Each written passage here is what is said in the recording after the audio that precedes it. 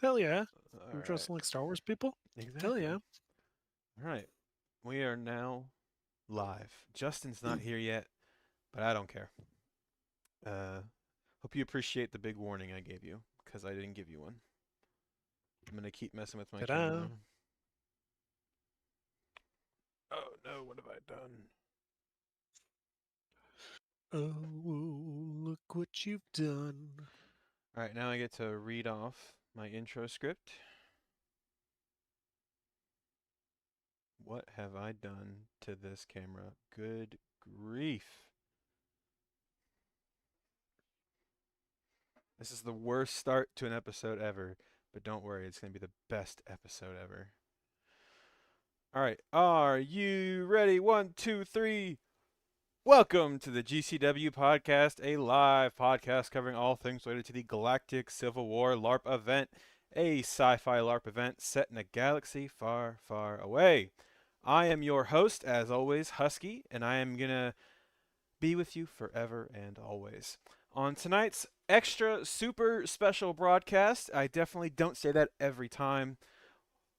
We're going to be talking about kind of everything. We have an abundance of new players we are so lucky and excited to have. We have so much we've been working on and we're excited to show you. And of course, Veil's Edge, our biggest, coolest event yet, is just on the horizon. Joining me tonight is a man that you will find at the very top of the mountain, spearheading this whole operation. Some call him Captain ICS 3752. Others call him the 6mm Mando. Some other weird people call him by a weird Mando name. But me, I just call him Chris. Say hi, Chris. Hello. Tonight's episode is gonna be supposed to be kind of have a prequel to it where Colonel Van Kyrell is gonna join me here shortly in just a couple of minutes, I'm assured, where we're gonna be looking back at Planetary Garrison Rhaegor and Flames in the Rebellion. Following that, we will have a rotating cast of guests coming through to tell you a little bit about everything. Do you want to have a say in what topics we cover or the guests we have? Do you want to join the Discord audience to listen in on the pre and post show banter? Do you want the opportunity to be a part of the conversation and have your voice be heard?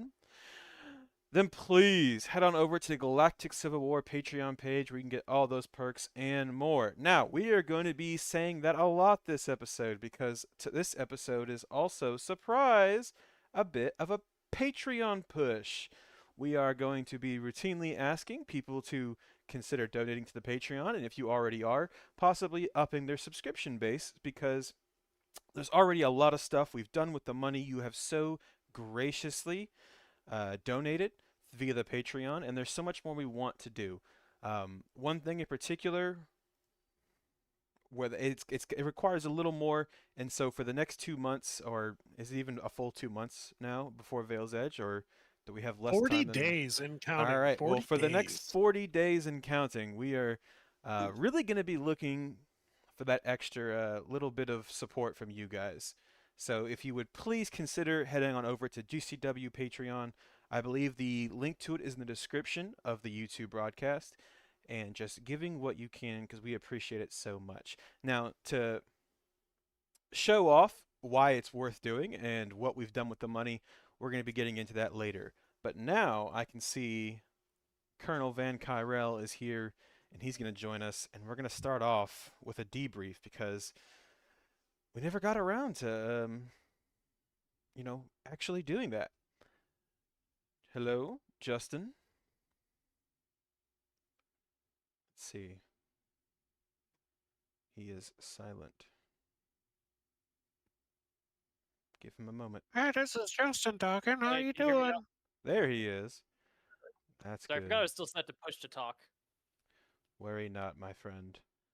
I forgot that when a new person joins the speakers, it throws off the visual captures for the speakers. So we're not going to be seen when we have a third guest because getting it all situated will take me 10,000 years.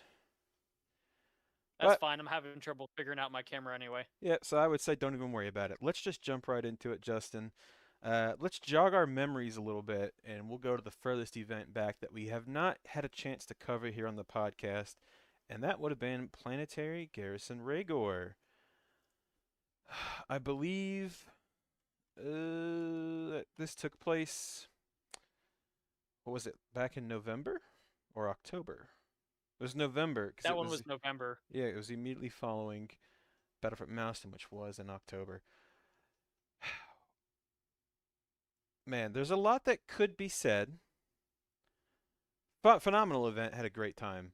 But, I think one key thing is always the feedback we get from players. It's how we drive most of our decision making. So, Justin, if you don't mind, why don't you kind of give me your experience at the event, because you were not faction leading, so you kind of got to get more of a player's experience when you were on the field not suffering from gun troubles. Yeah, brother, you know there's nothing for me to say. I played the first canon event and spent the literal rest of the event trying to fix the MG. There's really nothing else to say. You, It you was got to play, but when you were on the field, what was your experience? it was pretty cool. It was one of those rare opportunities where it was the Empire as it should be. Hmm. We were a large force. We marched out onto the field and took things by storm. I mean, we we're literally playing the Imperial March as we were marching in formation to enter the town and hold that position. Wonder, But yeah. that's like I said, pretty much that was all I experienced at that point. Yeah, I know you got to wear your Shadow Scout armor, and man, the Empire really did look extra good at that event, especially considering it was a planetary garrison, which, for those that don't know, are our smaller spin-off events that were um, spearheaded first by you, Justin. You were the first one to do a planetary garrison with Nox Prime. That is correct, and I know it had a special impact on your life. It certainly did. And I think it's funny that the term planetary garrison, we kind of stole it from you because that was just the proper title of your event, but it just works so well to describe a satellite event that we just stole it, and now it's the name of our satellite events. But we're getting so off topic. One thing I did want to talk with you about regarding PGR was how the player's every actions really drives and defines the story at the events. Because I'm not sure if you remember it now, but it was the day of where we kind of decided that there would be a story on Rhaegor of the Empire setting up its special forces training site because we had so many Shadow Scouts and just really awesome kits. Because you guys did look amazing. How many Shadow Scouts did you guys have out there? There were like 3 or 4 Shadow Scouts and then several regular Scouts on top of that. Uh, Let me see if I can find a picture. Yeah, please do send it over. I'll put it in the visual reference for everyone to see. But it just Yeah, I'll send it when I find shows it. how things like that and the kits people wear kind of steer the direction we go, because that wasn't something we planned. It was just when we were there getting everyone lined up, we thought, wow, there's a lot of scouts and a lot of special forces here. Wouldn't it be cool if Rhaegor was being selected as a special forces training site? And that kind of pivoted the story, because for the rebels now we were looking at, okay, this was supposed to be a small planet where our cell was building up until we could kick you guys out, but now there's a huge presence of special forces guys here, so we're having to pivot, and it just made for interesting role play. But I'll let you get that picture to me, and we can in the meantime, while you look for that, I'll talk about something a bit central to that event, and that was the player feedback. And Chris, this is something I know you can kind of speak on. Was, we always get a lot of feedback from these events, and one piece of feedback we got in abundance from PGR was on the canon events.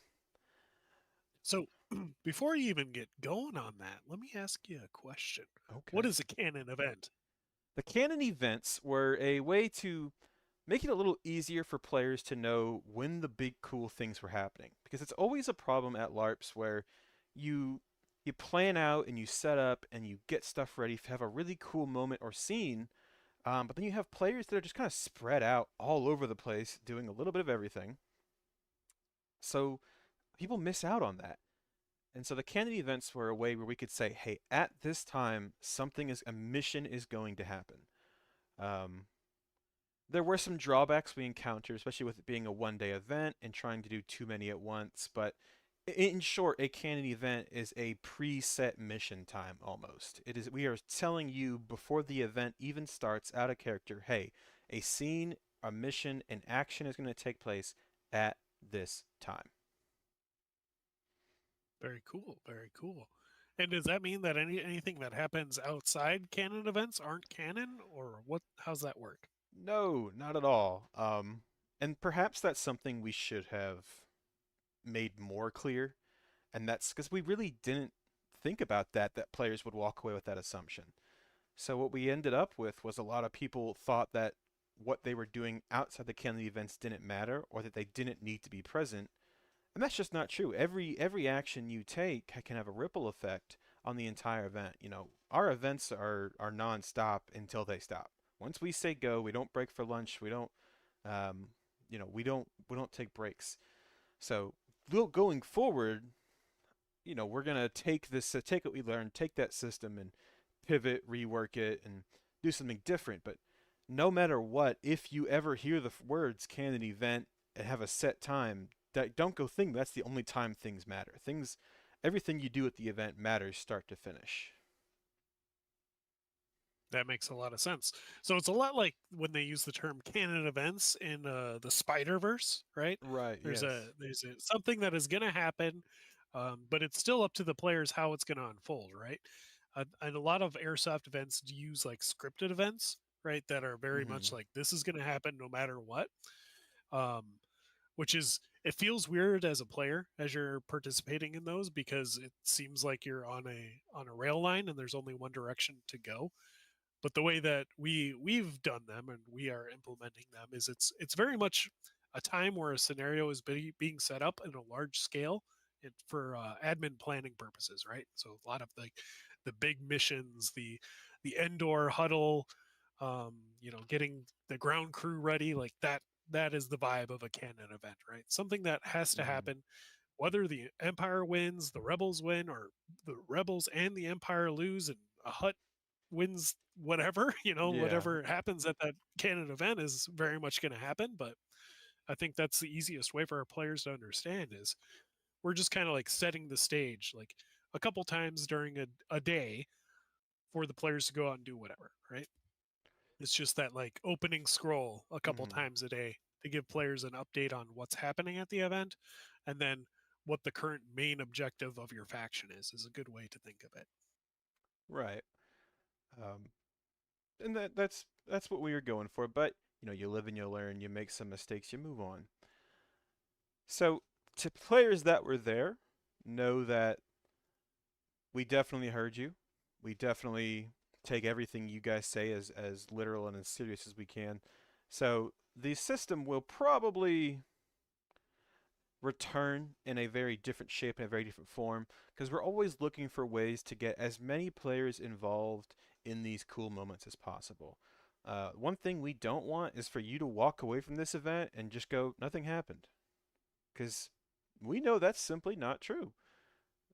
It's just unfortunate that you might have missed it. So we're going to keep trying to find ways to ensure that players don't miss out on this cool stuff. But in the meantime, Justin, you've been looking for that photo for a while. I think I'm going to have to cut you off and say we'll find it later.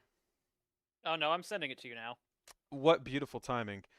In the Indeed. meantime, once you've sent it to me, I'm going to get it posted up.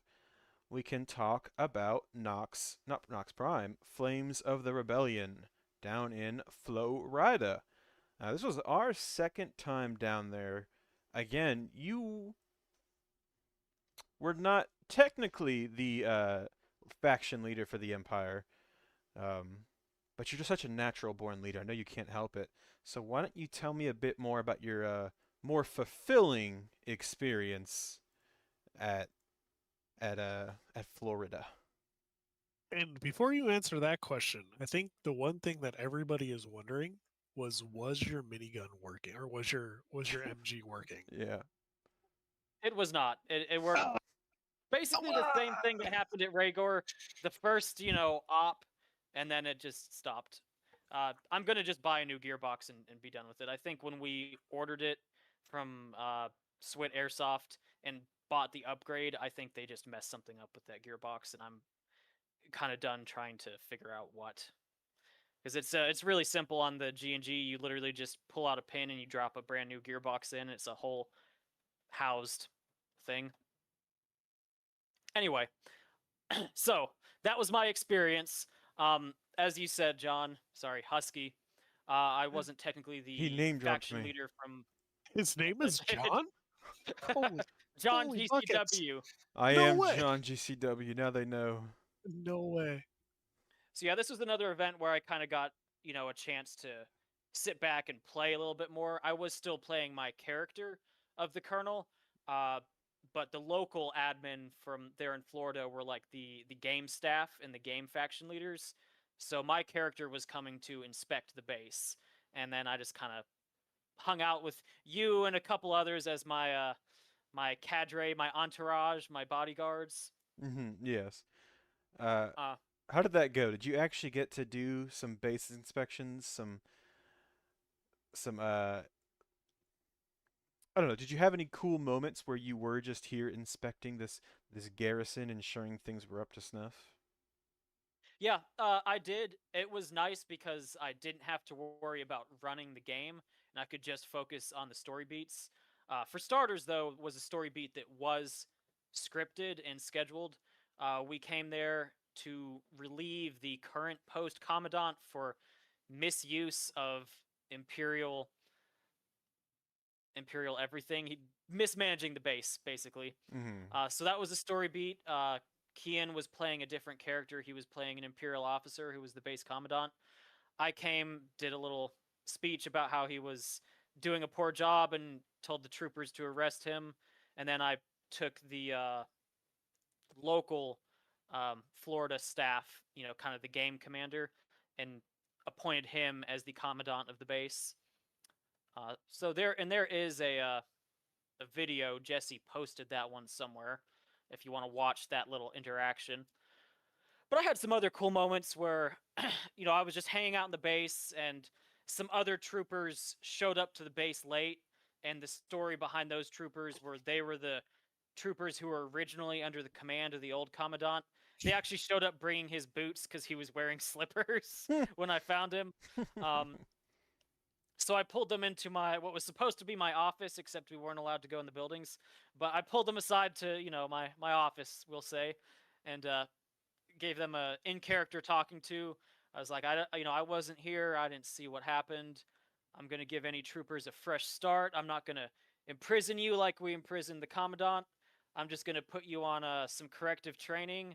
So I just made them pull guard duty over in one of our blind spots for like an hour, Mm-hmm. and then we called it good after that. You certainly are a much more man, what's the phrase? Forgiving and just. Uh, Yeah. What was I supposed to do? Try to permadeath their characters right there? I mean, yes, it would have been hilarious. I mean, the penalty was like what? It was like 26 hours of hollow trainings that they had to do during the event. That is Like, rough. yeah, Yeah. even that if sounds you're pretty listening at bad. two Not gonna times lie. speed, that's brutal. It's brutal.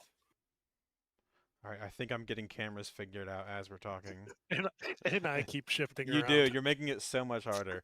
Uh, Well, I creeped all the way over to the one side, and then I've got YouTube up so I can see it moving around. But that's like 2 minutes after you started to do it. yeah. So Listen, I'm in my spot now. I'm locked in. if someone that actually knew production and how to use OBS and make it work with Discord, and they saw the setup that I have, it would probably give them like a heart attack for how just jerry-rigged and awful it all is. Oh my goodness. But just Okay, so one question that I had, because I keep yes. trying to, is as much as we try to like improve our events and build on what we've done, a lot of times we need to kind of take a step back and look at what's it look like to a new person, right? What's it Mhm. look like to someone who knows absolutely nothing about Galactic Civil War? So hopefully they're watching and hopefully they're giving this video a look and they're hearing some good stuff. But you're saying that there was a different team that ran the Florida event. Can you kind of explain Yes. So how that works? the Florida event is our sister event. It is ran by Mind Game Productions, spearheaded by a man named Mac.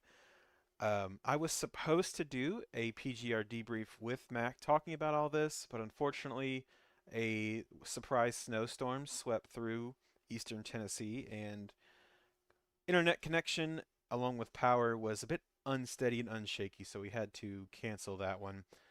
Mac is a phenomenal guy who has been putting on themed events and airsoft LARPs for years. He has done not only Star Wars, I know he has been branching out into a Stalker themed event. He does a Fallout themed event called Wasteland, which I have heard phenomenal things about. And I know he's done a couple others, along with some more milsim, regular airsoft oriented stuff. So Mac is a seasoned event runner. So don't go thinking, if you're new and you're curious, that the Florida event is any less. It is a little different just because it's such a different player base down there. The Florida player base is phenomenal. I love those guys. They're also used to roleplay and LARP, where a lot of GCW, a lot of even our event veterans, GCW was kind of our first LARP. We were kind of new to this. Most of them have been doing it for years. So they are phenomenal LARPers, great to interact with, and I adore every event they put on because those guys are great to interact with. Um, It's definitely on my radar to get down there, especially if they're running an event next year, because it kind of falls a couple months before one of our main events would break. So mhm. there's some wiggle time, and it's a great time to visit Florida, Yeah. and that's kind of why we agreed to let this partnership roll, is because they could end up doing something that falls in February or even like December, or times of the year that we'd be a little bit iffy on trying to plan an event, Yeah. because spring fall is really that sweet spot for the Midwest. But Florida, whole different rule set, right? Whole different weather set. So Oh yeah. for them being able to put something on in February is kind of an area that we won't ever touch unless we put on a snow event sometime. Oh yeah. And even And that is like really, really hard to plan for, because you could go 2, 3 months out and you have no snow. yep. So you kind of got to feel like the month of, be like, all right, mini GCW event happening. I don't know, Action Sports Wisconsin or somewhere else, right? You're Where we right. could push an event in. But the thing that I was going to allude to is, yeah, you mentioned it once, is Mac.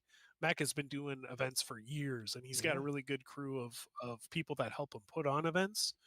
So that's what we're looking at when we're looking at partnering with someone, because really we want to grow the GCW community, right? Get Mhm. more people in, right? Not everybody from Florida is going to make it up to a event in Wisconsin or Missouri, but there will be some, and vice versa. There will be players that drive down from wherever, Tennessee or Texas, over to Florida to make it to a event down there. So I know Mac reached out to us, and it was, we really like what you're doing with the rule set. We really like the community you're building, and we really like the vibe you're putting on. We do our own Star Wars event, but we'd really like to get in on what you guys are doing. Mhm. And I hope I'm not paraphrasing too hard for Mac, and I hope he watches this at some point. But I knew with the experience he's had, and I knew a couple of his players down there spoke super highly of Mind Game Production, so it just made sense. And we want to look for this, right? We want to look for opportunities to grow Galactic Civil War, even if it isn't under the Galactic Airsoft Alliance umbrella. The more people we can pull into this, and the more people we can grow this event series into, the better, right? The more Mhm. people involved, the better. So, Of course. everybody's got a skill set, everybody's got special abilities, and slowly we're building this thing that is really, really, really, really cool. And not just really, really, really cool, right? Yeah. And it's worth noting that Ronan has Yeah. just pointed out in the chat their Fallout event is going on 18 years. That is older than some players. That is crazy to Right. me. So yeah, when we say Mac is a seasoned event organizer and their player base is used to LARP, that's what I mean. And to anyone listening, I have been to the last two Flames of the Rebellion events down there in Florida. Super worth it. I know it's a long drive for most of our player base situated in like the Midwest, but if you can find the way down there, I'd say go for it. Um, I know there's been some shakiness with field locations, but I am all the confident, I have all the confidence you could have that Mac is gonna still manage to put this event on and find a new place to host because he's just the kind of guy that gets it done. So I've got full faith in that. Um, Now at Planetary Garrison, or not at Planetary Garrison, at Flames of the Rebellion, Justin, to kind of bring you back into this,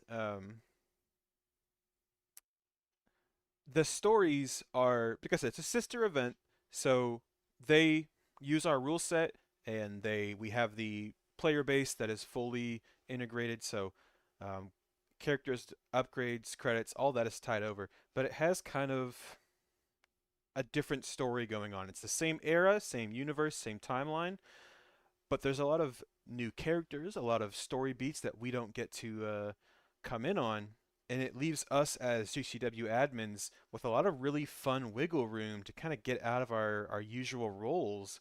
And Justin, is it true you got to play a rebel?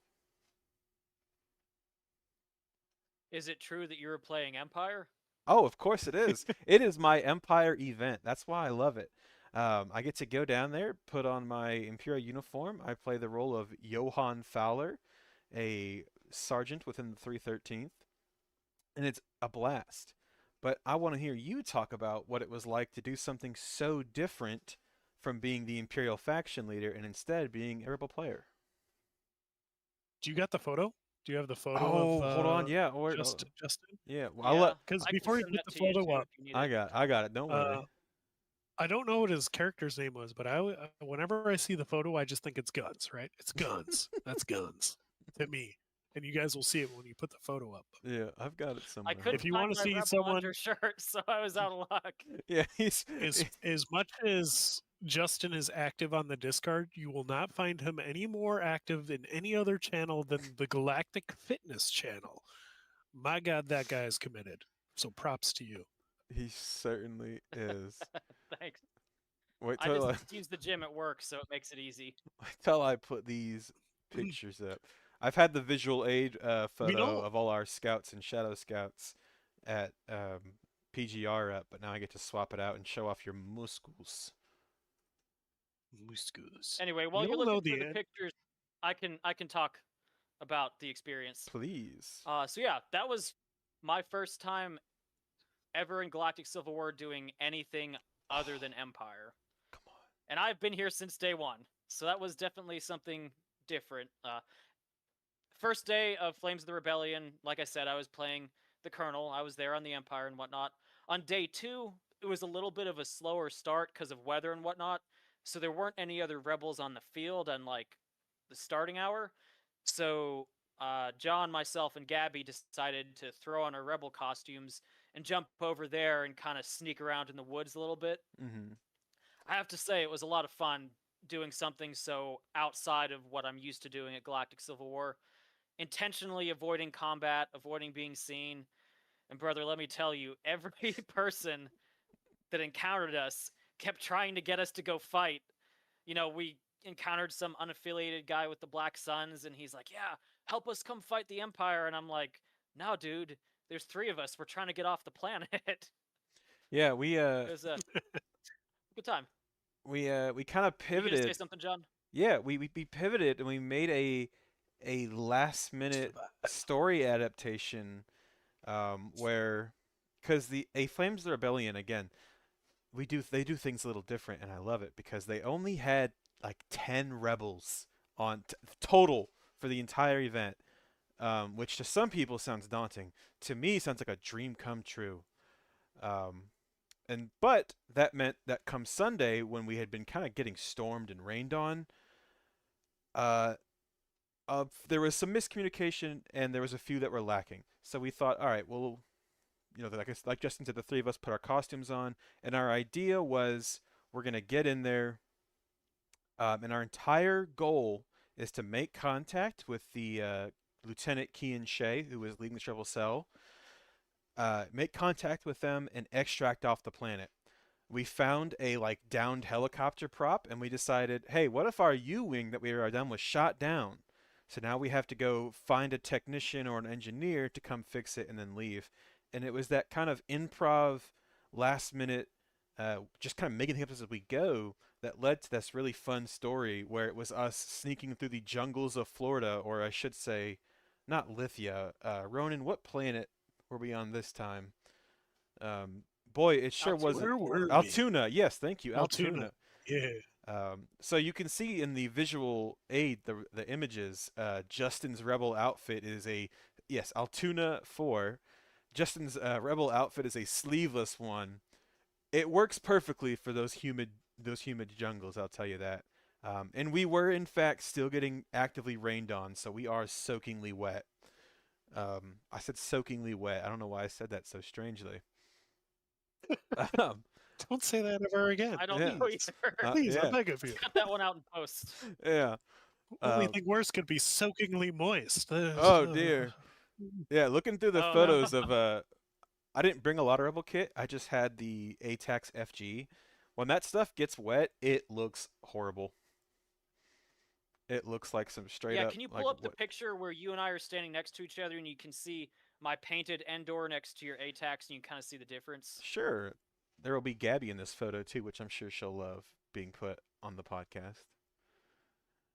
Yes. Yeah, technically her first So actual for future appearance. reference, maybe painting your own camo is a better way to go if you Oh, it's expect rain at it's least. always a better way to go. Here we go. So there is. Let's get it zoomed in. So there is the official kind of. You can see his pants a little bit, but that's the homemade Endor camo versus Atex FG, which is soaking wet. And then right next to that is the official Disney Endor poncho that they sold. Um, but I think you kind of added some of your own green to those to make them a little more screen accurate. I did because the poncho, for whatever reason, was I think it was licensed as Leia's poncho, but then they sold it in the gray color that I think Luke had.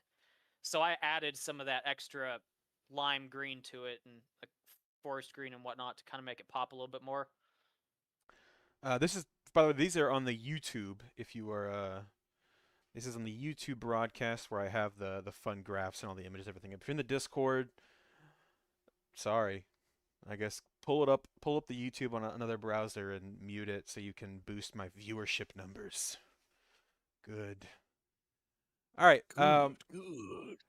So that's a little bit of a debrief on those two events, Justin. Thank you for joining us for that. I am gonna No let you problem. go. You can I stick can share a around if little you more really want about to. how much of a struggle it was. Please, I love hearing you struggle. Okay, we're also gonna edit that one in post. Um, yeah, There's no I really got into character for that one because we also when we walked onto the field as the rebels, we didn't bring any extra BBs, didn't bring any extra gas, did not bring water. So we played it up in the lore that our water container had been punctured in the crash landing. So we were surviving out there in the jungle. Just we set up a little patrol base, found the other rebels. Brother, let me tell you, I was thirsty.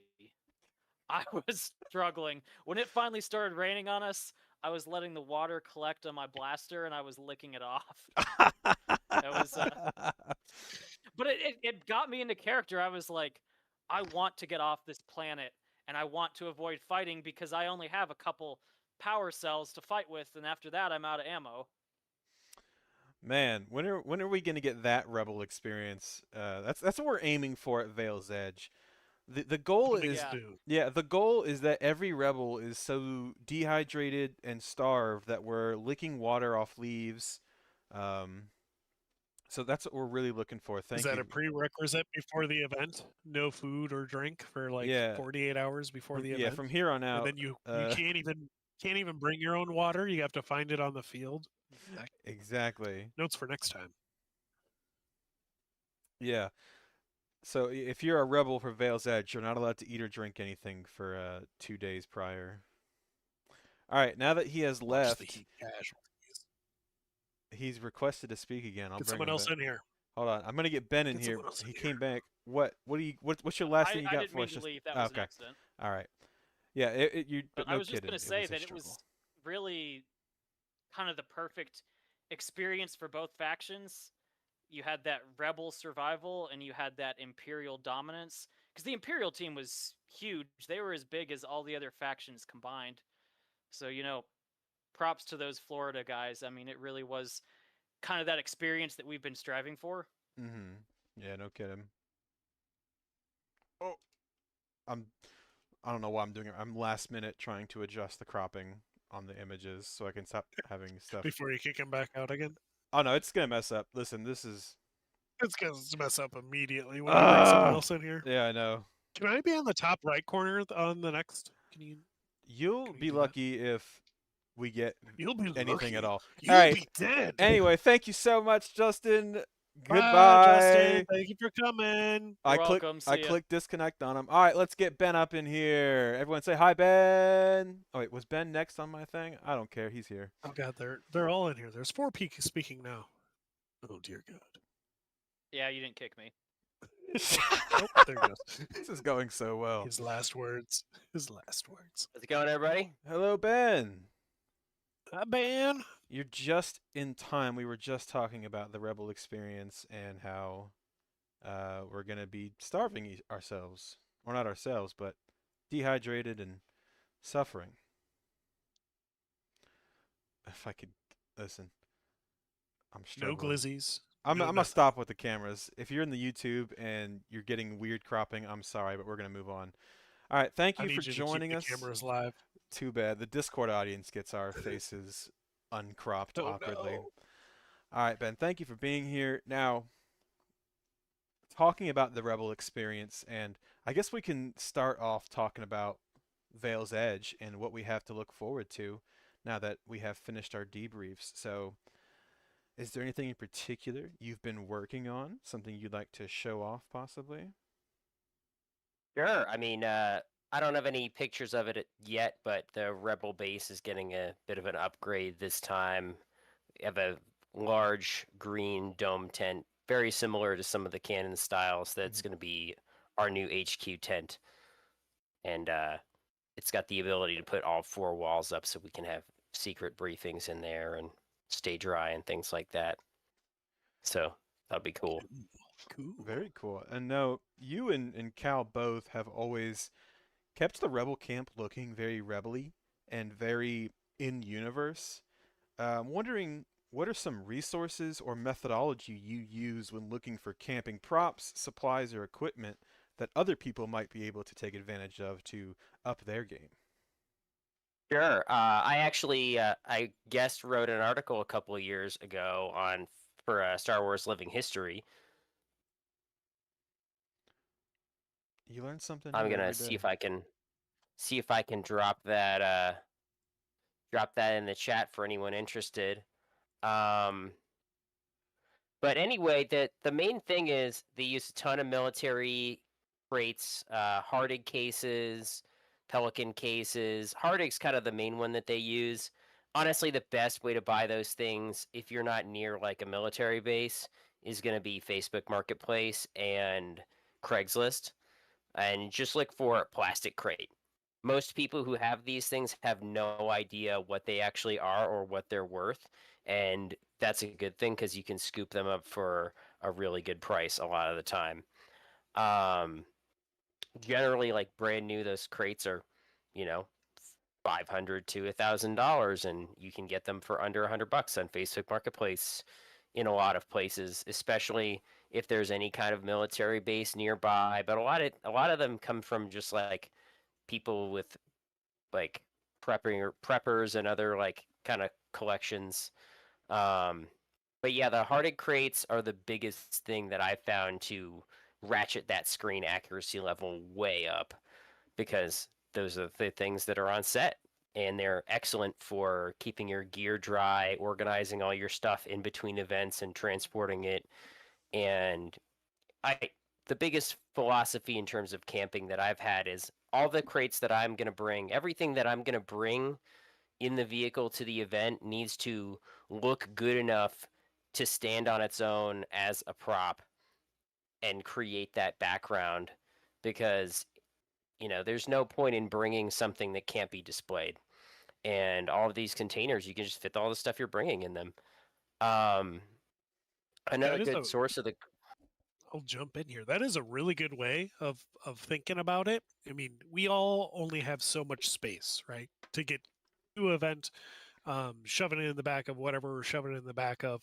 If you can make every inch of space in the back of your vehicle count, if every container, every tote, everything that you have in your car is something that you could use to dress up the area, it just makes everything around you better, right? And that's the mentality that it's taken me longer than I wanted to admit to realize is the more that we do that as a community, the more as we build that as a community, the better it is for everyone else around us, right? And that is always inspiring when I see Ben and Cal. They usually travel a lot together to an event, but they get out of the car and they're already dressed for the week. Like I don't know when it started. I don't know if it started the second they got into their car before they started their 2-day trip, but every time they get out of the vehicle, they look like they're ready to be in Galactic Civil War and going. And it's it's as really soon as inspiring. as soon as we set out on our journey, I mean, I get up and put on the Swarzy clothes, and our entire journey is like listening to audiobooks from various Star Wars stuff, and you know, listening to the music, and just it's all about getting in the zone and just getting in the mood for all that. And being dressed the part is a huge part of what makes this experience so great. And the crate thing is just like all of those crates are just they're just good crates anyway. Yeah. But if you can have something that is you can display as part of the camp and that looks really good, it just elevates that so much. The Plano is another good manufacturer that's got some good Swarzy boxes at even Home Depot and stuff carries those a lot of time in OD green. I recently picked up, I think it was also Home Depot. Plano now makes them in like an off white, which those were just like out of the box, ready to go Star Wars. Um, Another big thing that you can do is print out like a greebly plate to affix to your crate and then just like, you know, tape it up there, drill 4 holes, bolt it on, and there you go. It really takes that crate to the next level. Yeah. And then the other ones that I really like that are very nice of the Old Republic themed are some of those like white dog food containers with the screw top lid.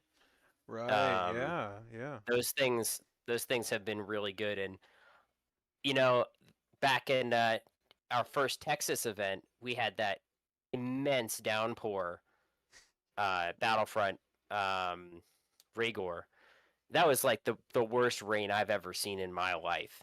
And I went into the tent and I checked all the crates and everything was dry. And it's like, okay, that's a good test. Yeah, anything military surplus, like Gadge put in the comments there, like that's what you want to look for. But to make it a little like more topical, I find that the plastic anything plastic military surplus is automatically better than anything metal military surplus, just because the stylings. Everybody knows what a metal ammo can looks like, and while yes, there are some examples of those showing up in Star Wars, it's not doesn't sell it quite as well as like the plastic ammo cans that showed up Mm-hmm. in the Mandalorian season 1 and have shown up prolifically in Star Wars Outlaws.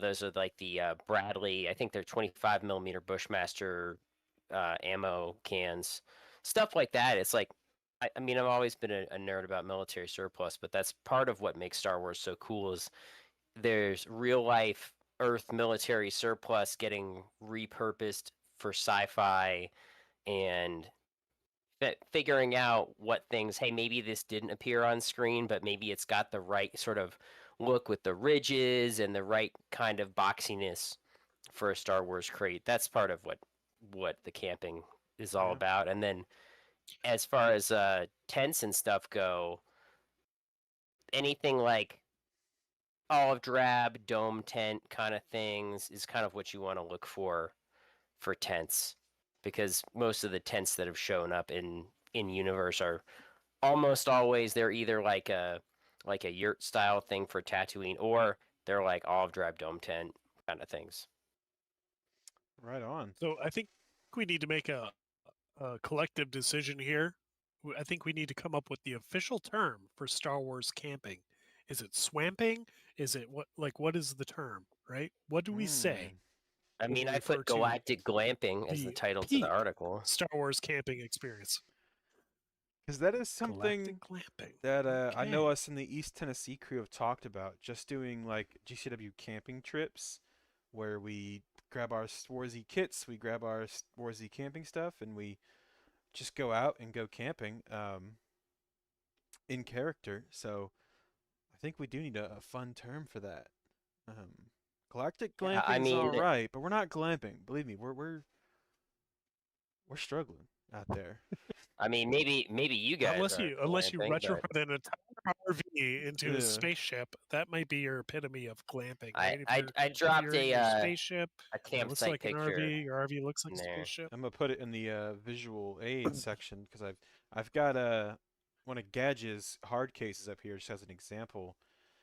Uh, but to kind of Yeah, go back to that I do topic, have I think we a heated tent all and a can cot agree. in there. yeah, I won't lie, I I think found we the all can best tent agree king. that Star Wars camping is the end game. Is the end game of Galactic Civil War. That is like, Yeah, Yeah, of yeah, you course. may have made an MG that looks like a sweet Star Wars blaster and whatever, but the tent, the crates, yeah, and It's that's all how about you see, win this game, that's the right? best it's all part about about the those hard immersion. cases. They're exactly they're immersive.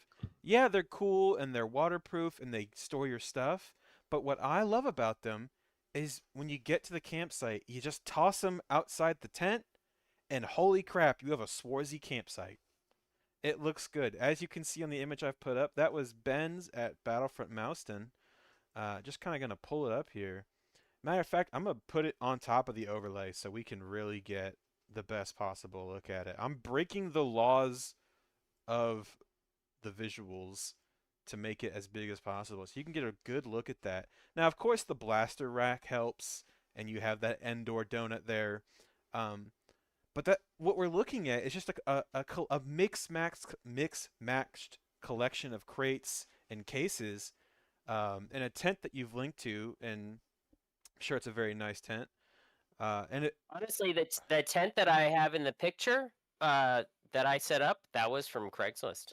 I mean, right, it's one of those things that most of these you just it's not necessarily about what brand tent. It's like what is it you have to kind of internalize what the look is, and then you start seeing them everywhere. So, I mean, that's a copy of some other company's tent that again I got it for $50 on Craigslist and it's been an excellent tent, but it's all about like you have to kind of develop the sense for what fits the aesthetic, and then you start seeing options all over the place. right on. So I think it's worth calling out right now as we're talking about camping, real quick, for any new people who are joining the podcast, any new players who are just kind of looking for new information on how camping works at the event. Right, you have Hmm. to keep your iPro on while you're in the tent, even though it's an area that shouldn't be engaged. But the big factor is if you go into your tent, you can't take any of the lootable props into your tent because you wouldn't want anybody going into your tent and rifling through your stuff. You're also considered eliminated when you enter your tent, so you'd have to go to your proper spawn area to get back into the game. So there's just a couple things that we want to make sure everybody understands when gameplay is happening. It prevents people from needing to like throw and grenade a cove of tents and try to eliminate everybody who are in them. It also takes away those chances of like you coming out of your tent to defend your base at night, and then your enemy doesn't feel good about shooting your tent because you're literally right next to it. So it kind of keeps everything a little bit fair and safe. So anybody in their tent would need to go respawn back into the game before they could attack you. So if you're thinking that you want to like go raid a tent area at night, really you'd have to be watching out for anybody getting out of their tents, going to the respawn, taking off their eliminated sash, and then entering the game. So just me- some rule clarifications for some people who may be wondering Let about me how say this. camping works and how things would function. Let me say this, because this is my podcast, right? So- So let me say this. This is my It's just- opinion. yes, This is not an yes, of official course. statement from GCW. This is not. This is not a dogma. This is not policy. This is not in our Someone mute this SOPs guy. or in our He's gonna say rules. something crazy. This is my opinion. It's pointless attacking bases unless there is a point. But like the Imperial base is large enough that they have like sectioned off one of the 4 quadrants as the like barracks, the camping area. The Rebel base is tucked back off in the woods, to where like we're on the edge of the field and all our tents are just kind of scattered around. Unaffiliated players have either, I believe at Vale's Edge we're gonna have a couple different off-field campsites, one that's in character, one that's out for unaffiliated, and then I believe they can like rent from Perla a cargo container as a house. So those are the like on the field camping options. There is no purpose to attacking a camp unless they're like the mission is specifically go destroy the enemy's base because it's the end of the event. Let's walk this through. This is my opinion. I'm a couple rebels. It's nighttime. We're gonna go attack the Imperial base. We throw some grenades into the camp. We get in there. There's nothing. They respawn at the base. Some Imperials or some bounty hunters want to come trudging through the woods. They find their little base. They shoot us while we're standing there. Cool, we respawn here. So you've got 2 minutes. P farming. Yeah, yeah. I guess it's XP farming, or you could say it's spawn camping, or you could say it's any of these other things. So, is it against the rules? No. Is it bad sportsmanship? Potentially, because we did have an issue in the past where some grenades were tossed a little too close to tents, and that's something we want to avoid, obviously. And then my other rant, my other opinion, that if I could put it in the rules, I would, and that's that camping is not an excuse to neglect your hygiene. Some people might be new to camping, and I understand that. And you might be excited at the idea of a continuous event, and you should be. So let me give you some advice. Bring a change of underwear for every day you will be on the field. So this is a 3-day continuous 2. event. Bring 4 pairs of underwear and be putting on a fresh pair every I bring morning. a month's. I I bring a month's worth of underwear. I'm not even. I plan to I poop got a whole myself bag every that's just day just in underwear. case. Yeah, I have a whole crate of just underwear, socks, and undershirts. Yeah, with full TK armor or Mandalorian armor. I mean, there's a 60% chance you're gonna poop yourself trying to get that off Yep. before you get to some place where you can do Yep. your duty. So, really think about bringing at least 2 days worth of underwear for Well, each of the days you're gonna Not be at there, least. just to help everybody out. You should be bringing at like 2 days. Should be bringing 3. Bring at least 4. 4 pairs of Yeah, socks. 4 I'm pairs of saying underwear. 2 days worth of underwear per day. And look, there's another one If that too. makes Don't be sense. So forgetting. twice as many pairs of underwear. Toothpaste and toothbrush. You It gotta be does not bringing- take up that much space in your stuff. This is not an excuse. I don't want to be. It should not be Sunday night, and I don't want to stand close to you. All right. Deodorant, same thing. Doesn't take that much space. I think as someone who's camped quite a bit, I think the freshly brushed teeth is a morale booster that Oh, it people don't is. really think It about. really is. It's it really just like helps get you back into the fight. It's a freshly brushed teeth. Oh yeah. So- Same thing for fresh clothes. I know starting out you might only have one costume, one kit. I totally understand that. Imperials, maybe get a second set of BDUs. You know, you've got your greens, your blacks, your whites, your grays, whatever. Maybe get a second set. You know, Friday, Saturday, and then you switch Saturday night for your night watch shift, and then you wear them all Sunday. It is a legit morale booster. I have a wide variety of Rebel kit options. I bring all of them, and I change clothes every day. Your outer layers, your armor, obviously you don't need multiple sets. Mandalorians, I know you guys have your special undersuits. Those can be kind of expensive if you're buying the really pretty ones off Etsy. So I understand those are expensive, but undershirts, underwear, socks, you can change those things. And my girlfriend put me on to these bath wipes. They are like dry.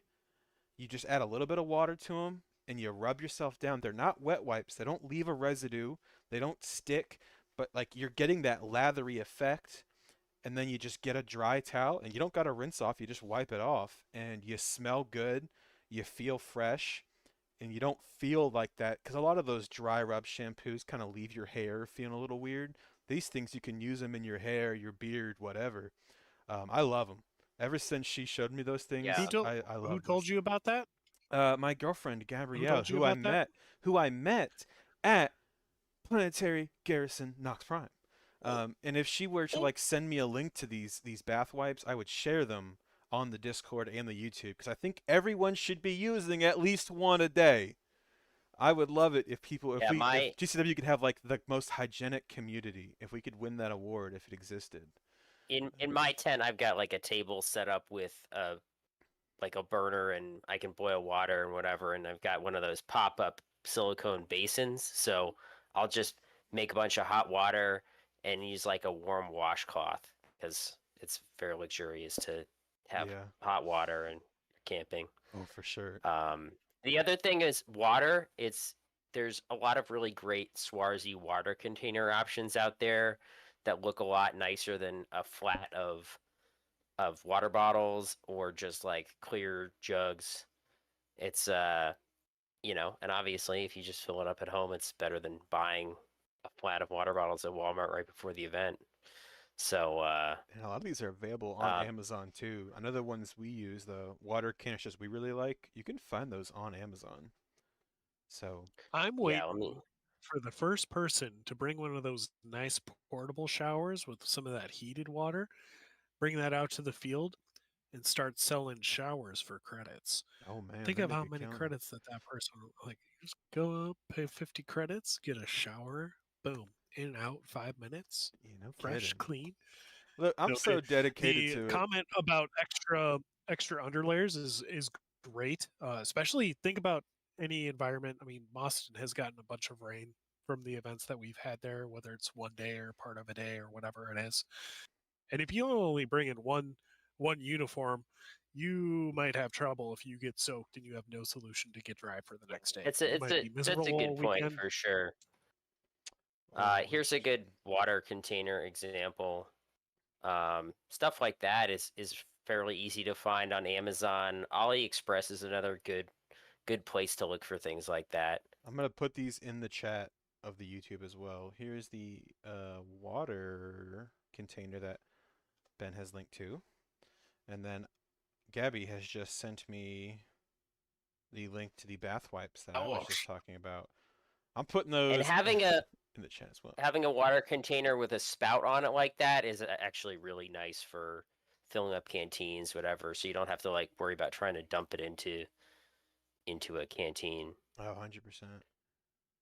Oh Lord, how do I shorten this link? I'm old. You know, Ben, when I brought you on, I wasn't expecting to rant about hygiene and camping, but this is important for we have a lot of Here new we are. players, so here we are. Absolutely. Um, Yeah. and then here is the bath wipes that I would recommend. Oh, the link is too long. I guess only the Discord gets it. Sorry, YouTubers. You guys are stinky. Just for fun, you can chop anything out like that is right before the question mark at the end of a link. You can safely delete everything from the question mark after, because that's SEO stuff. So if you just select from the question mark and afterwards and delete that, then you can very easily share those links. Let me try that. All right, Ben. I need you. I need to talk to you about blasters because you are DT Blasterworks Domo Technologies. For those that know, we have done an entire episode on blasters. It was a phenomenal one of my favorites. But for the new people, of which we have quite a few, what is your kind of quick summary of the beginner's advice you would want to give somebody? Just on like how to make an airsoft gun look Swarzy, or how to choose an airsoft gun, or yeah. So let's say I'm a new player. I'm new to the server. I just got here. I'm excited. I've got my M4 airsoft gun, my trusty old reliable. How do I swords it up? What are some options for me that, maybe aren't going to break the bank as well? Sure. I mean, it. The first question is, do you have a 3D printer? Do you have a buddy with a 3D printer? Because there's a bunch of stuff out there right now that Chem Kestrel and others have worked on that's really great if you're on a budget and but are willing to do the work to print it yourself. There's a lot of great things to do there. I put up on Thingiverse many years ago my V11 blaster parts, which are intended for a quick and dirty 3D print plus PVC blaster, and many of those have come out really nice. But obviously, DT Blaster Works is my solo project ever since this started to bring the community some high quality blaster kits that are easy to install on M4s, AAPs, and all that stuff, and got a lot of faction specific options too there. But I mean, at the end of the day, part of making a Star Wars blaster is just kind of understanding what the aesthetic is. And that kind of comes back around to World War II plus scopes, as the general. What's the Star Wars blaster look like? It's like a World War II gun with a bunch of scopes on it, for the most part. Now, Return of the Jedi, they introduced the A280, which was based off the M16A1 at the time because they couldn't legally import the Sturmgewehrs they used for Empire Strikes Back. Real quick, So they had to. sorry to interrupt you, but for those that are curious, on the current YouTube feed, with the visual aid picture, that is one of Ben's kits. That is the DLT-20C, being wielded by Colonel Van Kyrell K. Justin. So if you're curious what these kits look like, there's one right there. And I also own that kit. It's right over there. I can't grab it right now because I don't feel like standing up. But you might be curious, how difficult are they to install? I will give you my unbiased opinion in that he has made it painfully easy. Like the criminally incompetent would have no trouble, because I would know, because I am the criminally incompetent and I had no trouble putting this kit together. So if you're concerned about permanent modifications or maybe just not understanding how these different bits and bobs go together, rest assured, not only do these kits look great, Ben, I don't think any of them require permanent modification, or maybe not most of them, right? I mean, it mostly depends if you're starting with a fairly common airsoft base that uses Allen screws or pins to affix the bits on the end of the barrel. Basically, what it involves mostly is just stripping off everything off your existing outer barrel, and some of them you switch out the barrel nut, but it's all. The only tools you really need are a set of Allen wrenches for the most part. And usually the barrel nuts on airsoft guns are not on terribly tight, so getting them off is not too terribly hard. Nice. But yeah, part of my design philosophy around all the kits is not needing to break out the Dremel for anything other than maybe get the orange tip off. That's sometimes a chore. But yeah, just kind of no permanent modifications, and what can we do to make it fit on and off the rack M4 pretty easily. Right on. So I know we don't police blasters at GCW. People are welcome to bring an unmodified weapon. I understand budgetary constraints, or you're just not sure yet, but there still are things that could be done to kind of dress up and disguise that unmodified blaster. Simple as getting like some cloth wrapping, hiding rails. Maybe swap out that nice, pretty tactical sling for one that's old leather or canvas. So for newcomers out there, don't worry about having the Imperial E11. Don't worry about having an E11 ever. don't worry about having the Rebel A280. You know, you don't need to show what Jango Fett's Westar 33s or whatever they were. What you've got, you can come with, but one thing we're always dedicated to at GCW is constant improvement, constant forward momentum, and elevating each other by helping each other out when we can. So if you're curious, there are plenty of guides and advice on how to just take stuff you might have around your house and disguise that M4, that 416 that you've got, or that AK, because you know that's the second most common. Here's not many people have taken me up on this one, but here's something I threw together just to as the most basic, like, if you have an M4 with a quad rail, what can you do to make it more Star Warsy? And so if you look at the profile of that, it kind of gets down to what are some of the basic things that break up the M4 silhouette. Taking the front sight off is huge. Covering the barrel with something, again, you could use electrical tape and PVC to do what I did with that front barrel shroud. If you just throw a tracer on the end, that's easy to do yourself. Having a scope that's mounted low, like way lower than would be comfortable to use with a regular stock, is, I think, part of the Star Wars aesthetic too. And then I also removed the stock from this because stocks obviously are used plenty in Star Wars, but there's a lot of Star Wars blasters that don't have a stock. And so there's some Star Wars blasters that have 2 stocks. That's true. That's true. It's either E11D, all etc. or too much, or right. nothing. I mean, yeah. And then the other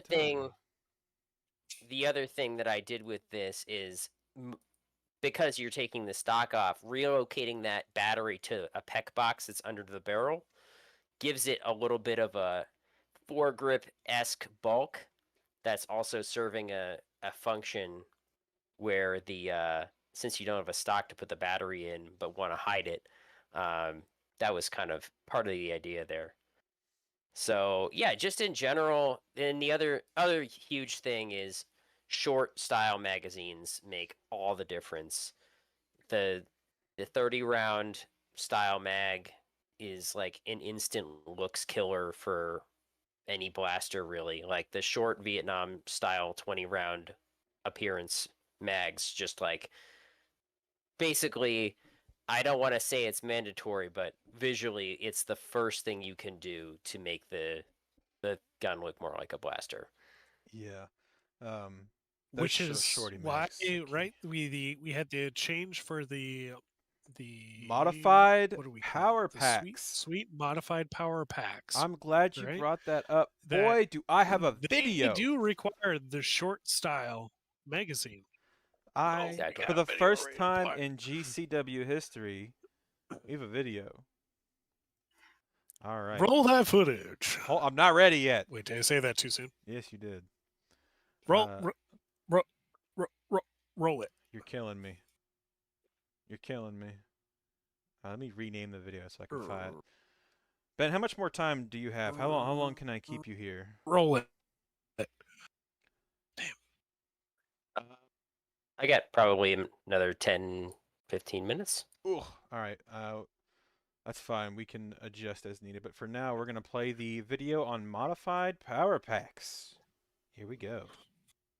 This is only if you're not on the YouTube, I'm afraid you won't be able to see this. This is the Modified Power Pack, a character upgrade available only after a player unlocks the perk in-game. Once unlocked, an in-game staff member will take one of your short-style mid-cap magazines and convert it into a Modified Power Pack. The base of the magazine will be marked with bright, highly visible orange tape. This tape must remain visible while the magazine is seated in the blaster, or the pack does not count as active. Can they hear me? When used in a blaster firing under 1.5 joules, the Modified Power Pack grants control, burst fire between 2 and 8 BPS. It carries a mandatory 20-foot minimum engagement distance. This is a restricted item. Only Imperial personnel, Perla Corporation staff, and active Bounty Hunters Guild members may openly carry a Modified Power Pack without gaining heat. All other players must keep the item concealed or risk accumulating heat if discovered. Only assault class characters, utility droids, and ammo companions may reload the modified power pack in the field. All ammunition loaded into the pack counts toward your standard ammo carry limit. The is openly available for Imperials at a fixed cost at the blaster shop. Non-Imperials must acquire the upgrade through black market pricing and availability. This is the mod.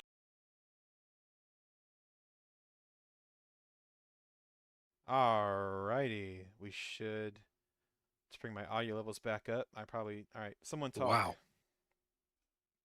What an amazing video. Wow. The production, the theatrics, the costuming, Yeah. the pageantry. Whoever made that video, phenomenal Oh. job. Whoever shot the film and starred in it, wow, what a good job you did. Phenomenal work. Phenomenal. All right. That is our modified power packs. As you can see, they do require those short mags, and they must be an external held mag. So you may be thinking, well, my blaster doesn't have external mags. Okay, your blaster can't use modified power packs. Well, my blaster, I can't find short mags. Try harder. I believe in you. The most common blaster bases are AKs and M4s, of which short mags are available. So this will apply to the widest amount of players possible. And I do believe that the shot shell adapters stick out from the mag well of some guns enough that you could use those as modified power packs. So with a little ingenuity, theoretically, any gun could use the modified power packs. It just requires a little more. All right, now the last thing I'm going to get into, Ben, going into Veil's Edge, this will be the first main event, but the second event in the timeline since Operation Firebird took place. Now, for a lot of people that have probably heard that name but don't know what it is, Operation Firebird was our first time trying out a galactic operation. What Galactic's operations are, they are these stories that we play out in between the main events. At the end of Echo's Resolve, certain criteria was met where the rebels were offered a mission, and the players volunteered their characters to go on this mission, of which then played out almost like a tabletop game, where the players were contacted via Discord, given choices and asked to make decisions, and this story played out through a series of unbiased game masters that resulted in the 41st Pathfinders successfully capturing a Altor class replenishment ship. And part of the consequences of that is at Veil's Edge, the rebels are going to be experimenting with some strange combat stims they found aboard this ship. And this is one of the new props, the new consumable items that we've been working on that you guys are going to get to check out and see. As you can see, Ben's kind of giving you a sneak peek of what it looks like on camera. So you can see he's got it there. Now these things are going to have a few different effects depending on their color. I believe we have 3 different types of combat stim. I'm not telling you what they are. But at the event, they should have like a warning label that says like what it does and how it affects gameplay. They are single use, they are lootable, and they are contraband. These are illegal drugs. So if you find a rebel and he's carrying one, you can loot it off him. If a Perla member or an Imperial finds you carrying it, you can get heat for it. And the way these things work is very cool. If you've ever seen how an EpiPen works, it's very similar. Ben's going to pull off that cap there, and you'll see there's that's a glow stick, but don't worry about that. Just pretend that that's the tip of our combat stim. And just by pressing in to your body, using it like you would a stim, it presses that glow stick in, and now it is used. It is consumed, and you get the benefit and the drawbacks of that combat stim. So be looking for those at Veil's Edge. If you see players doing things that are a little strange, a little weird, perhaps they're under the effects of drugs. So, I'm sorry, stimulants. So something to keep an eye on. Experimental Yes, stimulants. something to keep an eye on at Vale's Edge. The Rebels will have a small stash of these. I'm sure none will leak out into the player base at all. I'm totally confident the Hutts aren't going to get their hands on any, and I'm totally certain the Empire won't loot any. So I'm sure it'll be fine. I'm very excited to see how these go. Ben, those things look great. You whipped them up so fast, and they are amazing. So you could put it on camera one last time for him, Ben. Check that Yeah, so thing out. this is you can see when it's been used, the end of the glow stick is going to be flush with the body of this, so it can't be pushed out and used again. So when you see these, if they're glowing, they are able to be used, and if the glow has stopped, like on this, they will be essentially expired.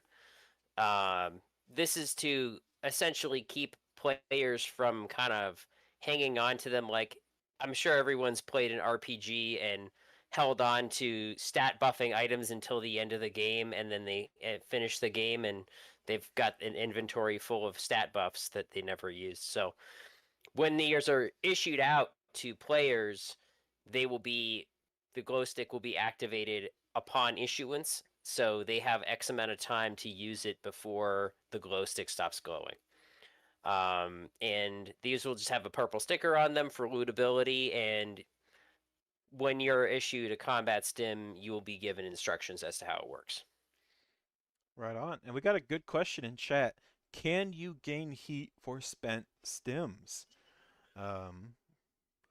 Chris, can you gain heat for spent stims?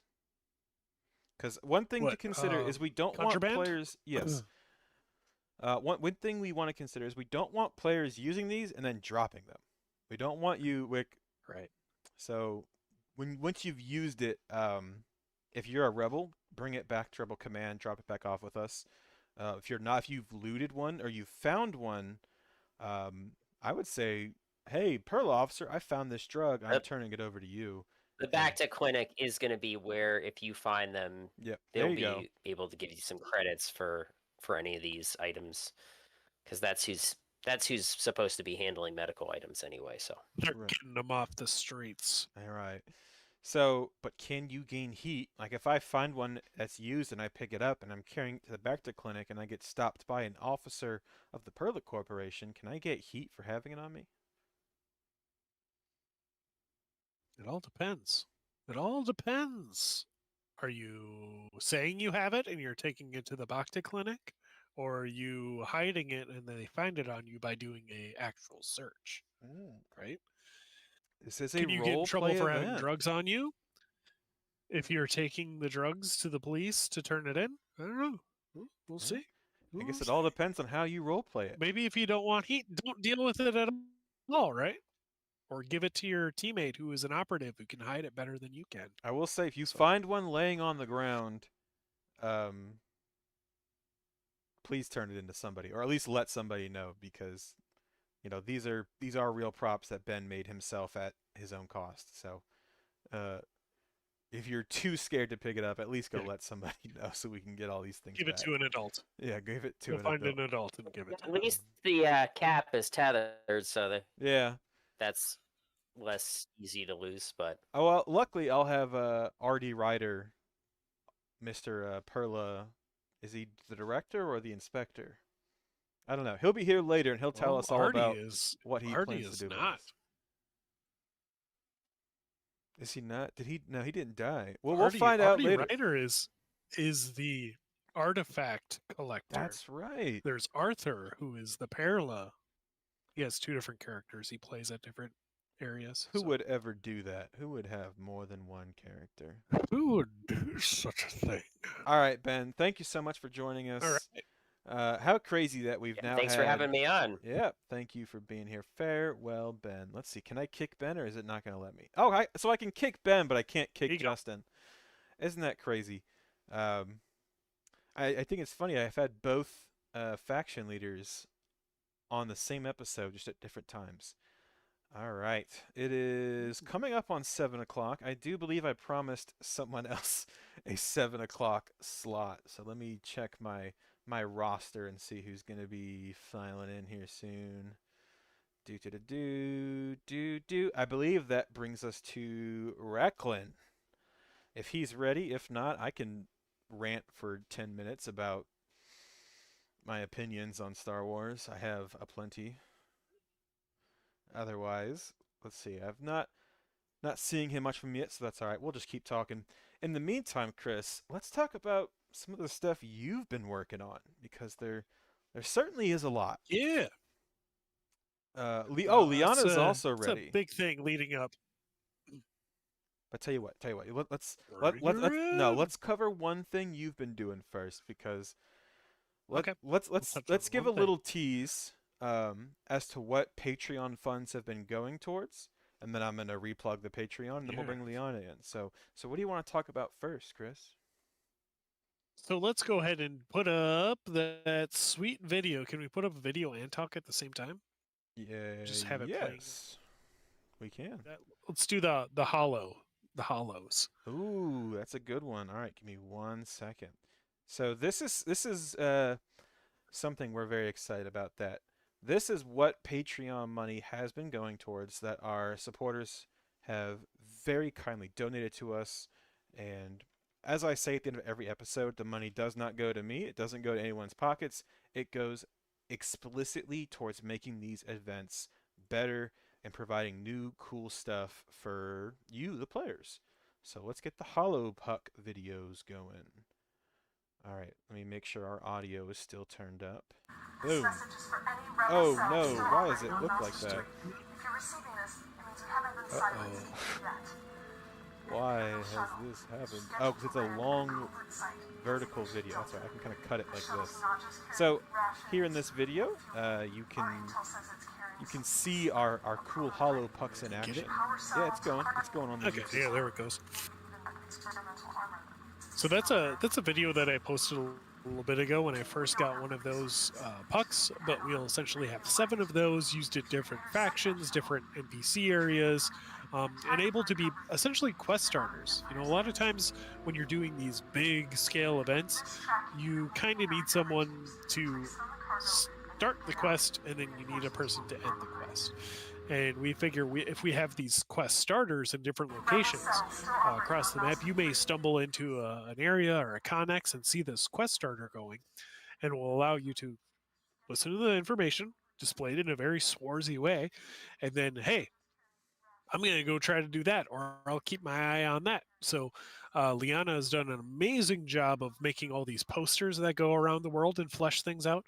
But the Hollow is just such a Star Wars aesthetic that we just wanted to make sure we were incorporating. So whether it is a main mission going on repeat in your base, or if it is a specific side quest that is going, these can help start those side quests without actually having a person there in place to do it. So one of those technology advances and something super cool that looks swarzy and just helps immerse the entire player base is really what we look at adding to the events. Right on. And they are very cool. I'd never seen this before, so they were just amazing to me. But real quick, I am going to once again plug the Patreon. That is, I believe it is Galactic Civil War at patreon.com, or let me double check that, because we're really looking for this help, really, because this is something that, you know, isn't done for profit. This is something that is done as a passion project by countless people, that we put so much of our own time and money into making this as big and as amazing as we can, that we just want to continue that work and provide more. So we are asking for people to go to the Patreon and just consider subscribing. I believe our tiers come in 4 different membership levels. I'm going to go through them real quick. The lowest tier is the $5 a month Carbonite donation. Now, don't go thinking that the lowest tier is the least appreciated. That is not true at all. We are thankful for anyone who gives anything at all, because it's not mandatory. So thank you so much. And there are perks that come with donating. For $5 a month as a Carbonite patron, you will receive your name in the credits of the GCW podcast that we see here. You get access to the live recordings of the podcast via the Discord soundstage, which here we have a small audience attending that has its own special chat, and these people can raise their hands and be brought on to join the conversation as we have done a couple times in the past. They also get an exclusive Discord role and access to the Patreon's Cantina chats. So that's just $5 a month at Carbonite. And again, that $5 a month adds up so fast, and we're able to do so much with it. But if you are a $5 donator, or you're in a position where you can give a little bit more, the next tier up is the $10 a month Durasteel Patreon subscriber. At this level, you receive all the perks of the previous tier plus a different exclusive role, and you get a monthly 10% off coupon code for DT Blasterworks. As well, you get access to a discount for all GCW merch. So for $10 a month, you're potentially earning way more than $10 in savings just by buying the DT Blasterworks kits or some merch. So honestly, if you're gonna buy a DT Blasterworks kit anyway, it is almost a better deal to go and become a Patreon subscriber, get that 10% discount code, and go save money more than you would have spent originally through this $10 deal. And then, hey, go pick up some GCW merch too. You know, rep the shirt, rep the hat. It's some good looking stuff. So that is our $10 a month Durasteel. The most popular option that I would recommend, and you know, again, if you are already a Durasteel or Carbonite Patreon, please consider upping your donation to $20 a month. This is the Bronzium tier. At this tier, you receive all the previous perks, plus a chance to win the monthly Patreon raffle. This is a monthly raffle where one person that is in the Bronzium tier is selected to win some free exclusive merch or event tickets. You may get your ticket to the event for free at the Bronzium tier. So definitely consider it. That is the most popular tier for a reason. Now our highest tier is the Chromium tier. This is $50 a month. No small amount, we are aware. But there is so much we could do at $50 a month. And so there's a lot we want to give back to you. So at the Chromium tier, you receive all the previous perks, all the discount codes, entry into that raffle, plus your name is prominently displayed in the GCW podcast credits on a special screen, and you earn a monthly merch item gift. There is no raffle, it is just something you get. So for $50 a month, you get a free merch gift. Please, we cannot thank you enough to people that are donating, that are considered donating. With Veil's Edge approaching in just 40 days, we're really trying to push this Patreon because there's so much we still want to do. There's so much we are bringing you. There's so much we have done. This event will undoubtedly be our biggest and best yet. There is no doubt about that. We always want to do more. We always want to provide more. We always want to give you more. And so we are asking you to help us do that and to go to the Patreon. That is patreon.com/Galactic Civil War Patreon, and just consider even $5 a month helps so much. If you have a little more, please, we ask that you just help us out, because every dollar you give goes back into this event. And if you're someone that's attending your second, third, fourth event, I can promise you will see that money spent on the event. You know, the hollow pucks were one thing we purchased. There's so much more we've yet to show off, and so much more we're going to wait and let you find out at the event. But every dollar is well received and well used. So thank you so much. Just consider it. And we're going to keep on going with our broadcast. And and we're going to keep giving you fun, good reasons to donate. All right. So next up on our guest list, let's see. Looks like Recklin is now good to go. So we're gonna have Recklin come up here, and this guy's always got a lot of cool stuff. And Liana brings up a good point. We try and keep ticket prices to these events as low as possible, because like it's not a for-profit thing. There's things that we have to cover with insurance and field fees. So we're really just trying to cover the cost to keep this going, and then any additional money is spent on improvement. So if you can help us out with that in any way, shape, or form, we greatly appreciate it. So thank you so much for that donates. And now we've got Recklin here, international man of mystery, merchant and mercantile master. How are you doing, Recklin? How's it going? Well, I have to admit I'm a little bit under the weather, but for the most part, I could still talk and tell you what's going on. So glad to be here. Hachua Pinky, Mapatisa. So Okay. let's talk. This is a Galactic Basic podcast. The Huddies is appreciated, but unfortunately I don't understand it, and I'm certain most of the audience doesn't either. So, Recklin, why don't you tell us? Oh, never mind. Someone in chat has responded. Ma Patisa. I'm going to assume that is not a crude remark, Mapatisa. but it is a greeting. So, Recklin, you've been working on some stuff, making the shops as cool and as well stocked as they can be. Why don't you tell us a little about it? Well, one of the things that Imperial folks had talked to me about is that, you don't really have anything for Imperials. You have a lot of stuff for everything else, but not really Imperials. So when they finally make it to the shop unharmed for the most part, they really don't have much to have. So I started looking at ways that I could cater to the Imperial crowd, and one of the things I realized is that you can do a lot with accessories because everything else is pretty much uniform, and so uniform stuff is expensive, but you can start doing stuff with accessories. So one of the things that I did is that I took the like the scout pouches. You notice that the scout troopers have like a pouch that sits on the cummerbund.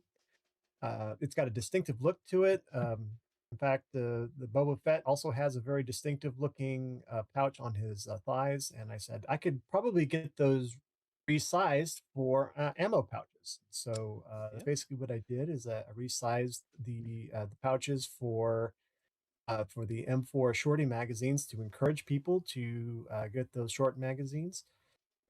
It's a cloth bag with a 3D printed insert that helps it maintain its shape. Velcro closure. It's got about a 2-inch um, belt loop on there, so you can put it onto a belt, but it also can be slipped so that you could affix it to your costume like the scouts are supposed to. So it's very there's a picture right there for those of you who can see. Those are 3 examples of the ones that I'm planning to have. I've got it in traditional white. I'm looking to get it also in black and like an olive drab color as well. You're All right. looking at one half of them. I will try to get the other. Obviously, we'll have the other matching ones as well. I'll try to have them available as a set. Initially, these 3 colors are going to go to the PX, and so Imperials will have the better price point for getting these. They will also be available for the average player, but at a higher price point. And that's again to encourage people to get a very immersive, very on-brand kind of look, while also porting something that is useful. So that's one of the ones that I'm very excited to be working on. Um, Yeah. I've I been need working to on it for a while, grab so a I'm couple glad of to those. finally kind of announce those.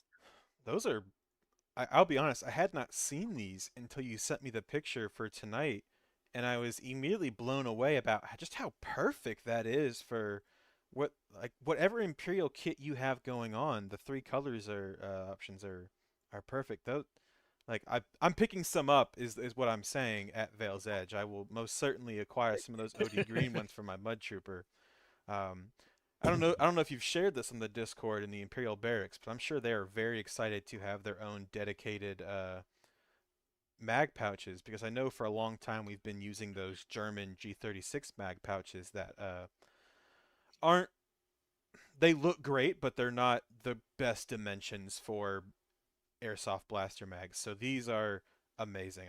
I'm very excited. I'm sure the Empire will be as well. Matter of fact, I can see Colonel Right. Van Kyrell And typing in chat. I'll take the lot. Yeah, right. right. I think a whole lot. Yeah. But yeah, it's not to replace the rubber German ones because I think those are useful as well. But this is something that I can do that I can provide for. Mhm. So again, it's something that is still on brand, and I think it's something that would be welcome in the community. So Oh, 100%. yeah. And kind of going off that same mindset, what would You're you also working on Right, sashes, you didn't. right? For That's right. something? I'm working on sashes. I've got sash material for we're gonna try to continue to improve our costumes for our pike friends out there. Oh, I have a picture for So this. I've got the material. Pull it up.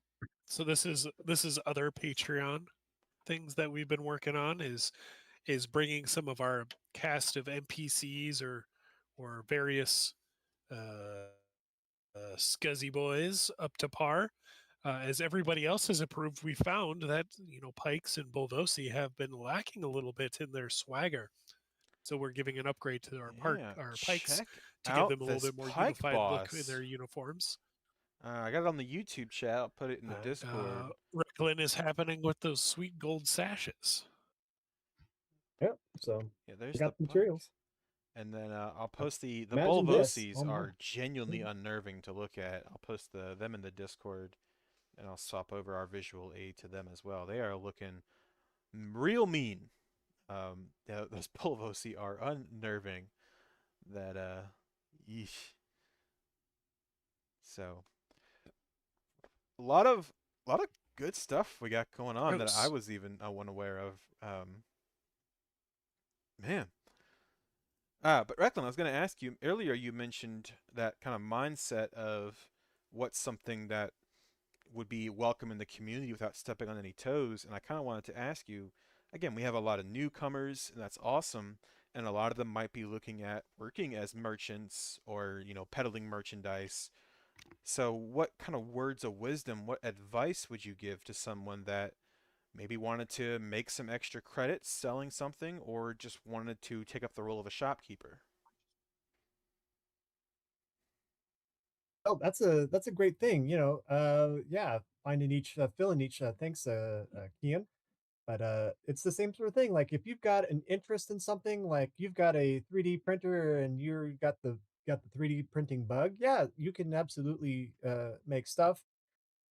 We actually have a new shop that's going to be running at Vale's Edge. We had a couple of players step up and say, "We want to run a shop," and we said, "We love to Yeah. have you." So it does, whatever floats your boat, we're willing to find a way to float it. Hmm. So I know Luke Oldman, who my partner in crime. He's doing a lot of 3D printing too. I know that he's got some stuff that he is planning on bringing. I don't want to necessarily spoil the surprise, but I'll let you know that there are some spacecraft involved that you can take with you. But I'll just kind of leave it there. Yeah. But yeah, we're if you're looking to kind of dip your toes into becoming a shop owner, we're looking to do the first market celebration festival at Vale's Edge. It's something Yes. new that we're trying out, Well, I got a and picture for we're this we're too. what we're offering is kind of like a farmer's market sort of a thing. And if you're interested in bringing some of your in-universe or universe adjacent materials and stuff, then just get in contact with me, and we'll get you on a sign up list. We'll get you a table and a chair, and you can sell stuff in for market. For credits. There's a small fee associated with that. But considering what you're bringing, if it's going to be worthwhile, then you'll stand to make an awful lot of profit on this and be able to make a lot of credits. So it'd be a good thing just to try out a little bit, and it helps the community. And I'm sure you've got some stuff out there that you might be willing to part with for some credits. And so this would be a good way to kind of experience that and give it a try. Right on. And I do want to reiterate, this is for in-universe or universe adjacent. This is not a typical airsoft swap meet, but we're not also being super strict as in like what is the in-universe purpose of this item. So I know one thing players love more than spending their credits or earning their credits, I should say, is having cool stuff to spend them on. And that's what we're trying to do. I know we have had some feedback in the past that, I've got all these credits. What do I do with them? Because I've attended every event and done every mission and I'm the best player ever. Yeah, me, yeah, I know, it's my problem. So I have a stash of credits. What do I do with them? The answer is we're selling more stuff. So you'll have more stuff to buy and a couple big ticket items as well. Maybe your character will own a spaceship or a starship. Sorry, this is Star Wars. Um, and maybe that starship will have a use. Who knows? Again, always cool things. All these cool things we're working on and bringing to make this game better every single event. Recklin, I had no idea you had so much new stuff going on. I so rarely get to peruse the shops myself these days. So it's super exciting to kind of get a peek at to what this is and knowing that I should probably put a civilian kit on and go into the market, especially Saturday from Yeah, 17 to absolutely. 1900. And for the Imperials, of course, they have the Imperial PX. They have their own special exclusive store that is at the Imperial base where they can find not only upgrades, but real items that they keep themselves at a discounted price. Um, I always love telling the small anecdote of the first event, not realizing that the things you bought were things you physically kept. And so walking into the blaster shop and seeing all the cool blasters on the wall and thinking, man, that's cool. I wonder if you have to give them back at the end of the day. And then at the end of the event, I met up with my friend Jay Wolf again, who had purchased this huge LMG blaster HPA gun. And he was like, yeah, it was like some ridiculously low amount of credits because it was the first event. And I was like to use? And he's like, to keep. And I didn't realize that. So um, one thing on offer Yeah, at these I remember events that. is real blasters, real functional airsoft guns with blaster kits that you get to buy with in-game currency and go home with and keep forever. So that is always the coolest thing to me. Now that is while That's supplies last, but that is always really cool to me.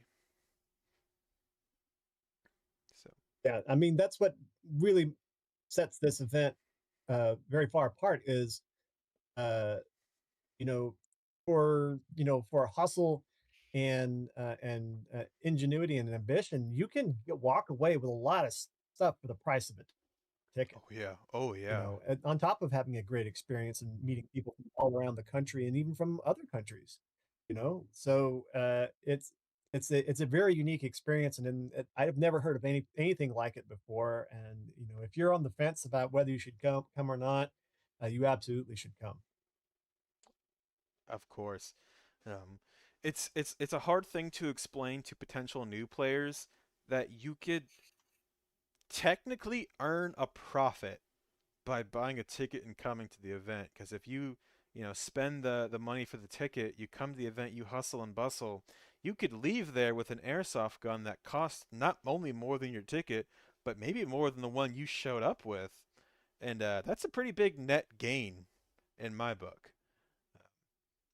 And more importantly than Speaking that, you also have an from just amazing time. Sorry. just AAPO1s alone, there'll be six blaster pistols. 5 of them came from Hefe's Airsoft Solutions. So plugging them real quick. Yeah. The more that we spend as a community with Hefe, the more he donates. He's donating 5 AAPO1s to our event coming up in 40 days. And that is huge. Evike gave us one. Evike's like, thank you, Evike, Yes. for giving us an AAP, but Hefe gave us 5 AAPO1s. And it's one of those things where the more we invest in our partners, the more they can invest in us. So thank you if Hefe ever watches this. And e-bike as well. I mean, an AAP is still an AAP, which we can turn into a blaster, right? And if you're thinking of dollar values, a 50, 60, $70 kit on top, because we don't just give you an AAP01 at these events, right? DT Blaster Works provides the majority of the kits for these blasters and makes them blasters instead of just airsoft pistols, right? So that just is telling you with just those 6 items alone, almost pushing over $1,000 worth of potential things that people could buy. That's not even talking about the big blasters, right? That you can get that have Kitec sound devices in them already. So my God, just go to an event. You're gonna have so much fun. If you don't shoot a single shot, I'm almost convinced that the people that do not participate in gunplay have more fun than the ones that do. That's entirely possible. That's not ridiculous. It's not ridiculous to say that.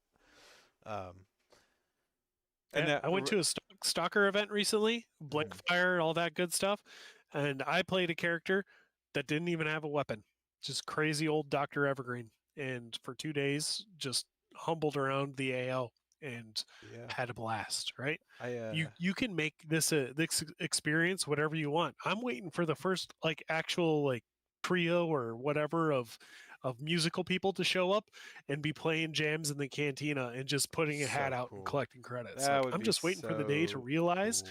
that people you can do all this stuff. Like it's all there. It's all for the taking.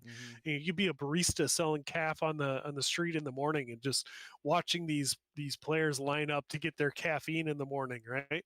And there's so many possibilities, and I love the direction we're going. I mean, Ronan's one of the guys who saw something and was like, entertainment, give an area where people can gamble, and he's committed his entire personality to that, right? And it's only gotten better every single time we see him come out to an event. So shout out there. Yeah, it's it's a living universe, you know, that we are replicating and emulating here. It's not This is not an airsoft milsim where two factions are shooting each other. There is a little bit of that, but this is a living universe we're replicating, and a good way to do that is commerce, um, or just being a civilian. There's so many options. Um, Rocco, I know you're not feeling well, but there's still so much more I could ask you. I see here you have linked to a cool website listing your inventory. Are you all right if I put that in the YouTube chat as well? Yeah, go right ahead. Cool, cool, cool. In the meantime, I had a really good question to ask you that I just remembered. Right. So I know a lot of the clothing you sell, you thrift and get secondhand. So I'm wondering if Right. there's any advice or just kind of a guide on what you look for when thrifting to help people that want to put together a Swarovski outfit but don't know how to start. Well, that's a great question. The, there's a lot of ways that you can go about it, and I think part of it is just having a good watching your favorite movie or a television show and looking in the background. It's like, oh, I think that looks really neat. How can I do that? And going and seeing what you have first of all in your closet that you already have, and second of all, going to your local thrift stores or and seeing what you got there. And a lot of it is can be very done for relatively cheap with just plain types of clothing. There's not really a whole lot of shorts or short sleeves in the galaxy far, far away. So look for long trousers or long skirts or uh, skirts and blouses to the wrists. Gloves are always a part of it. Having light layers is another important part because layers look good, but you also got to remember that the longer you're in it, the more warm you get. So if you can get like false front or like Dickies or other types of clothing that are very light, and you can put them on, that those have a lot of visual interest, and of course, you got to Mhm. pick a some kind of hat or some sort of thing that goes on top. So um, that's just kind of my what I look for is I look for rugged trousers and long sleeve shirts that don't have any type of emblem on them. I look for like crew neck, V neck, or Henleys for shirts.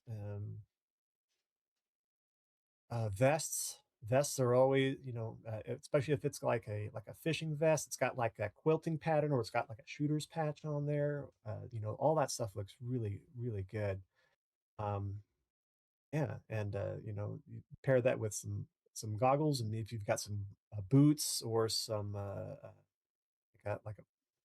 like a long wrap to wrap up your Mhm. legs, kind of keep the dirt out and kind of give some more visual interest, then yeah, if you know what you're doing, and you can certainly do it for very, very cheap. There's a lot of interesting sites out there that help you figure things out. There's a lot of, for example, if you look at Batu bounding for the Yep. fictional planet that exists in the theme parks, you know that kind of have this adjacent kind of feel to it, or looking at personal cosplays, or looking at the myriad of stuff that's available on Etsy. Just kind of going down that rabbit hole, finding stuff, and you could round out a look very very consistently, and very affordably, and very with a unique flourish through looking for a number of things. And of course, if you've got questions, you can ask us. We're willing to help you out and point you in the right direction. And that's just kind of what's going off the top of my head. But yeah, it's I also do carry some clothing in the shop. I'm kind of going away from clothing at this point, because I know we're starting to consolidate our uniform standards. So it's harder to get people into clothing who are looking to do something from a factional point of view. Yeah. But if you're looking for a civilian type of impression, I could certainly try and help you out. 100%. All right. Thank you so much, Recklin. Um, I know I could keep this conversation going for the entirety of the podcast, but I am now realizing I might have double booked some people, so we're gonna need to move on to some next guests. But great advice, All right. always a great conversation. Costuming is almost at like the heart of GCW. You could we could do without the blasters and the functional airsoft guns, and I think a lot of us would still have a great time just showing up and looking like we're part of the Star Wars universe and looking cool and taking fun pictures and being, because when you wear the clothes, it's easier to be the person, you know? So when you have that great Star Wars costume that looks like a rogue smuggler or a rebel commando or an imperial trooper, when you look like it, you feel like it. When you feel like it, you act like it. So that's really at the heart of what we do. So thank you so much, Recklin. I think next You're very up welcome. on our guest list is Gadge Shagger, who told me he would have to leave around 8 p.m. and it's already almost 7:30. So Recklin, I'm gonna kick you from the call now, and we'll get Gadge up here. So that's the second person I've been able to kick, no problem. It was just Justin I can't kick. Good to know. All right, That was at 8 Gadge. p.m. Central, 8 p.m. Eastern, 8 He's he's p.m. he's in the right time Mountain zone Time. with Like, me. It's all right. oh, Um, come on. Gadge, You sorry I made coming you at me wait so with these long. Easterns, and I have to. Yeah. And now I have to readjust his camera as well to get him right. Oh boy. All How's it right. going? What's going on, Gadge? Give me a quick mic check. Talk for me. Mic check.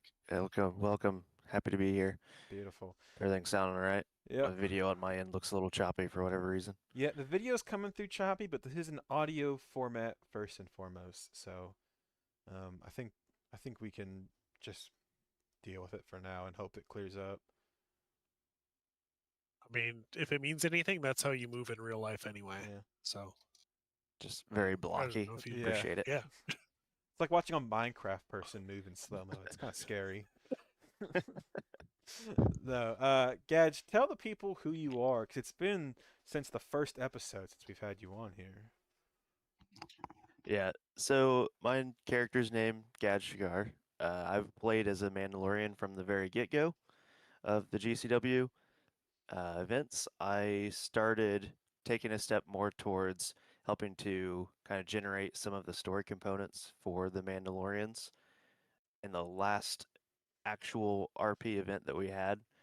Um, so just kind of being like the heart of what binds all of these stray cats of Mandalorians together is kind of the Yeah, very true. Um, and you spearhead the Bounty Hunters Guild, correct or incorrect? So we did that the last event. We did the Bounty Hunters Guild. To be decided a little bit on the next one. It'll be there for sure. Mm-hmm. What exactly it's where it's gonna fall. We're still deciding. It was a bit much for what we had going on, but now we're gonna have a little bit more hands-on that might be able to help with it. So it might be back with the Bounty Hunter Guild. It is a good fit there. It's Mm-hmm. just was a lot to do on top of some other things with what we had. So we'll see. But we should have some good interactions with it, whichever way Right. it goes. So, what is it you've been working on for Veil's Edge, and what are you willing to talk about on camera? So the Mandalorians, as a whole, have been actively trying to kind of piece together some of what's happened in the backgrounds with their clans. There's in the era that we're in, there's a lot of uh, disconnect between the clans. So a lot of what Gadge has been trying to do is to get the clans working back together again, just to unify their strength Mm-hmm. and give them a chance to kind of make a little bit more impact in the world. So there's been a lot of missions where we've had to interact with multiple factions. It hasn't been the kind of screen Mandalorians where you just go shoot everything. Mm-hmm. So just trying to get the factions kind of back together, do things to build our strength, kind of get our foothold back in the galaxy and get everybody squared away into one team. Right on. So Now, how's that look for a Mandalorian who is I don't know, it's not forced to interact with a different component, but what's that look like in terms of a mission or a quest?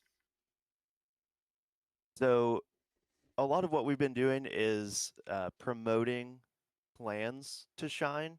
So we want everybody to work together, but we also are putting a lot of uh, essence into trying to get the clan representation for each group, because that's one thing that usually holds true with anybody playing a Mandalorian is they have a lot of pride for their clan. So the way we've handled a lot of the missions is not only are you trying to achieve a goal, but also you're kind of repping your clan at the same time. And the last major event that we had, the clan that actually ranked the highest was able to activate a special set of armor that pulled a juggernaut into the gameplay. So looking for just kind of getting the team mentality out there, but also getting everyone to kind of rep their clan at the same time because that's just fun. Trying to Mhm. kind Kind of of like the little nature of sportsmanship between the groups. yeah, right. The competitive nature between Mandalorians has always been seen, even when they're working together. Kind of like that tribal, like which clan is still superior to the other one, even if they're on the same side. Right. Yeah. And then It's cool. I like it. in recent events, we also have some other very Mandalorian-esque counterparts that have started to make their presence known in the events. So we're still working on what exactly that means to us and how we handle those situations. There's been some tense meetings between the two, definitely some blaster fire that may or may not have been exchanged between those groups, but and the rebels came and trying not to saved you. completely just. I think the rebels used the Enclave as a staging point for an attack, actually. I don't know there was so much of a saving going on I there. seem to recall it was very comedic in the way he approached us and said, "Hey, we're not asking for your help, but the Empire's attacking the Enclave, and if you guys wanted to go fight the Empire there, that would be cool." Um, So it was a very protecting their pride way of asking for help. I don't remember who it was, but it was It was a genuinely funny. mutually assured. Yeah. So I do wonder now. Mandalorian's very popular, is very appealing. So if I'm a brand new player and I want to put on my I've been working hard on my Mandalorian kit, I show up to the event. I'm unaffiliated. I don't really have anyone else. What steps do I take to kind of get started on my journey? You know, how do I link up with other Mandalorians? How do I get involved in the Enclave? What's waiting for me at the event? Right. So first things first, obviously we want the costume to be submitted. We want to make sure that people are upholding, you know, that image of Mandalorian. And then to go with some of that, we do have resiliency bonuses, which there's been videos that explain some, but the way that the Beskar works is more or less the more coverage that you have, you actually get a higher resiliency number that you can use to your advantage. But I say that with an asterisk because wearing all that armor is pretty disadvantageous whenever it comes to playing airsoft. I mean, your visibility is a T visor, so you can't really see up down that great, and Yeah. there's no such thing as really aiming your weapon if you're using a anything other than a pistol.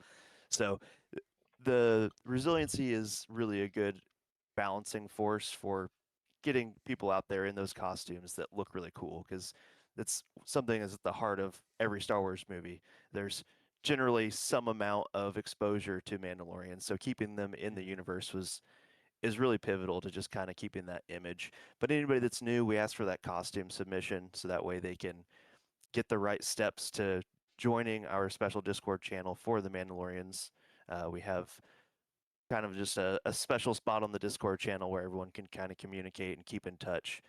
Then within that, you can kind of network if you wanted to join another clan, or if you're representing your own clan, that's perfectly fine. We've had kind of freestanding, just one person repping their own clan, and they're more than welcome to come in. Like I said, it's going to be hard for them to really excel for just their own clan with one person, but we're more than welcome to have them on the team out there helping complete missions. So, one thing that I've heard is the governor of the Baxel sector had put into place something about a rule of two concerning Mandalorians. Um, do you know anything about that? I know that there was a lot of miscommunications on that. I don't know if that will be something that will be transferring over into, but yeah, there was some. I don't know if I would necessarily call it fair treatments of some of the Mandalorians moving around, but there were some limiting factors. Tell Well, us about yeah, the if I governor of the remember Baxel it, it was sector. something. Who is that? Yeah, I feel like there was a ruling made about Mandalorians that they could only travel in groups of two. Um, if I remember that right. Anymore, would they be considered enemies of the Empire? And I believe since it was a Baxel sector ruling, the area in which all of our events take, that very much could be still in place at Moston. So If you're I guess wondering you'll what have to the make sure to Baxel look sector at governor does notifications look and like, you know, if you're looking for him, you want to give him your thoughts and opinions on this. Uh, he's been known to pop up.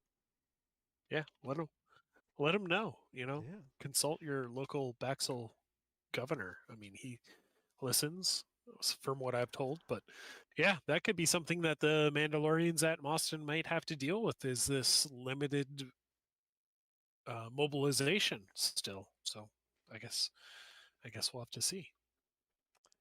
Guy's just like, Yeah, it's really the beauty of this event. Joy. As a rebel, I don't interact with the Mando politics too much, so I really hadn't heard much about this ruling or the consequence of it, and that's the beauty of the game is that if we have 200 players, there's 200 different stories playing out over the course of this weekend.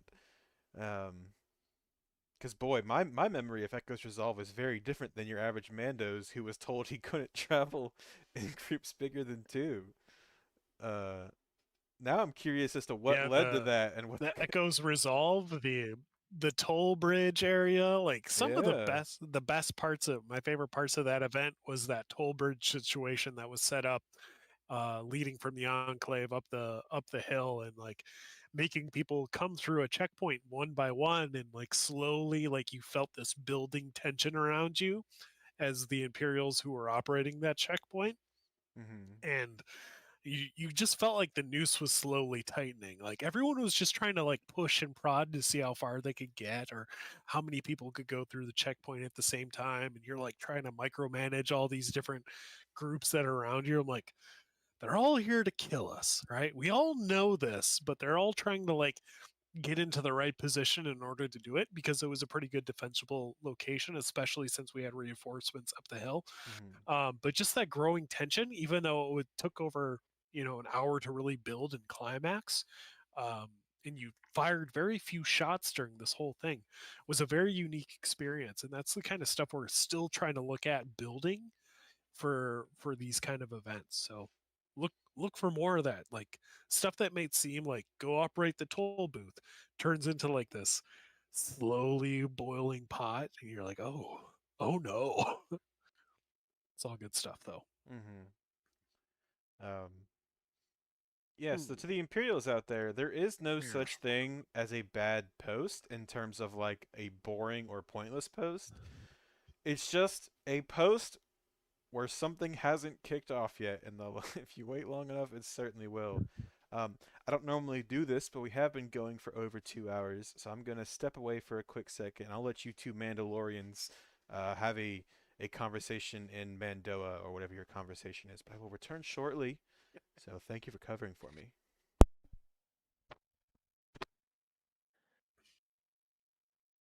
You want to kick it off? You want to start telling me about your Risolier, your Mandalorian code? Can you recite the Mandalorian code? Can you right now? Nope, I'm not doing it right now. We're I don't want to bore everyone with just the talk of Mandoa on the podcast. yeah, obvious cop out from a non-Mandalorian. No, I think something that's funny about the last event is I was trying to get the Mandalorians away from just being, just basically bounty hunters the whole time, because we have a bounty hunters guild for that, and we have a lot of people that want to do it. So trying to incorporate a bunch of different mission types for them to do and interactions worked out well, because there was a lot of people that previous events had been rubbed the wrong way from Mandalorian players because they, you know, were just shooting stuff because they were good at doing that. So taking it a different route, I got a lot of positive feedback, not only from the community, just from kind of eliminating some of that just murder hobo in the game, but also the Mandalorian players themselves were happy with that change of pace as well, because it is really fun to be there with big guns and wearing armor and shooting at things, but I personally like the roleplay aspect of the game. So being able to do more than just that is very fulfilling, at least for me whenever I'm playing. So hopefully that weighs over with some of our other players. And it does seem that a lot of the Mandalorian players as well are very into the roleplay aspect. So it's not just a bunch of people who are here to play milsim. It's people who really like the Mandalorian culture, so they've put a lot into it. So it's a fun experience to have, not just for somebody to put, you know, rules in place to where we can't walk around with more than two people. Yeah, true. I guess one of the questions here that popped up, at least in Discord, is says talk about ICS. So what is ICS? So ICS or ISC. Wow. Okay. Hold on. ISC, no dyslexia involved, is the Imperial Super Commandos. So the Imperial Super Commando or Super Commando would be your base level. It's a type of Mandalorian that existed, and really it's following the Super Commando Codex that existed a long time ago. Very much warrior culture, right? The Imperial side of that is that they've pledged themselves to the Imperial entity, the empire as a whole. So when you see these guys walking around in these what is called the Imperial Armor Commando loadout, they are the newest generation of Imperial Super Commandos that existed. So you saw the Imperial Super Commandos from the from the Rebels show that still somewhat resembled the armor that you saw from Mandalorians. Yeah, we'll talk about that in a second, Ronan. He Very, said, very. awfully trigger happy. We'll talk about that in a second. Speaking of that, who just did an upvote on that? Yeah, of course. Um, so essentially, they are the Empire's version of resilience, because in the Empire, so much as everything goes, you don't really see a lot of aliens on screen, right? You got Thrawn.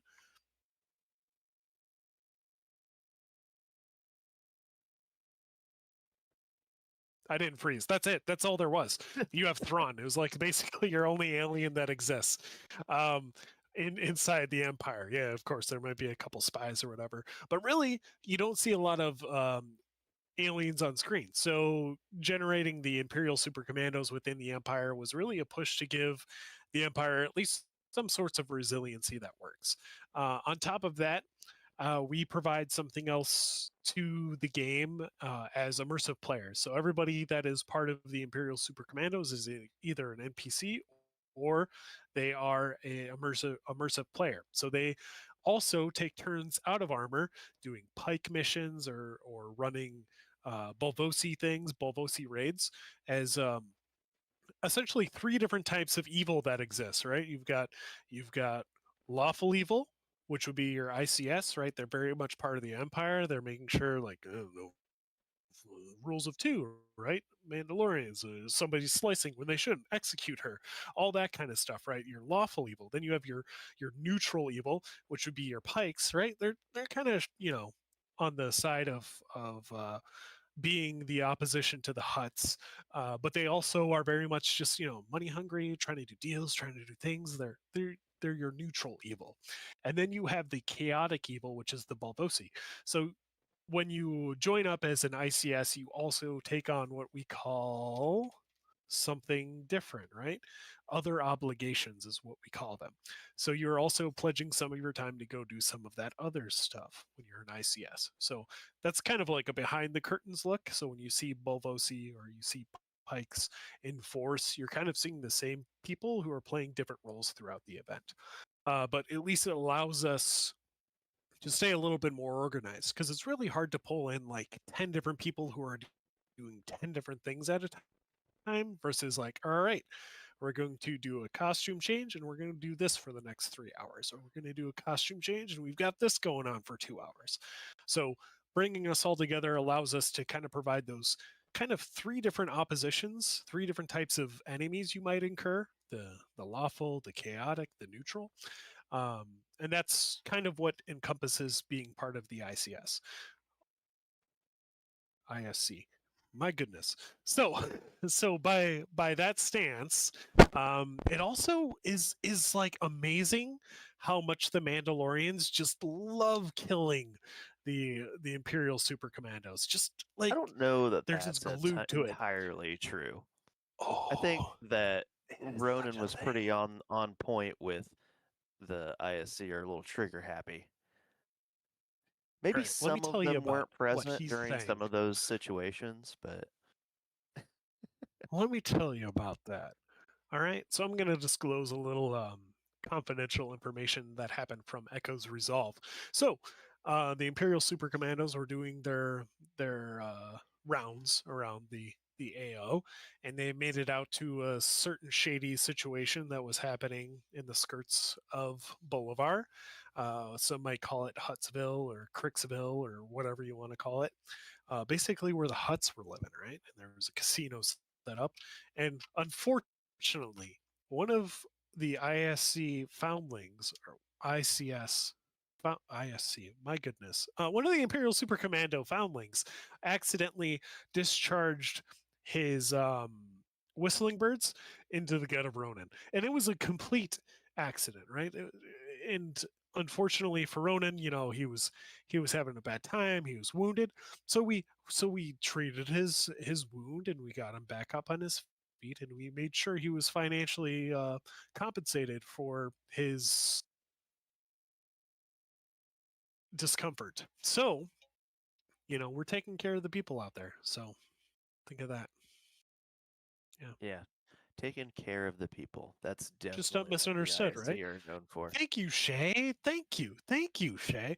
Now, everything else, about the Imperial Super Commandos is it's fun. They look fun, right? And we've been So I've upgrading the kits over the last couple events, and they'll look even better at this next event. So we're excited. I think there is probably going to be about 10 in attendance at this next event. So this is the biggest showing of Imperial Super Commandos that we'll see. So so I have a side it's exciting. question on the ISC. Would you say that the ISC are part of the Empire team or completely standalone? Oh, they're definitely part of the Empire. They have fully pledged their allegiance to the Empire, and they're just a separate sector that operates within the Empire. To think of that as a thing, right? So our group of Imperial Super Commandos have been put under Colonel Van Kyrell, and it's essentially an experimental project that has been going on with the Imperial Super Commandos to create this team um, of, let's say, mismatch. Almost think of like the Bad Batch, but in terms of the Empire. Like they're still part of the Empire, they're in the Empire, they're not defecting from the Empire. There's some characters, there's some side effects for some things, but they make it work. Give And me a that is photo what of the them Imperial for the Super visual Commandos aid. under Van Kyrell Give are me a part of. give me a photo of them for the visual. No, I'm gonna do it.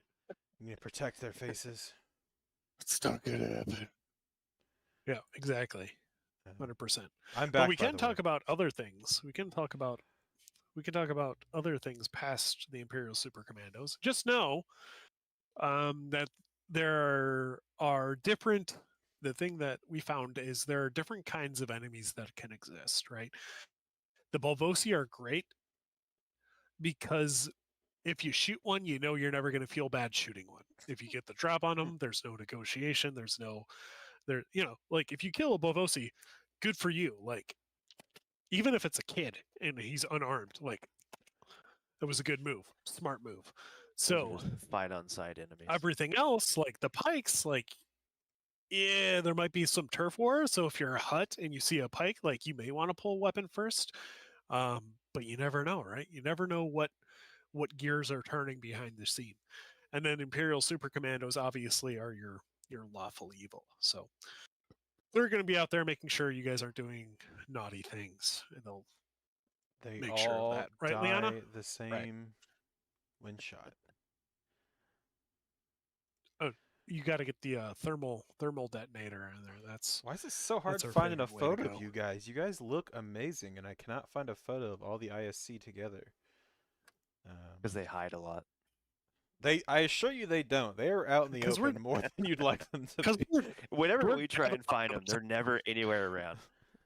we're trying to respawn, but we're dying a lot. So Here's one. I don't know who this is. Had I'm multiple sorry. so yeah, but speaking I'm speaking of taking your dying photo. a lot, looking at the next event, Vale's Edge, one thing that you'll see as Imperials probably in the next 10 days as we finalize the map and the skirmish point layouts is what areas are called command posts. And command posts are areas that the Empire controls. Any of their troops can respawn at those command posts. So even though the Empire, as of right now, is pushing about 40 players, Rebels have about 50. I still expect the Imperials to go up.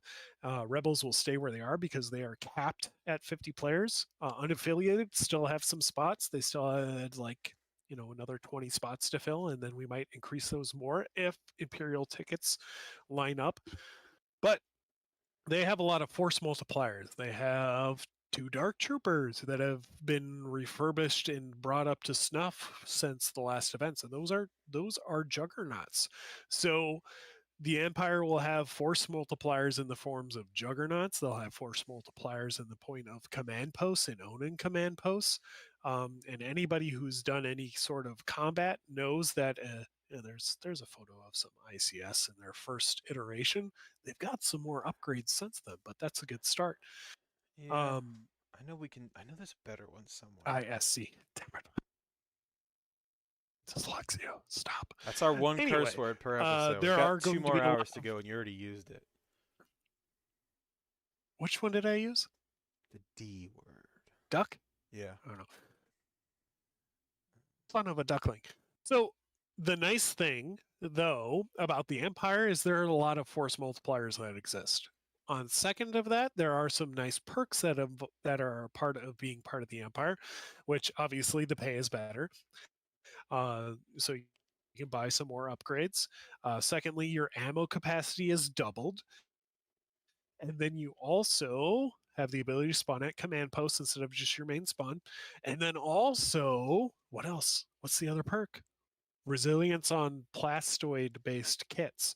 So even though resiliency is normally something that you'd see on a Mandalorian for Beskar or for an alien race, there are some select kits, the really beefy Imperial looking plastoid kits. Think full Mud Trooper, think full Scout Trooper, think full Stormtrooper. Obviously, Stormtrooper is the most plastoid coverage, so that's going to give you the Resilience 3. Anything else you might get the Resilience 2 for. But still, that's the only plastoid people because it's pristine, right? Everybody else's plastoids has Mud Trooper. I said Mud Shore Trooper. Everybody else should have.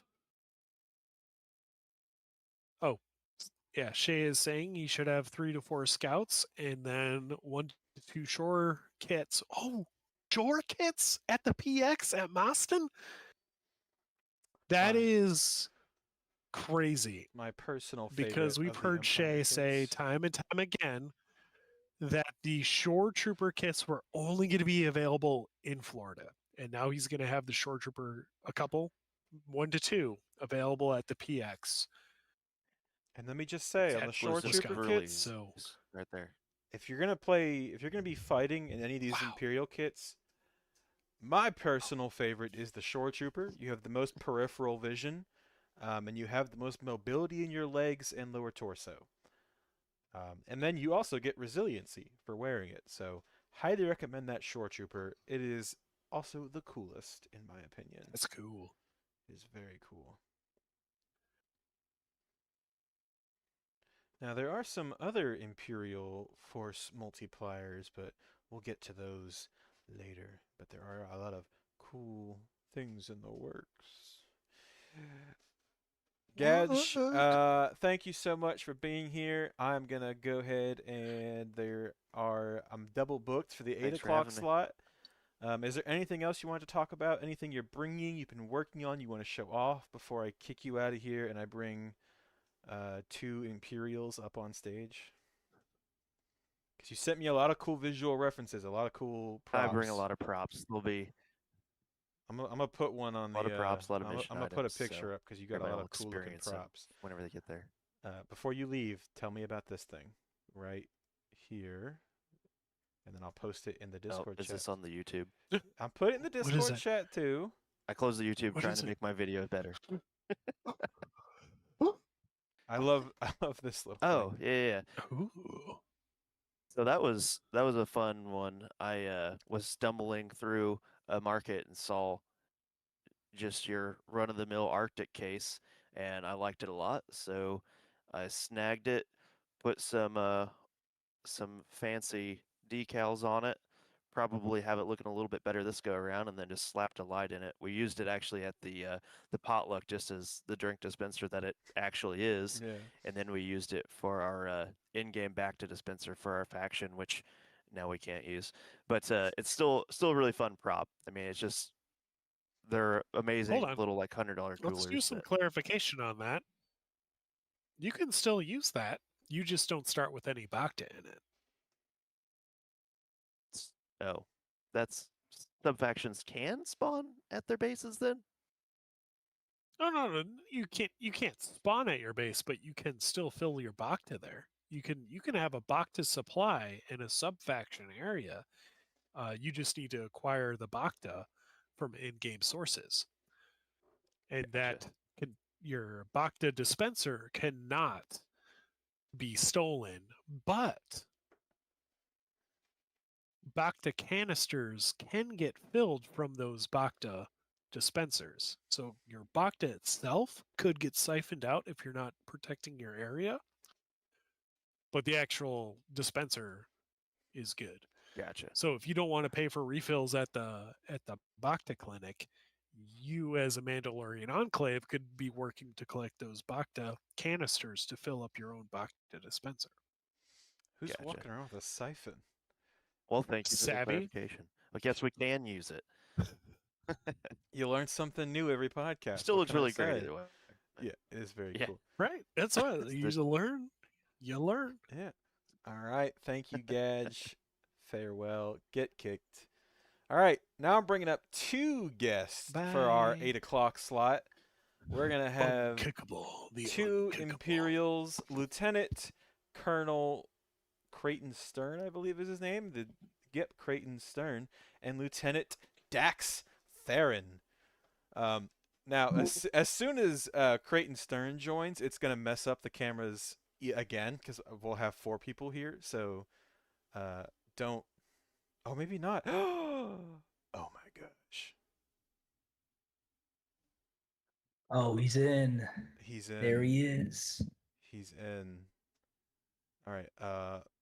Before anything goes awry, I need to get. Do it. Jesse, where are you? Why are you not showing up? Oh, I'm here. I can see my video. I was about to say I can see his video. I'm talking about on the YouTube. That's where the people are. The common man. The true believer. All right. Have I done it? Have I finally got us all 4? Except for the fact that, like, Jesse's box is huge. Jesse, introduce yourself. I am Lieutenant Colonel Creighton Stern is the character that I play, so I'm the Imperial XO at most of the events. In real life, I am Colonel Kyrell's clone. Well, we're twins, so that's about all you need to know. I didn't even know you were his clone, so that tickles me pink, truly. Now, here's Well, a real question. Technically, for he's you. probably my A clone, I real guess, question. if you had to get technical about it. Mhm. Is the beard going to turn into mutton chops at the event, or what's the plan for the facial hair? Just curious. The for beard event. will just be the mustache at the event. The rest of the beard. All will be right. It's whatever. I normally keep it around for the medieval larps and because my wife likes it. About to say it's whatever his wife lets him do is what it ends Good up reason. being. I mean, it's all got to go for some reenactments here next month anyway, but it'll grow back. Nice. Don't mind me, I'm just messing up the cameras for fun. Why is this happening? Have I done it? Oh, beautiful.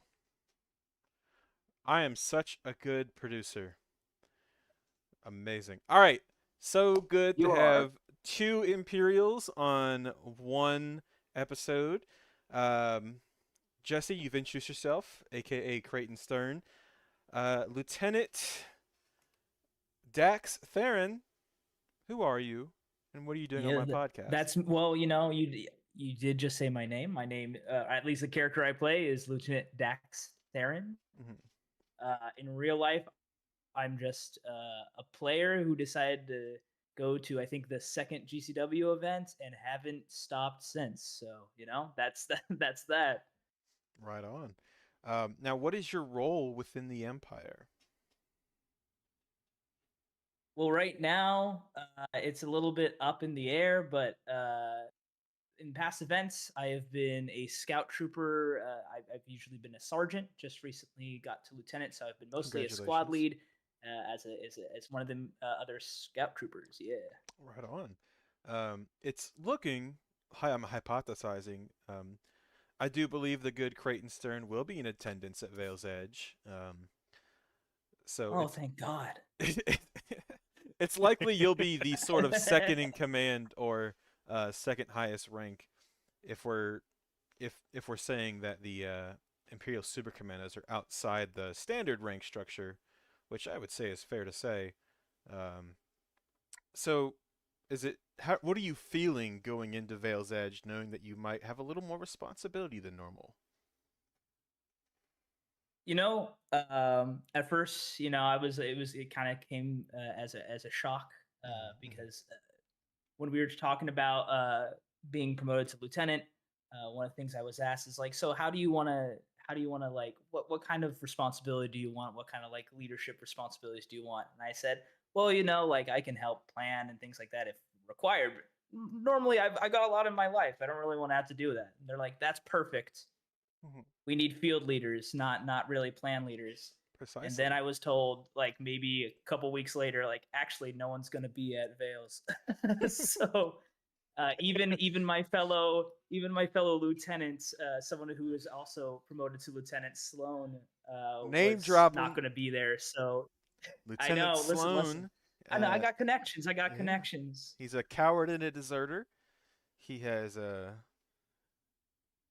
neglected his duty, and he will not be at Vale's Edge. And for that, he will be executed at the next event he does attend.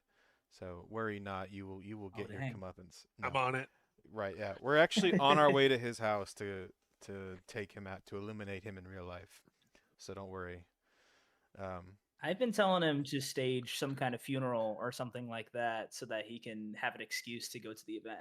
There's no I'm saying just make something up. Who cares? Take bereavement to attend GCW. No one's gonna know.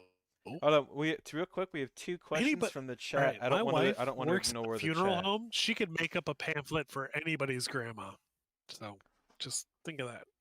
If you ever need to get out of work to go to GCW, just contact Chris. It's awesome. $20. My wife can make you up a pamphlet. You can take it back to your boss. There you go. Wonderful. Real quick, we have two questions in the chat. The first is Betty going to be there, the beloved Gonk droid? The answer is no, and you can blame Sloan for that. The other question is, any plans for warming stations? Chris, are there any formal plans for warming stations?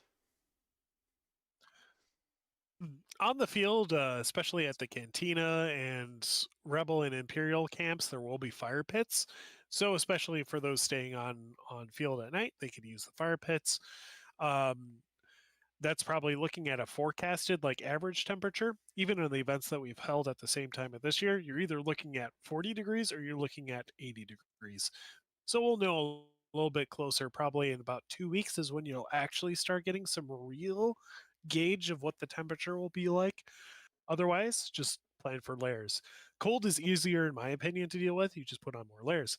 It's when it gets too hot that Galactic Civil War suffers. I love that 50-degree weather when we're wearing armor. Like anybody who's wearing the plastic over your body knows, like, that's perfect. The first time I wore my old Mandalorian gear was at a February event in Minnesota when it was about 20 degrees outside, and after I put on the armor, I was good. Like the entire thing, like the whole way through. So, if you're afraid of the cold, wear extra layers. If you're wearing plastoid or any other plastic like armor, you're going to be okay. Pray for a little bit cooler temperatures because we'd rather have people be a little chilly than dealing with people who are suffering from heat stroke or heat casualty. So for sure. That's my opinion, at least. I don't think there's been a single time where I have found that I have been cold while wearing the armor. Like at no temperature have I felt like too cold, No. All right. Now I've asked Dan how he feels about going in, kind of stepping into the role of a field leader for the Empire, but Jesse, as Lieutenant Colonel Creighton Stern, you and I both know that the good Colonel Van Kyrell will be dealing with the fallout of a fraternization incident, so he won't be around. That sounds bad to people that don't know. He's having a child, so he won't be attending.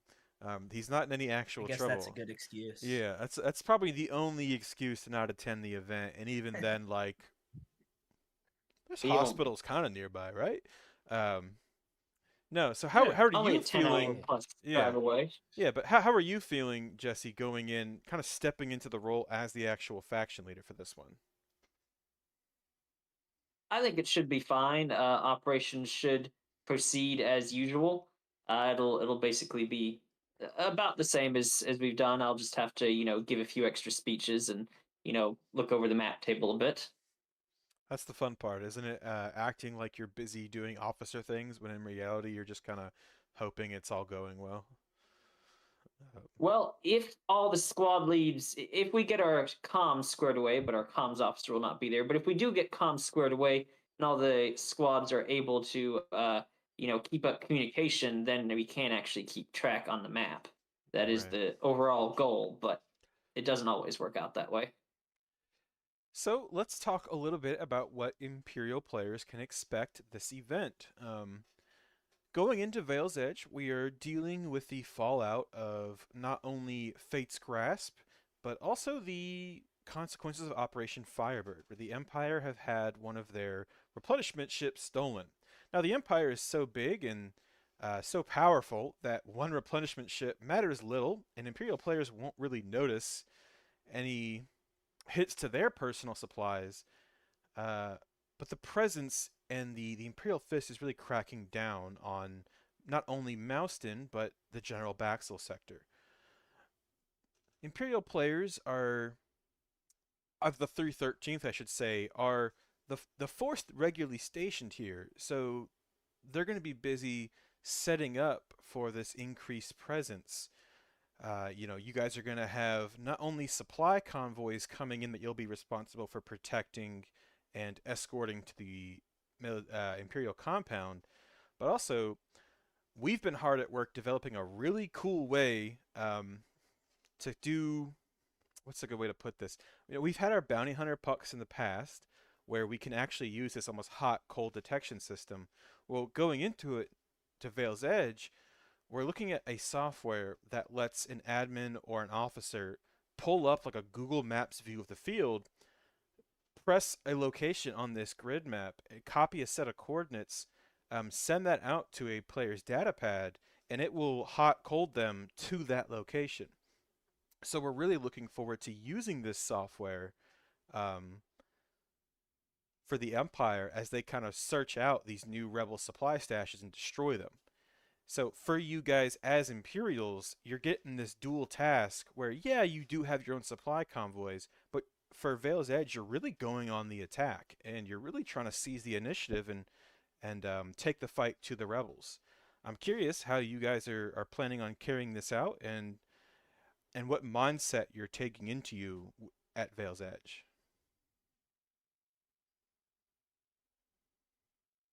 Well, I'd say the mindset is the power of the Empire will crush any resistance and restore peace and order to this system. That's always the hope, isn't it? Um, Now, I'm It's sure. not a hope; it's what will happen. Of course, it's a fact. It's the nature of the empire. Now, Dan, you'll be in the field Cool, leading cool. troops Hope. some more. Do you feel like this is a kind of a change of pace for you guys, getting to be a little more proactive rather than reactive? Oh, yeah, a little bit. I think that most players for the Empire have kind of felt we've always had a policy of like don't shoot unless you're shot at.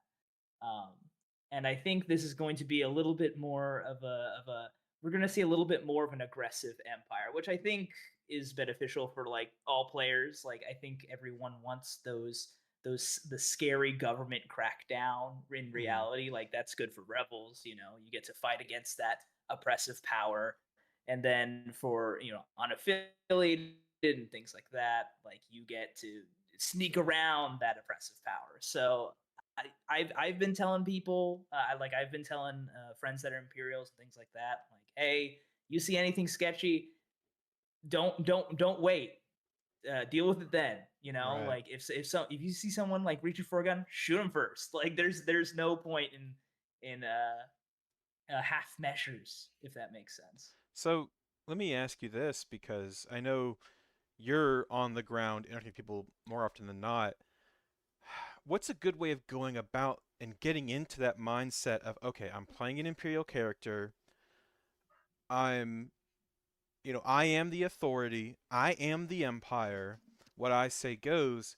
But a lot of people obviously also don't want to just be a jerk and be the bad guy.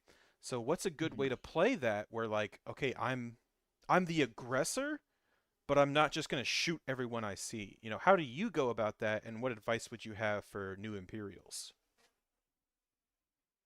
Yeah, so I think the first thing you can kind of go into is think about it from you, like as an Imperial. Obviously, we want our players to feel like they have agency and that their character story matters. But in the end, it's immediately coming from the mind point of you are the person everyone wants to shoot at, right? Like you are the best set dressing for this entire event. If stormtroopers weren't walking around, if Imperials weren't walking around, I don't think it would feel as I agree. as immersive as it I does. wholly And agree. so you play it, yeah, you play it kind of as if you are that set dressing. You can play it a little dumb. Be authoritative, but like obviously we don't actually hold true power. This is all for in service for players to have an immersive experience and have to have fun. So as long as you are being aggressive, but it's kind of like in a play acting sense, where as soon as if you start to see someone's like doesn't get it or something like that, just back off. There's no point in being a jerk about it. Uh, yeah, I don't know.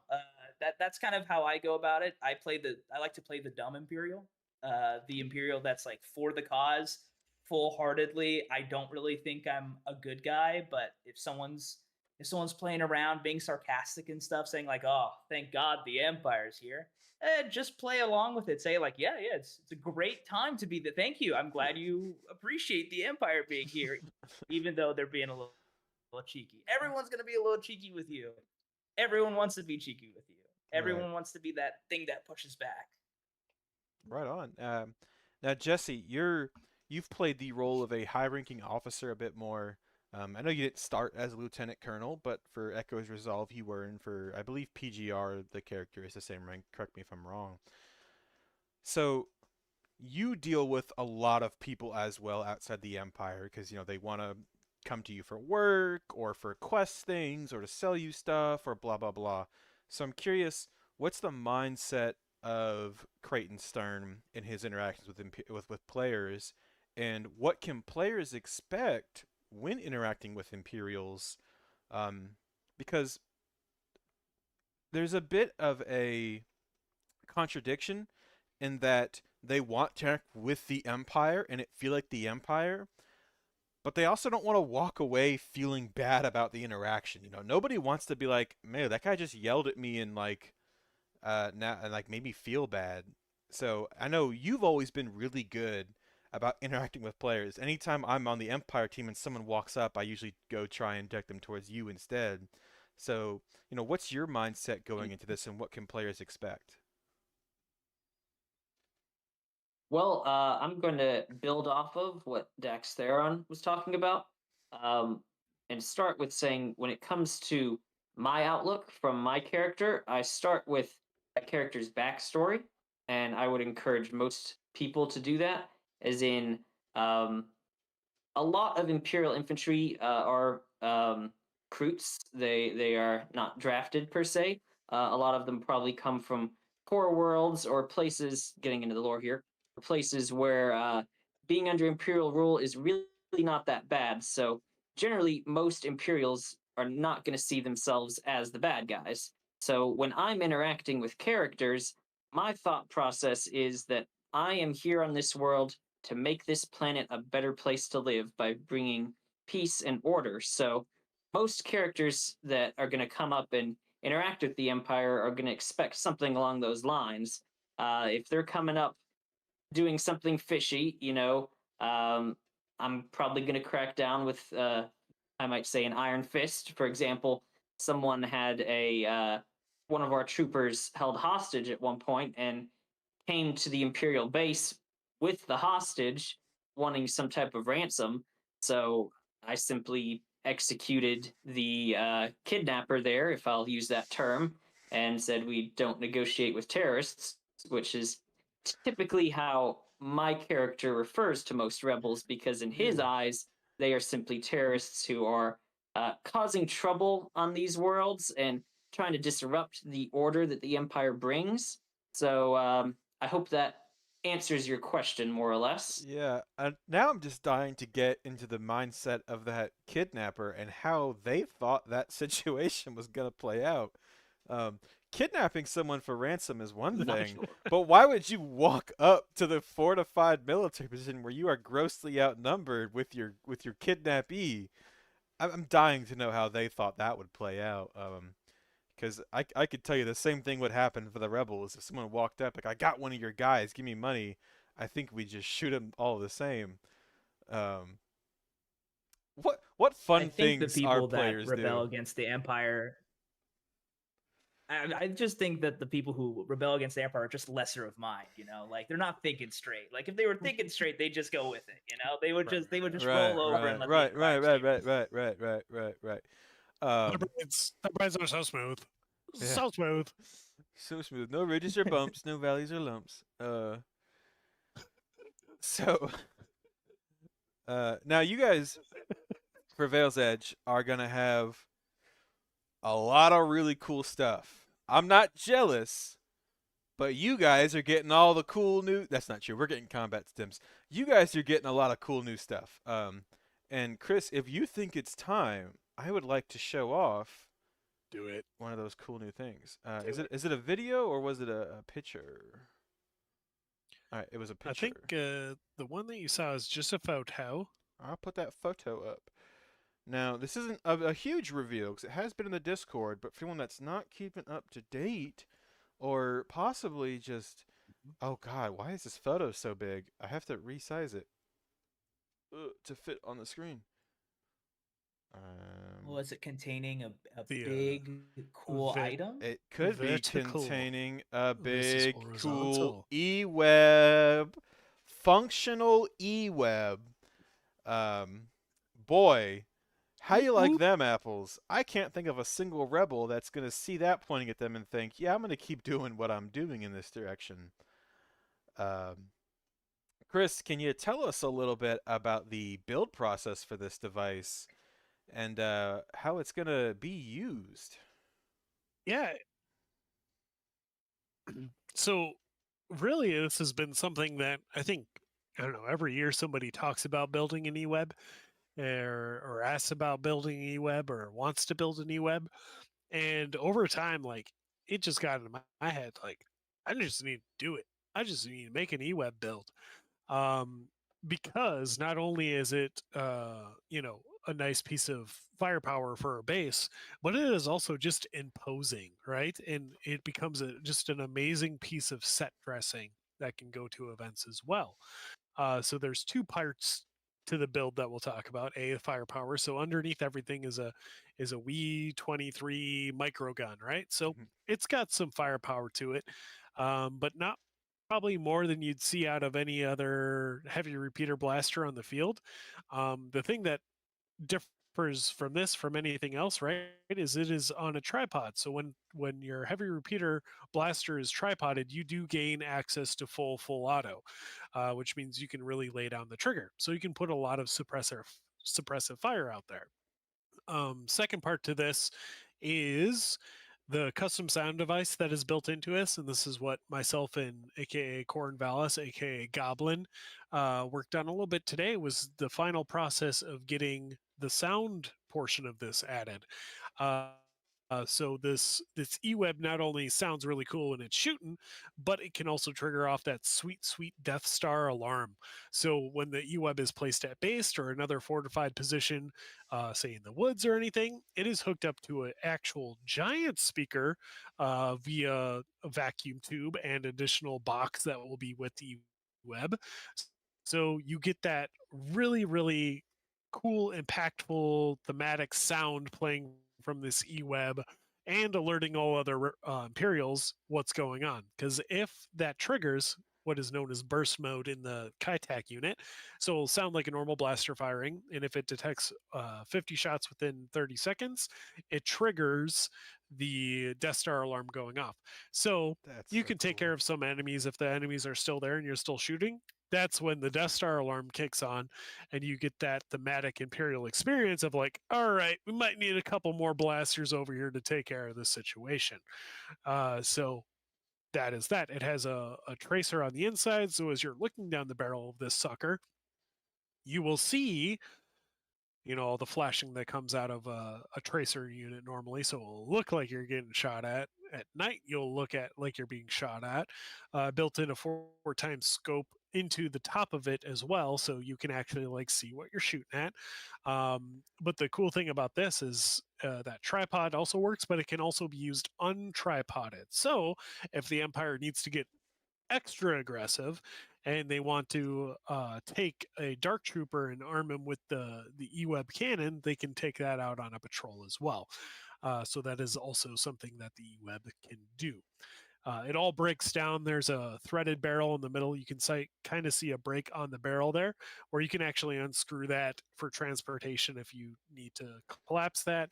The tripod itself, I've designed that to actually collapse, so you can like move it around and actually get it into a vehicle. So everything has been kind of designed, tweaked, so it could be used at these Galactic Civil War events. So it's been one of the pet projects of mine that I wanted to build, but also it looks fantastic. Um, and I'm sure there'll be a lot of Imperials that want to take photo ops with the eWeb for Oh, all their for sure. things.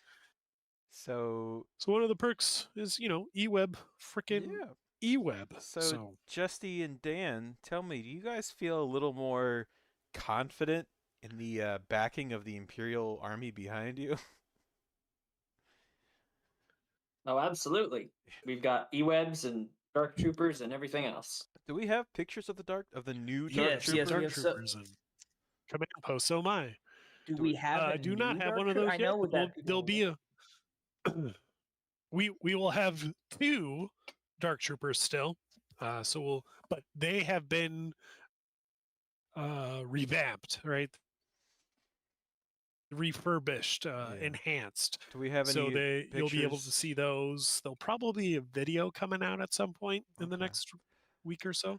Because Jesse, I know you've I don't think talked I about submitted anything to you, you but did not for Dark Troopers, but Jesse, I know you've played the role of a Dark no. Trooper in the But past, and you mentioned it being a rather difficult endeavor. So hopefully, going forward, the Empire's two Dark Troopers will not only find themselves much more combat capable, but also hopefully a little more comfortable in what they're doing. Man, I'm gonna take a we can second. play. There Oh, should be a skirmish video in there too. I think I included something from Skirmish, which is oh, kind of right, on the right. down low, kind of related to Dark Troopers. So this is something we've been looking Should be forward a to for a long time. The Juggernaut hit detection system is something we have used in the past and we always want more of. But the issue is the company we bought the original sets from no longer exist. So what we have is what we got, and the reliability of the previous sets was questionable. But Skirmish is here, and they've provided their own Skirmish. brand new hit detection system. So we'll go back over to the videos page, and we're gonna play a brand new video. Right? Meow. Maybe. Maybe. Oh crap. All right.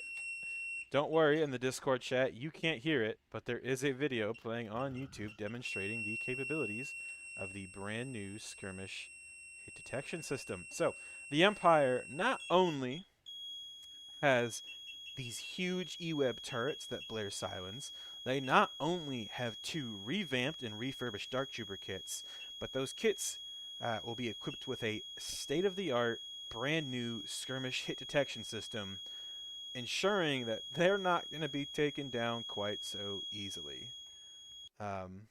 this is just one of the many things that the Empire will have behind them, ensuring that Imperial players feel the weight of the Empire, and they feel like they're part of something bigger than just a platoon-sized element on an outpost.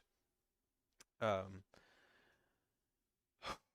all right, Dan and Jesse, do you guys have anything else you want to talk on? Otherwise, I've got at least 2 more guests that I've got to bring on, and they'll have a lot to talk about. I know you guys have a very daunting task ahead of you. Yeah. Yeah, I was going to mention a couple things real quick. Please, please. Just while we've No been rush. talking about the Patreon and how much that helps the event and builds immersion.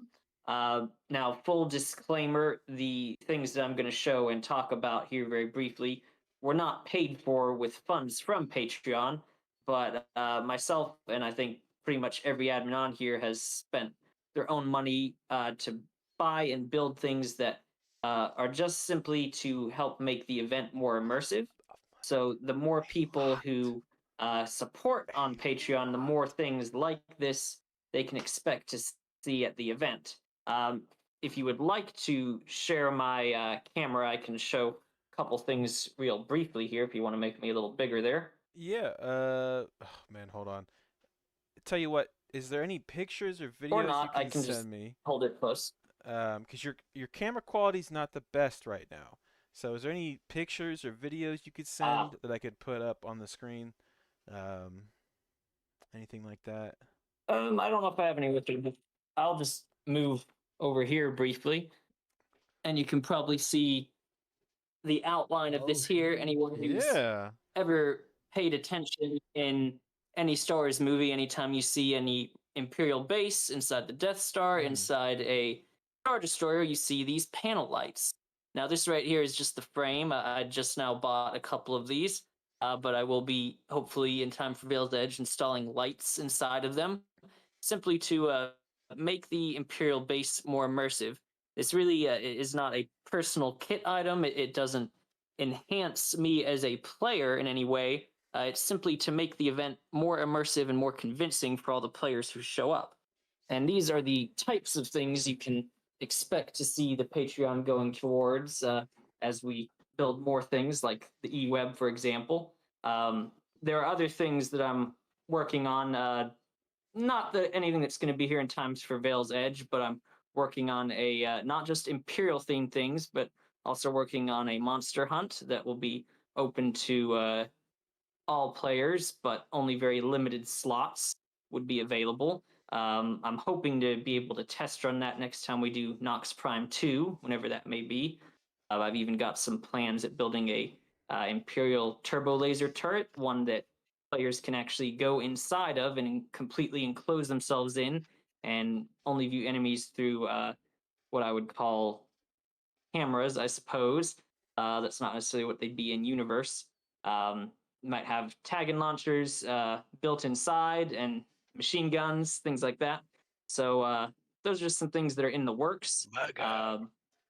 I don't know if Dax has anything in the works that he wants to talk about, but that's about all I had for tonight. That's all right. Dex is he's still Unfortunately, I don't have staff. a. Huh? What's up? Sorry. I was saying you are still staff, but we don't burden him with admin responsibilities of spending your own money on props. But if you want to, No, I simply we meant certainly I won't was, say no. I was done talking if he wants to talk. I would definitely want to bring props. Unfortunately, with these Wisconsin, because I've built like the droid, I've built the B3 That's right. unit, Yeah. things like that. I love that thing. But the only problem is when I live in Texas right now, so when traveling to Wisconsin, I can't really buy the R2 unit, an airplane seat, and I would be scared to see TSA try to get that thing on a plane. Yeah. So I can't bring much other than the armor on my back and things like that. But if there's anyone listening that isn't a part of a faction already, or is a part of someone who's thinking of maybe trying different factions out, you can hear it here. The Imperials get the best toys. We get the best stuff.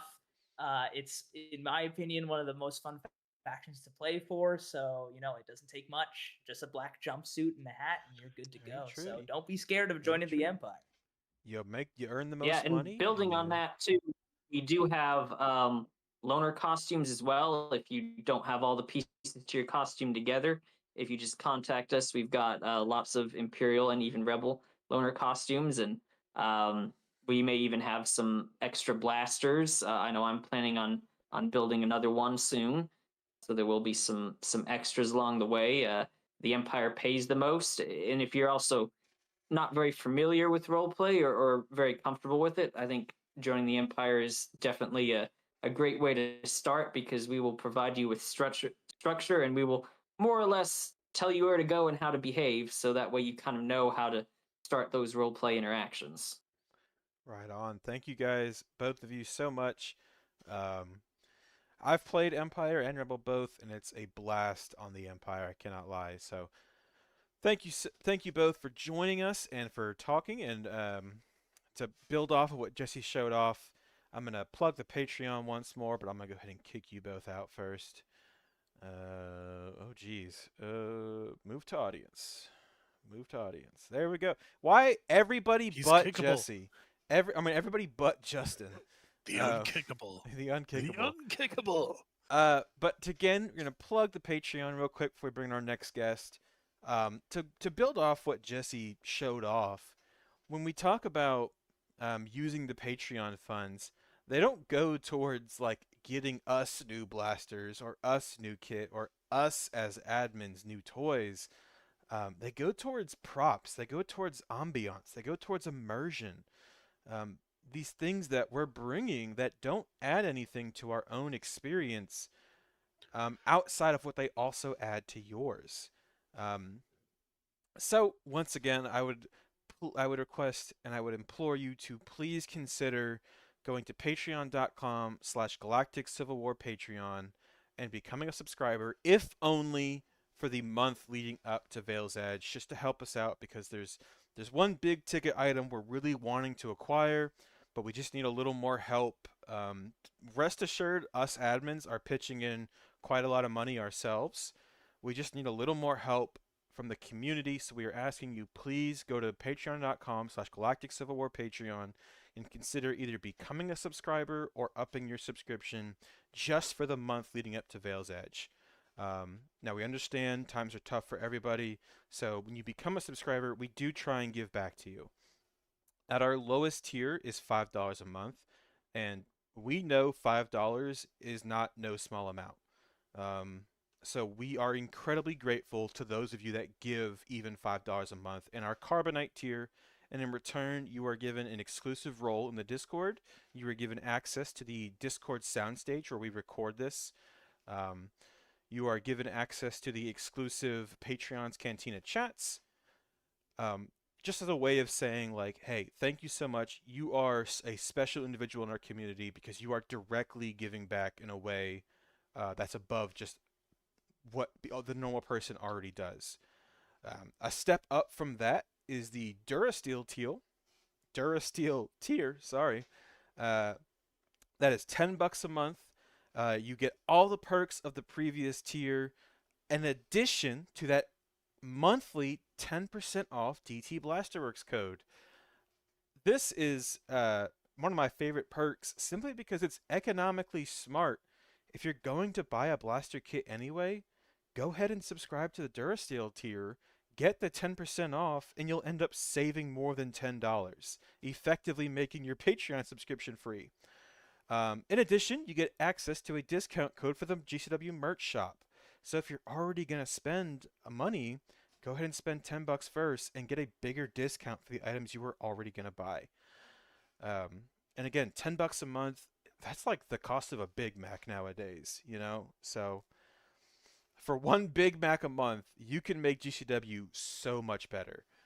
The step up from that is our most popular tier. It is our Bronzium tier. That is $20 a month. Again, no small amount, but it is huge to us. It does a lot for us.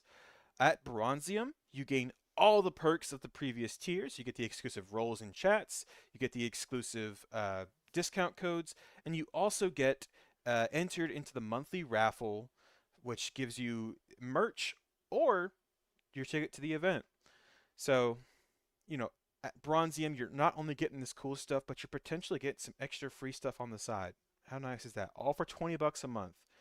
Um, and we have our highest tier, our Chromium tier, at a $50 a month price tag. You are getting everything I just previously mentioned. Plus, your name is prominently displayed in the GCW broadcast credits, and you are given a free monthly merch gift. So for $50, we are giving you free merch and all those previous perks. Um, that's a pretty good deal, I would say. And again, if you can only do it for the 1 month leading up to Veil's Edge, we understand and we appreciate it immensely.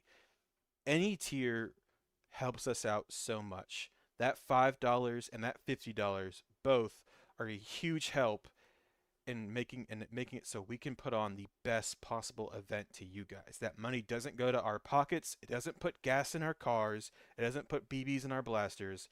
It puts cool props, cool gameplay mechanics, and cool set pieces on the field for you, the players. So thank you so much. All right. Now we're going to get into our next guest. I believe it is 8:36. I promised this slot to Liana Halleck. However, she is currently missing in action. So I'm going to get set here a quick DM. If not, I believe RD Ryder is ready to go. So, real quick, Chris, there was a question in the YouTube chat. It was answered by Artie. Someone asked if you creating an eWeb meant regular players no longer could, but Artie told them that they too can make a eWeb. So, Heck yeah. yeah. And if anybody is interested in that process, I most likely it will be after the event, but I'll most likely put a full build video out in that. So if you want to build your own web, I can show you at least how I did it. It may not be the best way to do it, but at least it is a way that I know that works. So you're welcome to hit me up if you're looking to build your own eWeb. Right on. All right. Give a couple minutes to hear back from Liana. Is there anything else from the visual aids we want to talk about or show off before we bring on our next guest? So I can talk slightly about something that I'm not supposed to talk about. Ooh, so this is something that no one else has really heard in the Galactic Civil War community, including any of the admins. So if you're listening, you're hearing in on some really cool information. So, skirmish has been a pinnacle of what we've been doing with the Galactic Civil War for a very, very, very long time, since we had started working with them a long time ago. And now it's evolving past what we already know that skirmish can do. So, it may not be a direct impact on Veil's Edge, but look for the following. So, the video that played showed a hit detection system actually interacting with a different device. So you have the ability to set up a target that exists, maybe a satellite dish that has impact detection on it, and then it can actually take out a skirmish box. So it could take out a command post from play until it gets brought back into play. That's all cool, right? Skirmish box interacting with skirmish box. But the other thing that he's working on that he told me not to talk about, but I'm talking about right now, is actually the skirmish being able to interact with a lot of other things in the world. You could have a set of lights, just like straight lights, like lighting in the town that is controlled by a skirmish box. You could have the, um, you know, different spotlights. You could have eWeb hooked up to a skirmish, and if you take out a certain command post or a certain relay point in the map, it could disable the skirmish or the eWeb. So integrating that into the game in a further level, actual real impacts, it could set off pyro, it could set off smoke, it could set off all sorts of things. So that is what is coming. So I'm super excited to talk about it. Man. Just because at face level, a lot of people don't really interact with skirmish a lot. They don't know what they can. Yeah, we can finally blow stuff up. That is But you insane. could have these really huge cinematic moments, all fueled like think of going in and slicing a terminal, getting the code to that terminal, making your way over to a rally point, and using the code in the skirmish box to essentially shut off the lights for the Imperial camp. Like, you turn off the lights, they can't see anything, they're scrambling to figure it out, and then you do what you need to do under the cover of darkness while their lights are cut off, right?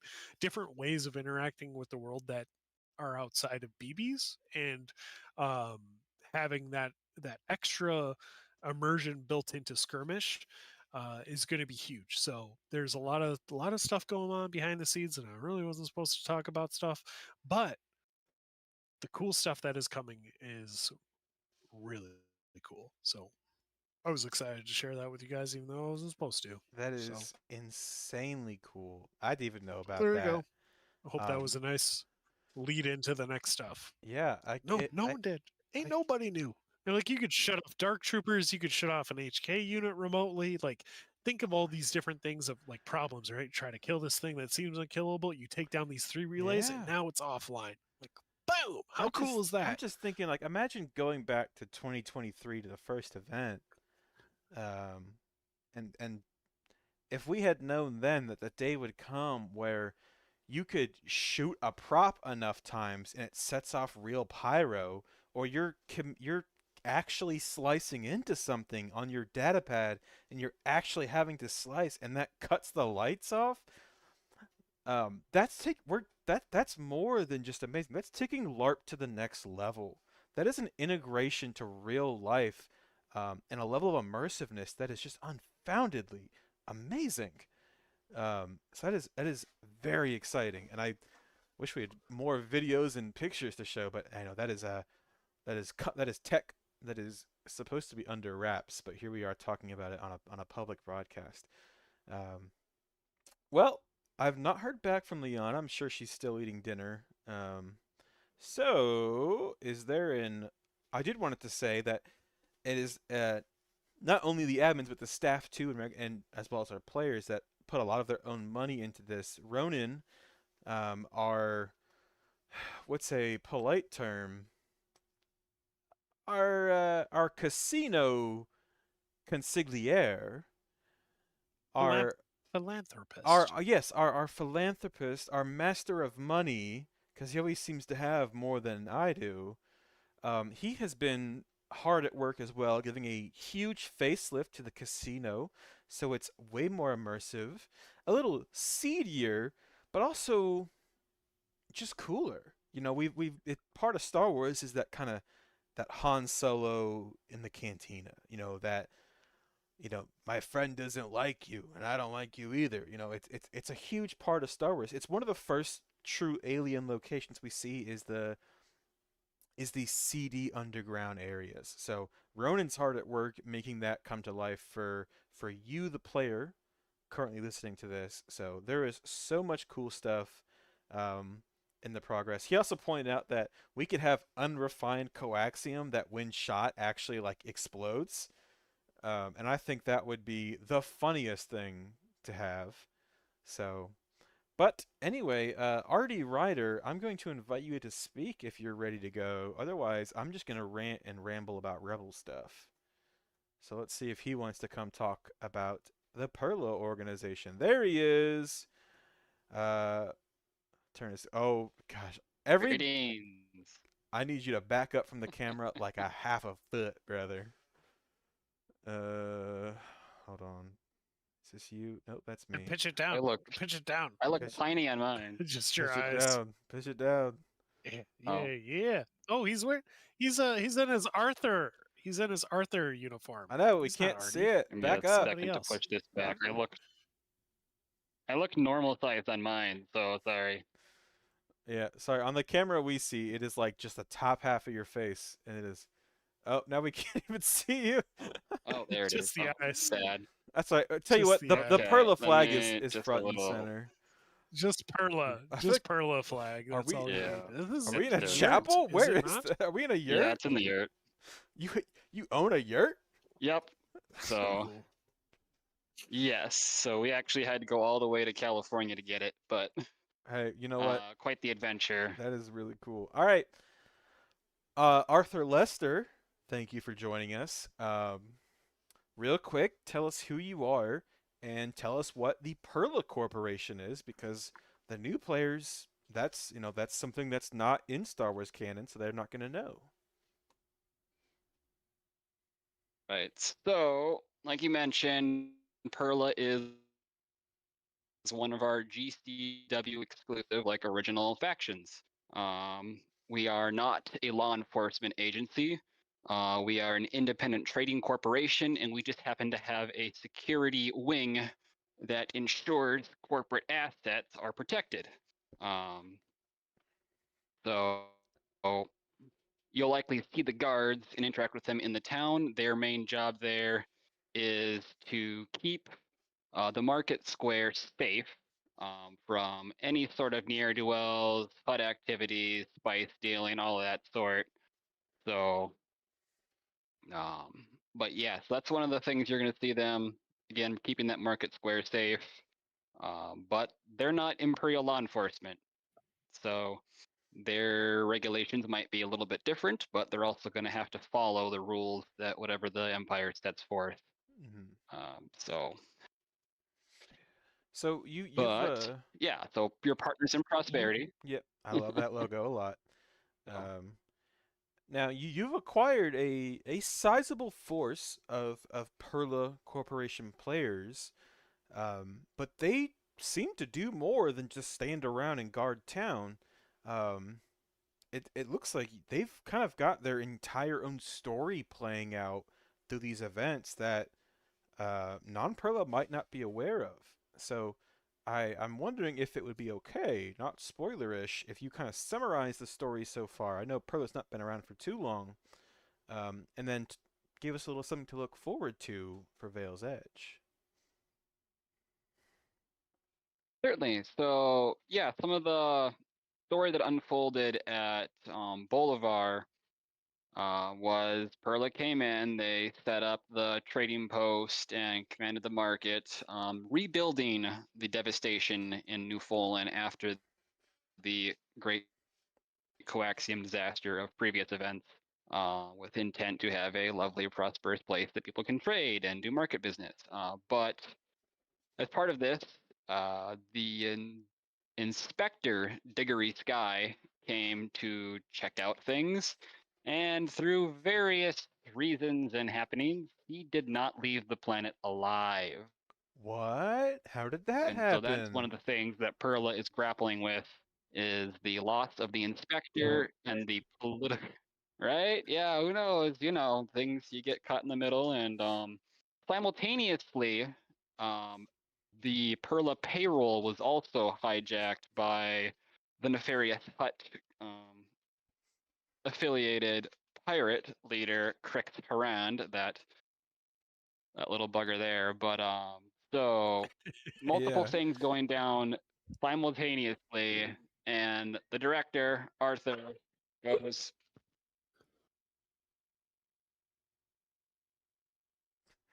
anyway. Uh-oh. It happens. Hopefully not too bad. No, you're good. But they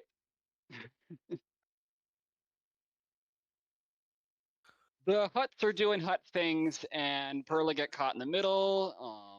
Director Arthur went to go deal with the problem, and while he's away is when the situation went down with Diggory, the Sky Go Boom incident. So there's hot water of why was the director not there? What happened to him? And then so there's a little bit of things that are playing out behind the scenes on Bolivar while the activities of Boston are happening right now. So a few things Can I to look ask a forward to question? there. Yeah. What's going on between Perla and the Pikes? What happened on Bolivar? Yes. So the Pikes proposed various ideas to the Perla Corporation. They, as far as I recall from the report, intended to seize control of the town. It's been a few star cycles, so a little foggy on the exact stuff unless I reread it. But yeah, there was some threats that were not so veiled, and some attempted bribery, accounts. So there's all sorts of huts being their neutral evil selves. So we'll see how that plays out if those Perla members meet the Pikes again on Moston. Part of the little side information while on Bolivar there, the Perla guys were getting a little bit trigger happy because there is so much going on around them, and part of the rules of engagement, to be peacekeepers in the market is you're not going to go out and like fight the problem. That's the empire's job. And so a lot of these guys were getting on edge and getting real tired of the pacifist way, and they were this close to lighting up any pike that came with any sort of threat if they came back. And fortunately they did not. But so that's some of the interesting grounds there, because these Perla guys, they love to play in that middle ground of like you've got the interest of the people, but you still got to maintain some sort of order, and just that middle ground where all the crazy RP and chaos happens. Interesting. So yeah, we'll see how that goes on Moston. Perla was ready to meet the Pike Syndicate with force with if they came back.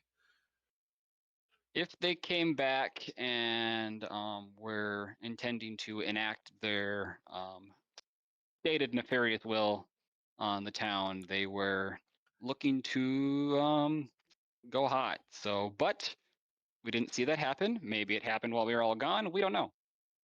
But that was one of the things where all the gents were very on edge after the terse interactions with the Pike Syndicate. So, Do you think the Pikes knew the huts that were. this resistance was building in town? I wouldn't be able to say personally. There was no communication with Pikes, so there's no way to tell there.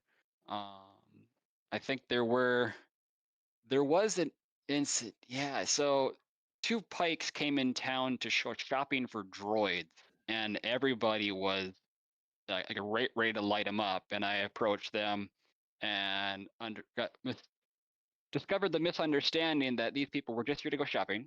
They weren't part of the main problem group per se, and that they were trying to avoid having to go to Hut Town or Vornothkato or Cricket's hideout, teehee, but to buy droid stuff. So they were trying to do that in town, which they couldn't do. So Pikes can't go to the Hut village, but there's no droid stuff in town. So they were trying to figure out what to do with that. And meanwhile, all the Perla guys were slowly spreading around, ready to light them all up until we, I read the situation and overheard them and what was going on, and just said, nope, these are not the people we need to worry about right now. So, yeah. Interesting. So the one We'll final see how that question I have develops. for the Pike or for Perla is everyone that is in Perla still 100% Perla, or have they been bribed by the Pikes and you just don't know it yet? Or the rebels. I'd say anything's possible.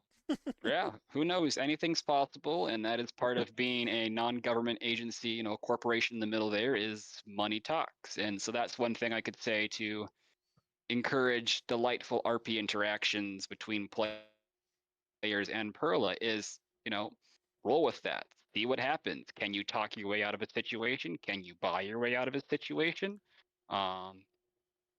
Because as long as the end result is peace in town and profits for everyone, especially the corporation, whatever happens, happens, right? So there's things like that. Maybe you get a very hard line guard who, gives you heat and sends you out of town, or you might get somebody who takes that bribe and lets you split paths with a modified power pack. I don't know. So anything like that can happen, and that is the There's joy a of having these people in the middle that in Perla. There's a pike and porvit in Perla. Sorry, I had a cough. And if That's there a is, weird that's cough. something they'll have to deal with because Arthur is still back on Bolivar, and so Kale will be the local director for the Boston event, but they can still reach out to Arthur for guidance as necessary. So, Right on. but yeah. Nice. Now, I wanted to ask A really bad cough there, sir. Sorry, if guys. a new player's been listening to this and they're interested in being a Perla member, what is that process like and what steps should they take? Gotcha, good one. So first and foremost, we do not want to draw players away from established groups like the Empire. They definitely need all the troopers they can get. Stay with the Empire, do your duty to the Empire, make that extra money. You are better off there. The game is better off with you there, so I'll just put it there. But Well said. as for, I'm not saying you can't play with us, but that is part of the, trying to maintain balance there, and the Empire needs all the help they can get. Yeah. But yeah, so joining Perla, you could get some affiliation with them through roleplay as an existing character. Reach out, find them, be helpful to them. They might have some quests for you to help maintain stuff in town or make their life easier. You could also, if you so choose, become an actual Perla guard, and we have a very simple, straightforward list of our basic uniform. We've got our lovely blue hats and our pink or brick, appropriately, as it's properly titled, I guess, vest and navy blue everything else. So we're a pretty straightforward uniform to make and acquire. And then it's basically do that guard duty RP and deal with whatever comes your way. So Right on. And but yeah, so there's I have opportunity another there for people who want to grow the group. We have question for you. I've heard some weird rumors yes. on Mouston specifically of like cult activity. What's that about? And what's going on there? Can you comment on that? Nope. No. Nope. We don't talk about that. Nope. To Nope. talk about what? Nope. Don't talk know. about We don't talk Malgan. about Bruno. Like what? Talk about who? Huh? What? Where? When? Why? Bruno. We don't talk about I Bruno. don't know. You might have to. Well, there's some rumors going Ask. through the cantina of things that are unknown, uncertain, but the Strange locals per things are se afoot might have opinions. at the Circle K. Yeah. So Very strange. Yeah. So going into but yeah, Veil's so Edge, there are people out there that have different motives. you never know if the person you're talking to is really the person you're talking to. So keep your blaster ready and on your Absolutely. side. They might be an ISB informant. Oh, right. Yeah. They might be working for Perla. They might be some sort of hut informant. I mean, they could be part of Yeah. some underground group. You never know. So Now, can you question things go on the bump in the night, huts rumors? disappear.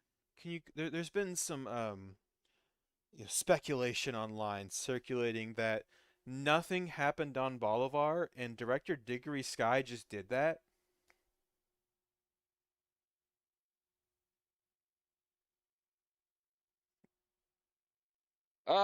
Well, I guess the official Hollow News, they can embellish from time to time, and yeah. So I guess official statements are that nothing serious, just another staffing issues per se. But So you're we saying might there have an is a opening for a new inspector, possibility. maybe. But There is a yeah, no, possibility that nothing, his body nothing, just nothing did happened on that. Boulevard. Right. Okay. You heard it here first, folks. Director Diggory Sky just kind of exploded. Nothing we can do about that. Sorry, it happens to people sometimes. Spontaneous explosions. Yeah, different pressures out of space. He was last seen being carried to the spaceport. Yeah. So. Is there like suds? Not suds. What's that So. thing called where you come up from being underwater too fast? It's like that, but from space, so it's like the opposite. The bends. Yeah, he got the opposite of the bends. bends, where he came planet side too fast, and it just made him explode. Yep. Which is a thing that can happen apparently, because it happened to him. Happens to a lot of good people. This might have all that ego and that fashionable cloak. What in the world is happening? So. I am not updating Windows. Get away from me. Sorry. I should have. Let's see you're not busy. It took up we're gonna update Windows. Hey, right now. You're definitely not. You definitely don't have 4 different tabs open, all streaming next to each other right now. You want to upgrade to Windows 11, and it definitely won't brick your computer if you do so. Or maybe that was the Star Wars Illuminati. Maybe there was a cult that was trying to get me to stop talking about what I was talking about. Interesting. And we don't talk about them out loud. Yeah, you just get a headache and your brain goes foggy and you can't remember anything. Like, it just happens on Boston. Don't worry about it. Don't worry about it. Nothing to see here. Nothing at all. So I'll touch on that too. Of like I said initially, like this is the Arthur Lester kit. This is the Perla director, and I also have the character Artie Ryder. So Artie Ryder is the artifact collector, and that is my primary persona on Moston 3. So that's who you'll see me as, with the gray Onderon helmet, the gray jacket, the black armor. He's the gray man, the man in the middle. He doesn't really side too much with the Empire, but also isn't terribly a fan of those terrorists that make business difficult in town. Right. Yeah. And so you kind of walk that line and follow the credits. Whereas Arthur Lester stays on Bolivar unless there's some sort of special meeting a person gets summoned to. Who knows? But so I've heard people in the past, like other players, like want to play multiple characters. Playing multiple characters, I believe personally, is best done on different locations. So like I said, this persona is this location, this persona is another one. That allows you to tell multiple stories simultaneously, and ideally they don't cross over. It also helps with, well, why are these like 100 people still bouncing around from planet to planet to planet every 6 months, meeting each other in the same confrontations? And so that's what I do there. But as for playing 2 characters at the same event, that can be quite the challenge. We see Raincloud do it all the time, but oftentimes his characters don't last more than 2 hours, and they perma-die, so it doesn't matter. But Recklin has also got multiple characters, and he can...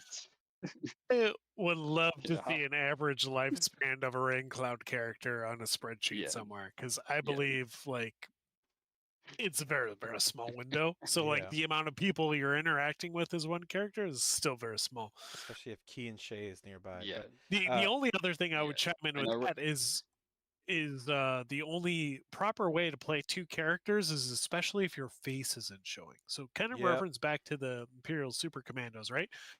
Like nobody's face is showing the entire time. And then you get a Bolvosi face, and then you get a Pike face. Like you don't see the actual face of the player behind the mask. So as long as you're doing that, or if your secondary character as a immersion player that you're playing is an alien of some sort, that's perfect because nobody knows. No one knows it's actually you behind that. So that's really a good way to do it that you're talking about. If like your face is showing at an event and you're an immersive character and you want to play another character, do it with one that doesn't show his face. Really cool. Bounty hunter mask or whatever it is, right? That hides your actual identity behind is really good way of doing it. So props for you to committing to like the 1% persona per planet. Yeah. All right. Thank you so much, Artie, Lester, Arthur. Um, I'm sure I know the Pearl guys have a lot to look forward to, as well as the I am who I need unaffiliated to be. population in town. So it's been great having you. Thank you for being here, but I'm gonna have to kick Indeed. you out now and Oh. move you back to the audience and bring in our Oh. next guest. But certainly, this will be a nice one to follow that up with. Let's see if he's here and present. There he is, Mr. Kian Shea. I will let him introduce himself, although to the Empire, he needs no introduction. Yes, and as I need no introduction with the Empire, there will not be a shop in downtown for Vale's Edge, mostly because it's kind of hard to run a shop and not get arrested. Yeah. However, always loving more Imperial armor out on the field. I have made a deal with the Colonel that the Colonel will never admit to having made a deal with me, but it was through a shell company that was diverted funds through an Alderanian charity. You can stop by the Imperial PX where all of my Imperial armor will be for sale at the Imperial PX. Furthermore, anyone showing up at the event for the first time who would really like to get into a set of that Imperial Army armor, but knows that they don't have any credits showing up or not enough credits showing up, can make a payroll deduction with the Empire so that they can get into that armor right away and just not get paid for a number of hours until the money is hit. Basically, the Shell Corporation out of Alderaan doesn't care where they get the money. They just want to help all of the little children.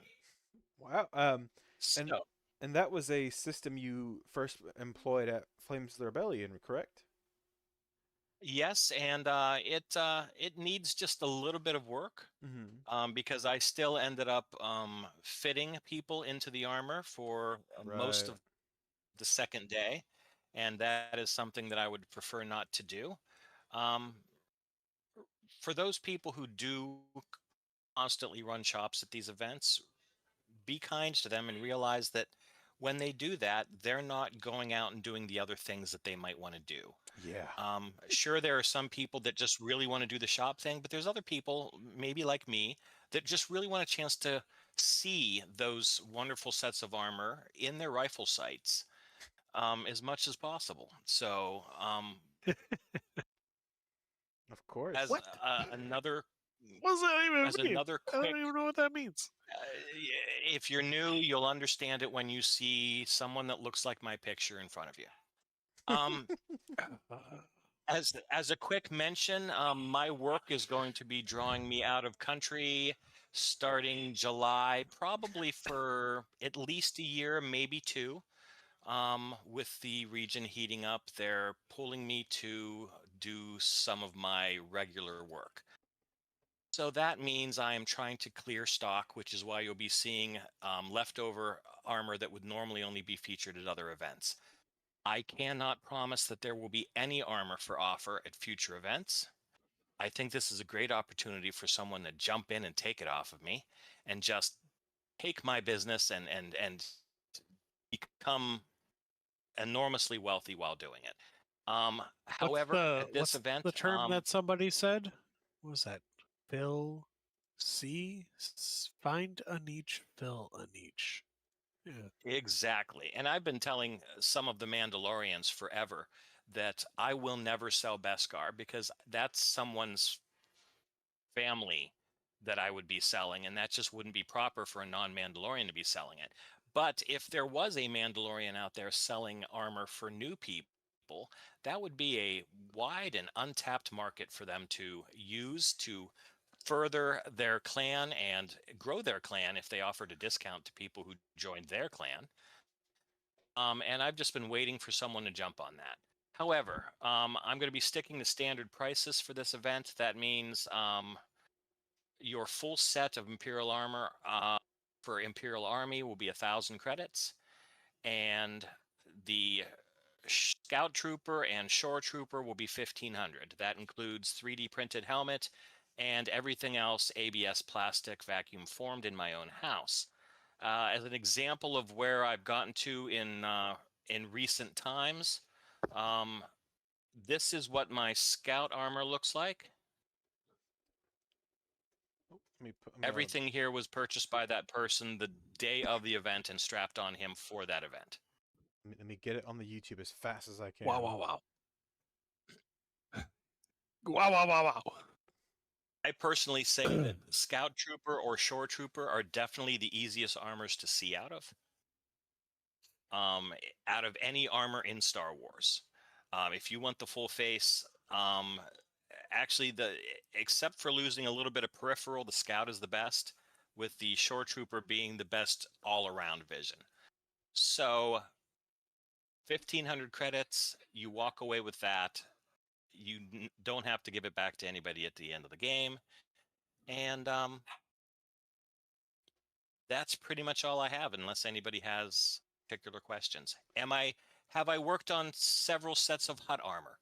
Yes, I actually have 4 sets of hut armor that is going to be going to Crix and his boys at this event.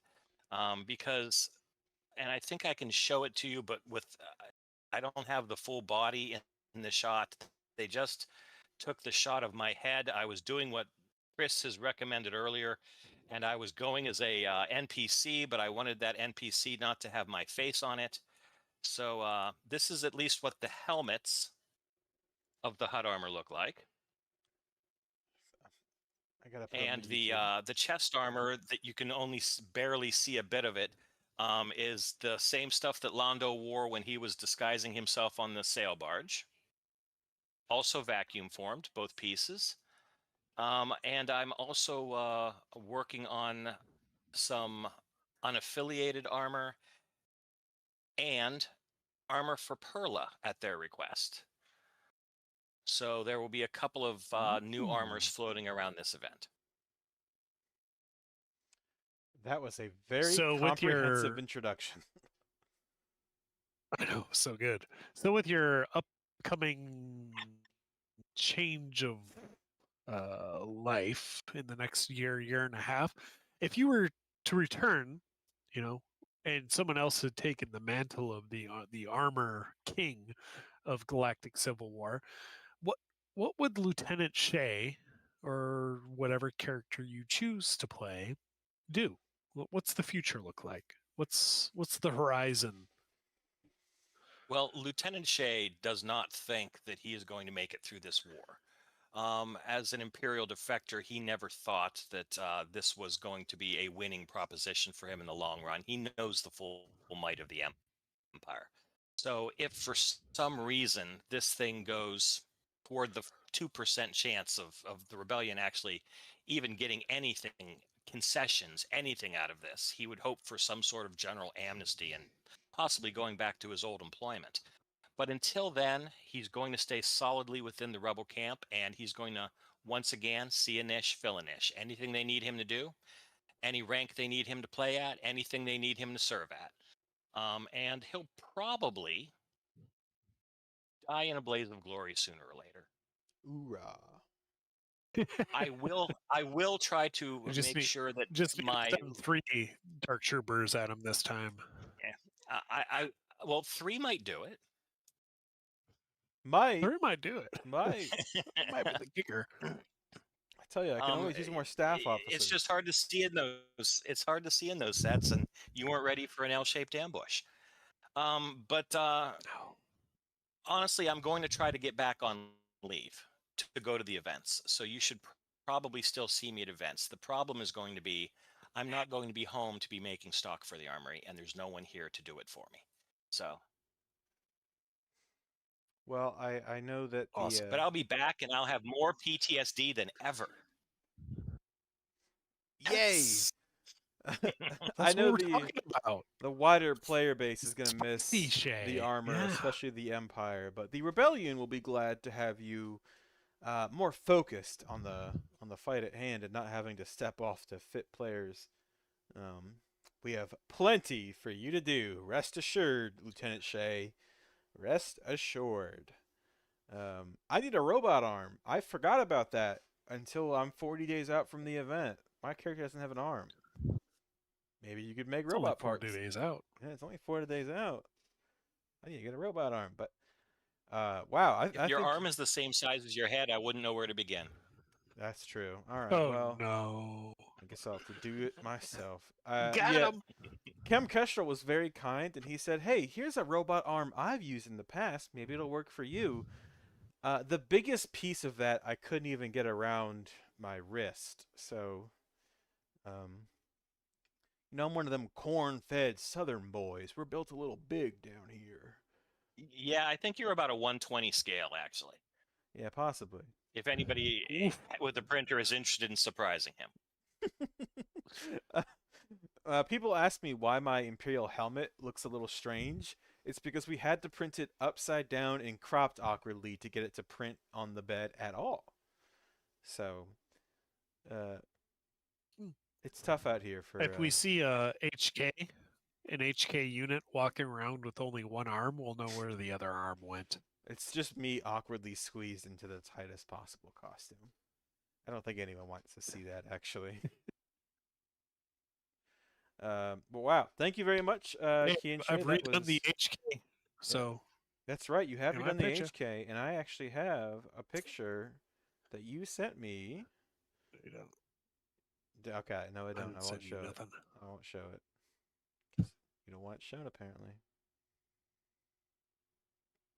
Ain't no one gonna see. Oh yeah, you can show at least that part. That I think that's fine. Okay, all right. You can show that off. It was the Yes. version that I designed. Veteran players will recognize HK and Dark Troopers, but these ones are newer and better, and even new players looking back at our footage will see the original HKs and Dark Troopers, and we're excited to tell you the new ones are going to be way cooler. So keep your eyes open for that, and keep your feet ready to run away. Because I don't think the HK has not been known for its peaceful antics, and the Dark Troopers aren't known for theirs either, so unless you're an Imperial, then maybe hang around. But all right, thank you, Kian. That was very informative. That was like the best introduction ever. You answered every question I could ever think to ask. But now I get to kick you as well, and that leaves the two of us. Raincloud, unfortunately, has been suffering from a migraine all day, and he will not be joining us, unfortunately.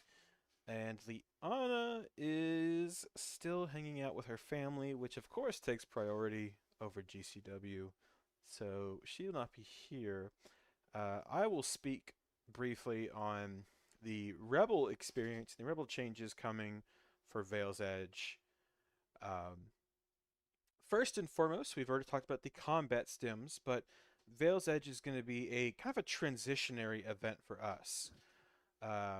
Going into it, you can expect the same things as far as requirements that it has been for previous events. However, immediately following Veil's Edge is when we institute the Rebel Alliance uniform standards. I will right away start off by saying that while a lot of people will immediately say, like, isn't the Rebellion a ragtag group of insurgents? Yes and no. That is the foundational layer of a lot of the Rebellion, is that person being pushed too far and deciding to push back. But the Rebel faction at GCW is more than that. It is not generic good guys fighting the Empire. It is the 41st Pathfinders. It is a kind of a spec force group, so a special forces group of uniformed, organized Rebel Alliance to Restore the Republic military personnel. And so going into that, we are increasing our uniform standards ever so slightly to the point where what we're asking is we want rebels to be recognizably rebel. When someone sees you, there should be no mistaking you for an unaffiliated player. So we have a list of pre-approved rebel kits that we ask players to emulate. Emulate being the key word. We're not looking for a one-to-one recreation. We're not looking for screen accuracy. What we are looking for is that I should look at you and go, oh, that's a rebel pathfinder. That's a rebel commando. That's a rebel fleet trooper. That's a rebel battlefront kit. It should be obvious. So there are these pre-approved kits that have their each has their own kind of requirements and list of approved things. Again, emulation, not recreation. So it's not a one-to-one screen accurate thing we're looking for. Now we understand this may make a lot of people that were in the Rebel Alliance or considering it to think, well, I don't want to do one of the Rebel kits. I wanted to play that in Sergeant, and that's fine. We are actually creating something specifically for you. Going forward, there will kind of be an unaffiliated subfaction of partisans. Now, I would not expect to see this at Veil's Edge because we're kind of waiting to see who decides to go this route. But going forward, if you want to play the role of a civilian who is strictly anti-Empire, there will be stuff for you. But keep in mind, because you are not a formal part of the Rebel Alliance, you won't have access to the few resources that we do have. So real quick, I'm going to give a super brief summary of the Rebel Alliance uniform standards, and then I'll move on to other Rebel stuff for Veil's Edge. The pre-approved kits are the Rogue One Pathfinders, the Endor Commandos, all camo must be homemade or ATEX FG is approved, the Hoth Echo-based Defenders, the Fleet Troopers, any Rebel pilot kit, so that's the orange, green, or blue flight suits with a white pilot harness and pilot helmet. Now for those flight suits, it cannot be OD green. OD green is a little too close to the Empire, so it has to be a more saturated green. The ground crew / engineer rebels that we see in the formation of the awards ceremony in the last movie. It's a very simple, it's probably the easiest kit to do, as it's literally just a tan jumpsuit with black boots and a tan outer belt. And then any of the Rebel Battlefront Trooper kits of the EA games is approved for use. As, again, something you are emulating, not a one-to-run recreation. In addition, Rebels are required to have Rebel headgear, and they must be wearing their Rebel headgear when outside the wire on Rebel business. There is a list of approved Rebel headgear with images that you will find within the Rebel Alliance channel. We also have regulations regarding armor, and if you are going to wear Imperial armor styles, such as like Scout Trooper armor or Imperial Army armor, it must be repainted to look distinctly Rebel. As well as the standard stuff of, no modern plate carriers, no modern LBEs, nothing like that. But because we don't want to restrict things too heavily, we do have a list of exemptions for alien kits. So if you want to do a Trandoshan, a Wookiee, a Togruta, a Nautiloid, you are exempt from certain requirements so that you can pursue that alien kit without being like forced to make a helmet fit over your tentacles or anything weird like that. Now again, a lot of people aren't going to work within this, and so they'll want to look outside the rebellion while still being anti-empire. That's where the partisans come into play. Prior rebels who go the partisan route will, kind of be a known asset, and so they'll have the special perks of giving priority with unaffiliated work. They'll be included in the planning and execution of rebel operations, and they will be allowed within the rebel camp and give access to rebel camp services as supplies last. Another part of this is Mandalorians. This was a big point of contention back and forth between Command, trying to figure out how to go about this. And at the end of the day, we decided that Mandalorians within the lore weren't something you normally would see with an organized Rebel Alliance military command. The one big exception is within Star Wars Rebels. Man, her name is escaping me. Sabine Wren. Part of the Ghost Crew. The Ghost Crew operates more of an insurgent cell rather than a organized spec force. Now that changes later on with Hera becoming a general and so on and so forth. But it was easier for us to just say, okay, Mandalorians are separated from the Rebel ticket pool. However, they are also known assets, and they are given similar perks to partisans of priority with unaffiliated work and being interested to partake in our operations.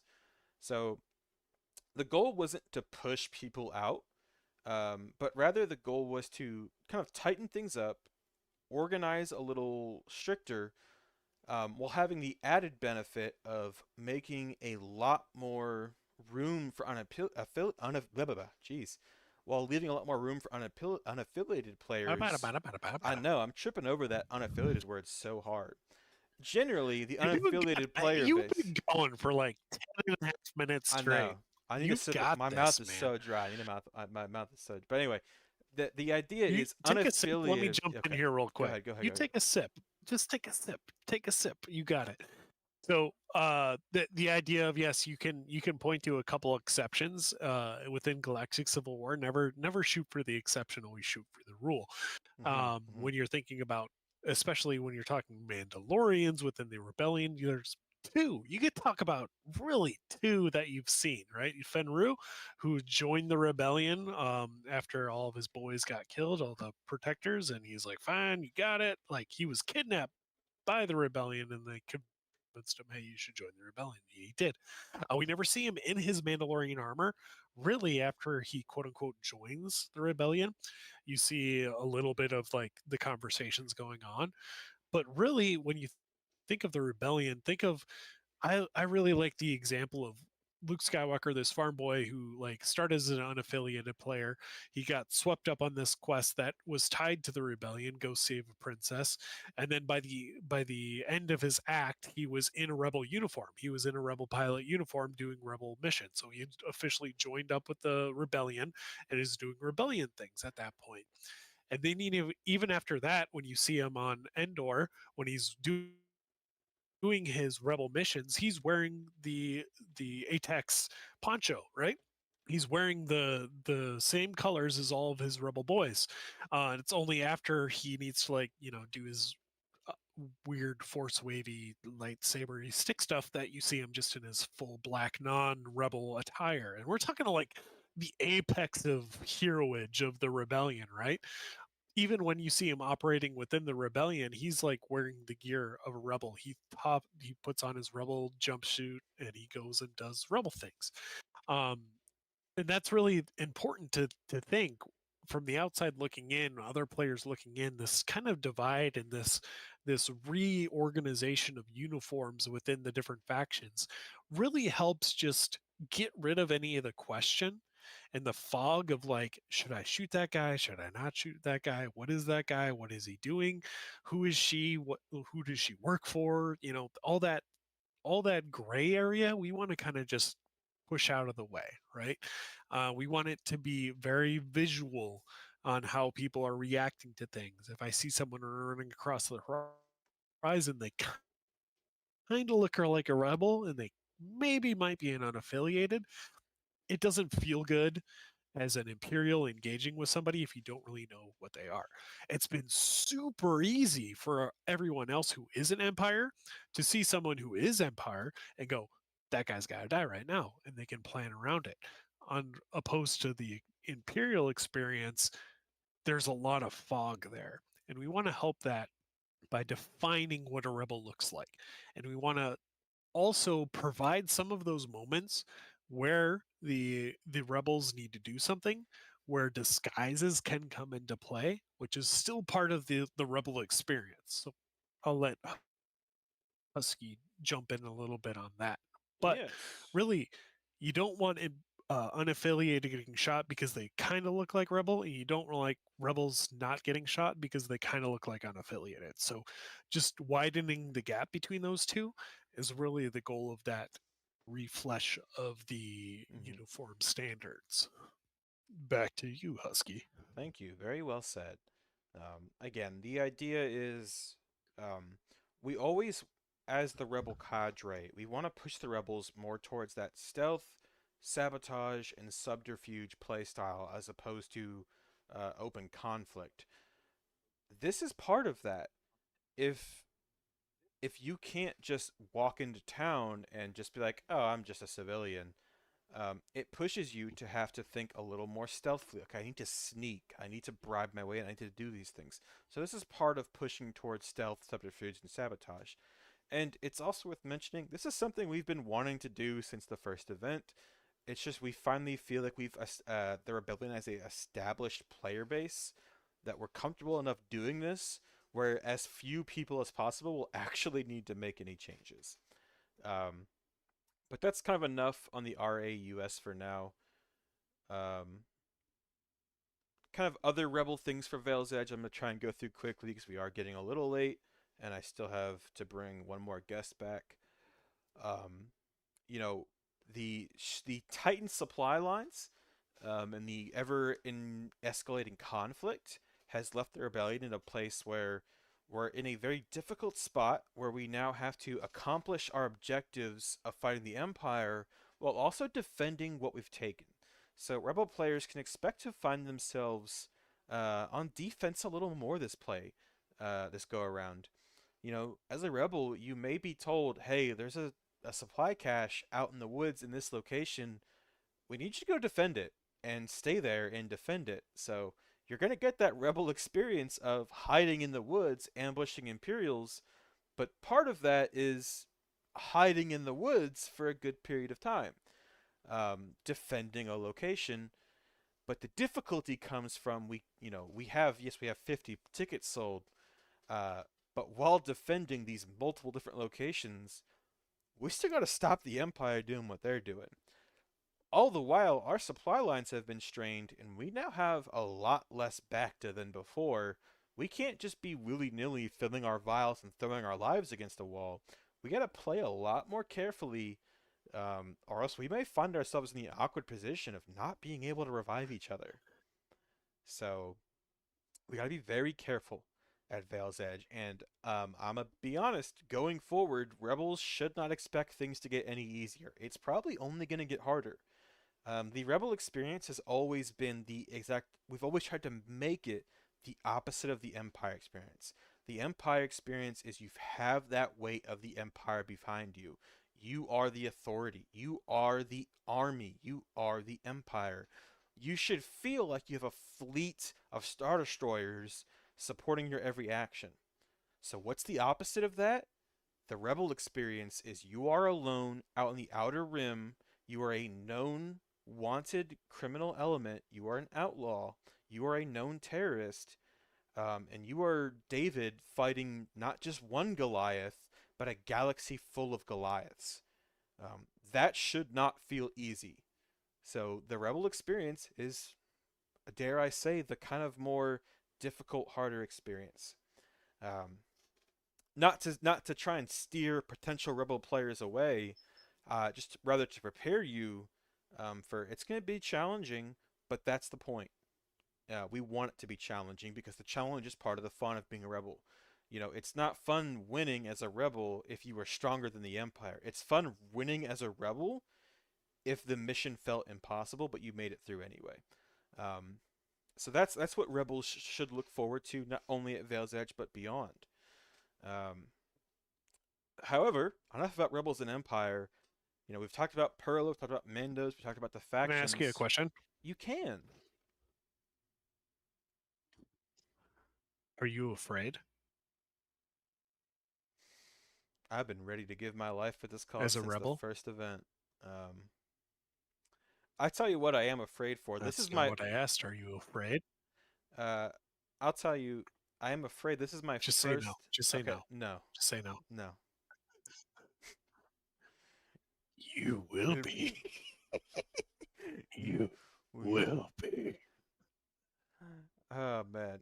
But I do want to That's say all I this wanted. is my Okay, continue. This is my first main event as a admin and high-ranking officer. You know, I had Battlefront Mouston to be an admin. I had Planetary Garrison Regor to be a faction leader of a smaller group. So I've had my training wheels, but for me, this is like the training wheels are off. You know, I have a lot that I am personally responsible for. My biggest fear is that the players underneath me won't have as much fun as they possibly could.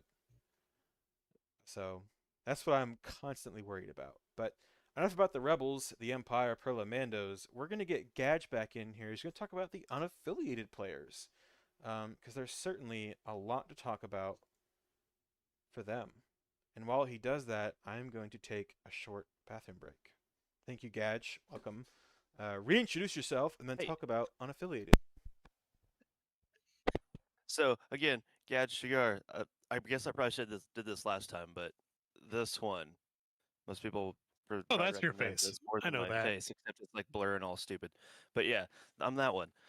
But aside from doing just the Mando stuff, I have enjoyed doing a lot of the NPC aspects of the game as well. I usually bring a few costume changes so that way I can do some stuff. Uh, I like just going around and messing with players, giving out quests, just enjoying the environment. We have such a great community of people. It's fun to get out and engage. But to go with that, we have a large group of players that are unaffiliated, and not only just our sub factions like the Mandos, Pikes, Huts, and Perla, but we also have some players that fill in some more kind of background roles, actual townsfolk, and we have quite a few awesome endeavors that go with that. One of those that's going to be in really good shape for Vale's Edge is going to be the Cantina. So we're really happy to have a dedicated Cantina host back. Sela is going to be in there, and she's helping run a lot of stuff and provide a lot of atmosphere for the Cantina. Uh, yeah, she does an amazing job. She's been out there before. But we have so far there's a Friday breakfast, Friday lunch, Friday dinner, Saturday breakfast, lunch, dinner, Sunday breakfast, lunch. So all sorts of meals that a lot of people are helping contribute to get squared away and ready to go. So those are awesome things to have out there. It's always great to be able to still stay in character and go to the cantina and eat your food because everybody's got to eat at some point. But being able to do it in character around all these other awesome people is a fantastic experience. So super excited that we're going to have that going again.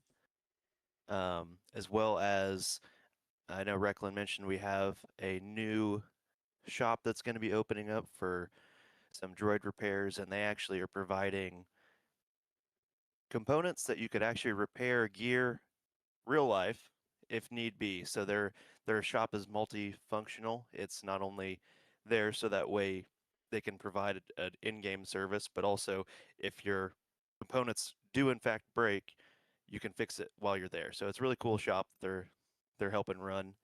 And then there's going to be obviously Ronin's Casino. There's a back to clinic that all the unaffiliated players are going to have to get really familiar with because that's now your spawn point.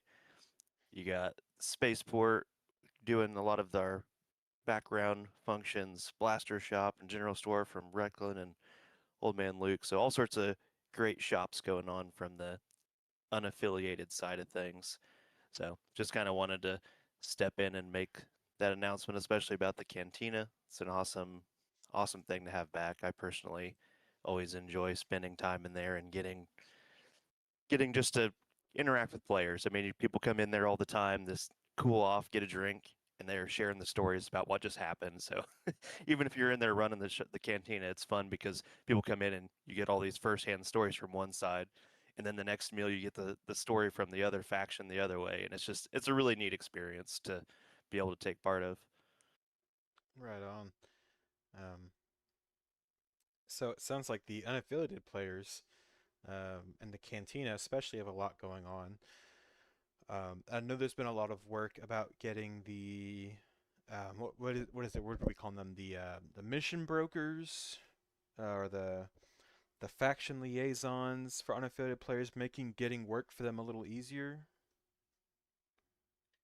Yeah, I'm not 100% sure on the rebel side. I haven't been too much in contact with that individual personally, but I know there is a dedicated person. Yes, for both sides, I'm getting head nods. So yeah, that should be a nice bridge. There was some situations where people who wouldn't normally be just strolling into a base were doing just that. So the broker is going to be a good in between step for all of our unaffiliated players that do want to help out a faction or they're looking for something to do, as well as we do have a plethora of unaffiliated players that have taken immersive player or NPC roles that are going to be just out in the game doing things, kind of breathing life into it, because that's something we've always strived for, is just to have content there for people to engage with, because it just brings the world to life whenever you're walking down the middle of the street and you just see, oh, this person's peddling goods, or unfortunately probably not Jawas this year, but it's always fun to see the Jawas just going going to town collecting scrap, just Yeah. dragging it around town. All right. Thank you very much, Gadge. I'm glad you were able to come back, step in, and give us the lowdown on some of that I had almost forgotten about. We have sure covered a lot in the last 4 hours. So I will start considering wrapping up. I think first there's one more video I want to play. The big one, Chris, the one we. Thank you, Gadge. I'm going to kick you from the call now. Thank you so much. Appreciate you. Yay, I got to be kicked twice. Yeah, I kicked him mid-sentence on accident. I'm Perfect sorry, cutoff. Gadge. I didn't mean to do that. Yeah, no, we're going to have another video. This is a big one. One that I we actually talked about not a bit earlier on the podcast, because it was one that I was recording with Jesse and a few others while sick. But I think the footage came out phenomenally. This is part of our initiative to kind of reshoot a lot of our rules videos to shorten the rules briefing and just kind of make how the game works a little more accessible, because I know that some people don't like reading so much, and that's fine. So we're going to put it in video form with just fun stuff to look at for you. So, Discord audience, yet again, I'm sorry you guys don't get to see anything. Instead, we have this wonderful video for the YouTube audience to get the first look at on the new rules covering, or not the new rules, but the new video covering the rules of player states. Here we go. Here we go. Here's how character status crap. works at Galactic Oh my Civil gosh, War. it's a disaster. I'm the worst podcaster ever. Why did it spawn in out Happen? of frame? Is it happening? It's almost happening. It wants to I happen. wasn't paying attention. Me either. I blacked out. Are we still live? No, thankfully.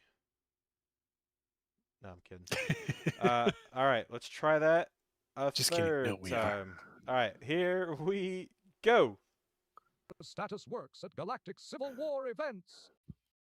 Active, this is your default state.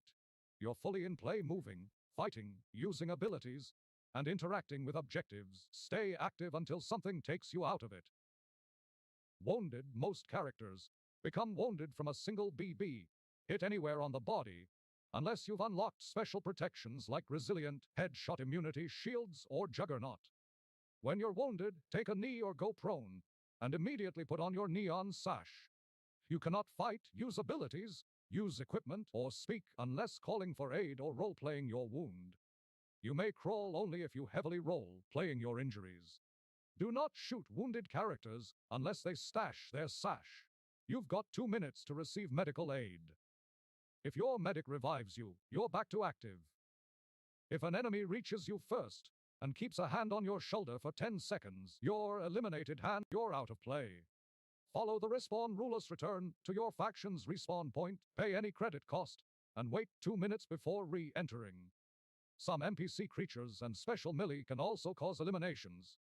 While eliminated, you cannot interact with the game. Keep your sash visible until fully respawned. Know your status, and keep the immersion alive.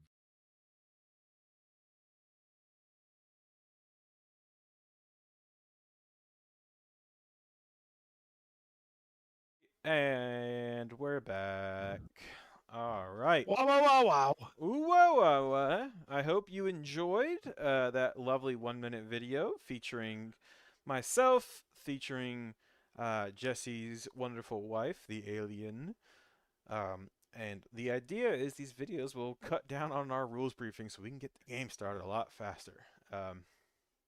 But I think it is time to start wrapping this up. This has been our longest stream yet. I think this has been longer than the live stream we did at Rebel ScumCon, which was technically our longest episode. Let me check right now here in person. Where is the live at Rebel Scum? Was a lot of fun. I hope we You go can back. look. He's gonna find out. I'm gonna look. I'm gonna find out. I'm gonna look. I'm gonna find out. Where is it? Oh, there's Airsoft Palooza. All right, no, finding it. the live at Rebel Scum was That's not it. 5 hours. Farming for longer screen time. Yeah, I get paid so much money. Yeah, per we're just view. gonna. No. I was telling him when you guys were off camera, we were gonna do 7 more hours. We're just gonna keep it going. Maybe you will sit here Let in it this go. Discord call for Nope. 7 more hours. I'm gonna go to bed and get ready for work tomorrow. But I'll get in trouble. Before I do that, I have one last thing to talk about, and that is the Patreon. They can no longer hear you, Chris. It's now just me talking, whispering into the ears of our sweet audience, who cannot hear you, but I can hear you whispering the word Patreon into my ears, and it is the most creepiest thing ever. No, they can't. Oh, the Discord audience can. Yes, subscribe to the Patreon, and you can sit in the Discord and listen to Chris whisper sweet nothings into your ear. No, all right. To get real for a moment, the goal of this past 4.5 hours almost, besides just bringing back the podcast and hopefully resuming a somewhat normal schedule, was to show off a lot of what we've been doing and will be doing with the goal of hopefully encouraging you to donate some of your money to our event. You've listened to me twice now list off the 4 different tiers. You've listened to me ask, beg, and plead to try and convince you. And all of that still stands. Even the lowest tier for 1 month leading up to the event. We have 40 days. So that's one month of Patreon subscription leading up to Veil's Edge. Just that $5 does a lot for us, and it gets us towards our goal. Because one of the main quests the event is built around. I have to mute Chris. Put me off. One of the main things the main quest is built around is rather pricey. So all of the admins are pitching in to kind of make it happen, but even still, we need a little extra help, and so we are asking the community, we are asking you to consider giving what you can. I'm not going to sit here and read off all 4 tiers again, because I've already done that twice, and instead I will just say thank you. Thank you to everyone who has donated, who is donating, who will donate, who wants to but can't. I understand. I've been there myself. Thank you to everyone who just shows up, buys a ticket, wears the right costume, and shows up to the event and has a blast. I, like many of you as a kid, spent my time pretending I was in Star Wars, swinging sticks around like they were lightsabers, and shooting my Nerf guns at legions of endless stormtroopers. So the fact that I got to grow into an adult and do the same thing, but in a more immersive and fun way with GCW, has quite literally been life-changing for me. It's hard to understate the impact GCW has had on my life, because it has in so many ways become a key focus of it, and I wouldn't change that for the world. And my hope is that by attending the events, you guys get to experience that same joy and that same love for the event that I do. And so when we do things like this that we give our free time for, and we give our own personal money for, we do it in service of trying to extend that to you. We all love this. Every admin, every staff member, we're here for pure passion. We don't get a single thing out of this outside the love of the game and the joy from doing it, and we want to give that back to you. And in a perfect world, we would ask nothing of you. We would ask no money. We would charge no price for the ticket. But unfortunately, we can't do that. I know almost every single admin and staff member has spent a lot of their own money on things that they themselves will never get to actually do firsthand or use. Props they'll never engage with, systems they'll never play because they're busy doing admin things. But they wouldn't change that for the world, because the joy that we get to share with the 200 people that come to these events just makes it worth it. And so we're asking, could you please help us a little bit with that? Every dollar you give is one more dollar we can spend making this even better, even bigger than before. And so thank you. Thank you to those who have given. Thank you to those who will give. Thank you to those who want to give. Thank you to those who can't but still show up.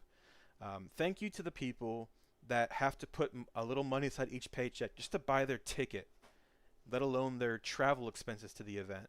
Your presence adds more to the game than anything else, and we are so grateful for that, for you being here, for you joining us on this over 3 year long adventure it's been now, back when it started back in like November of 2023. It has grown just exponentially, and the trajectory it's on and the path it lays before this event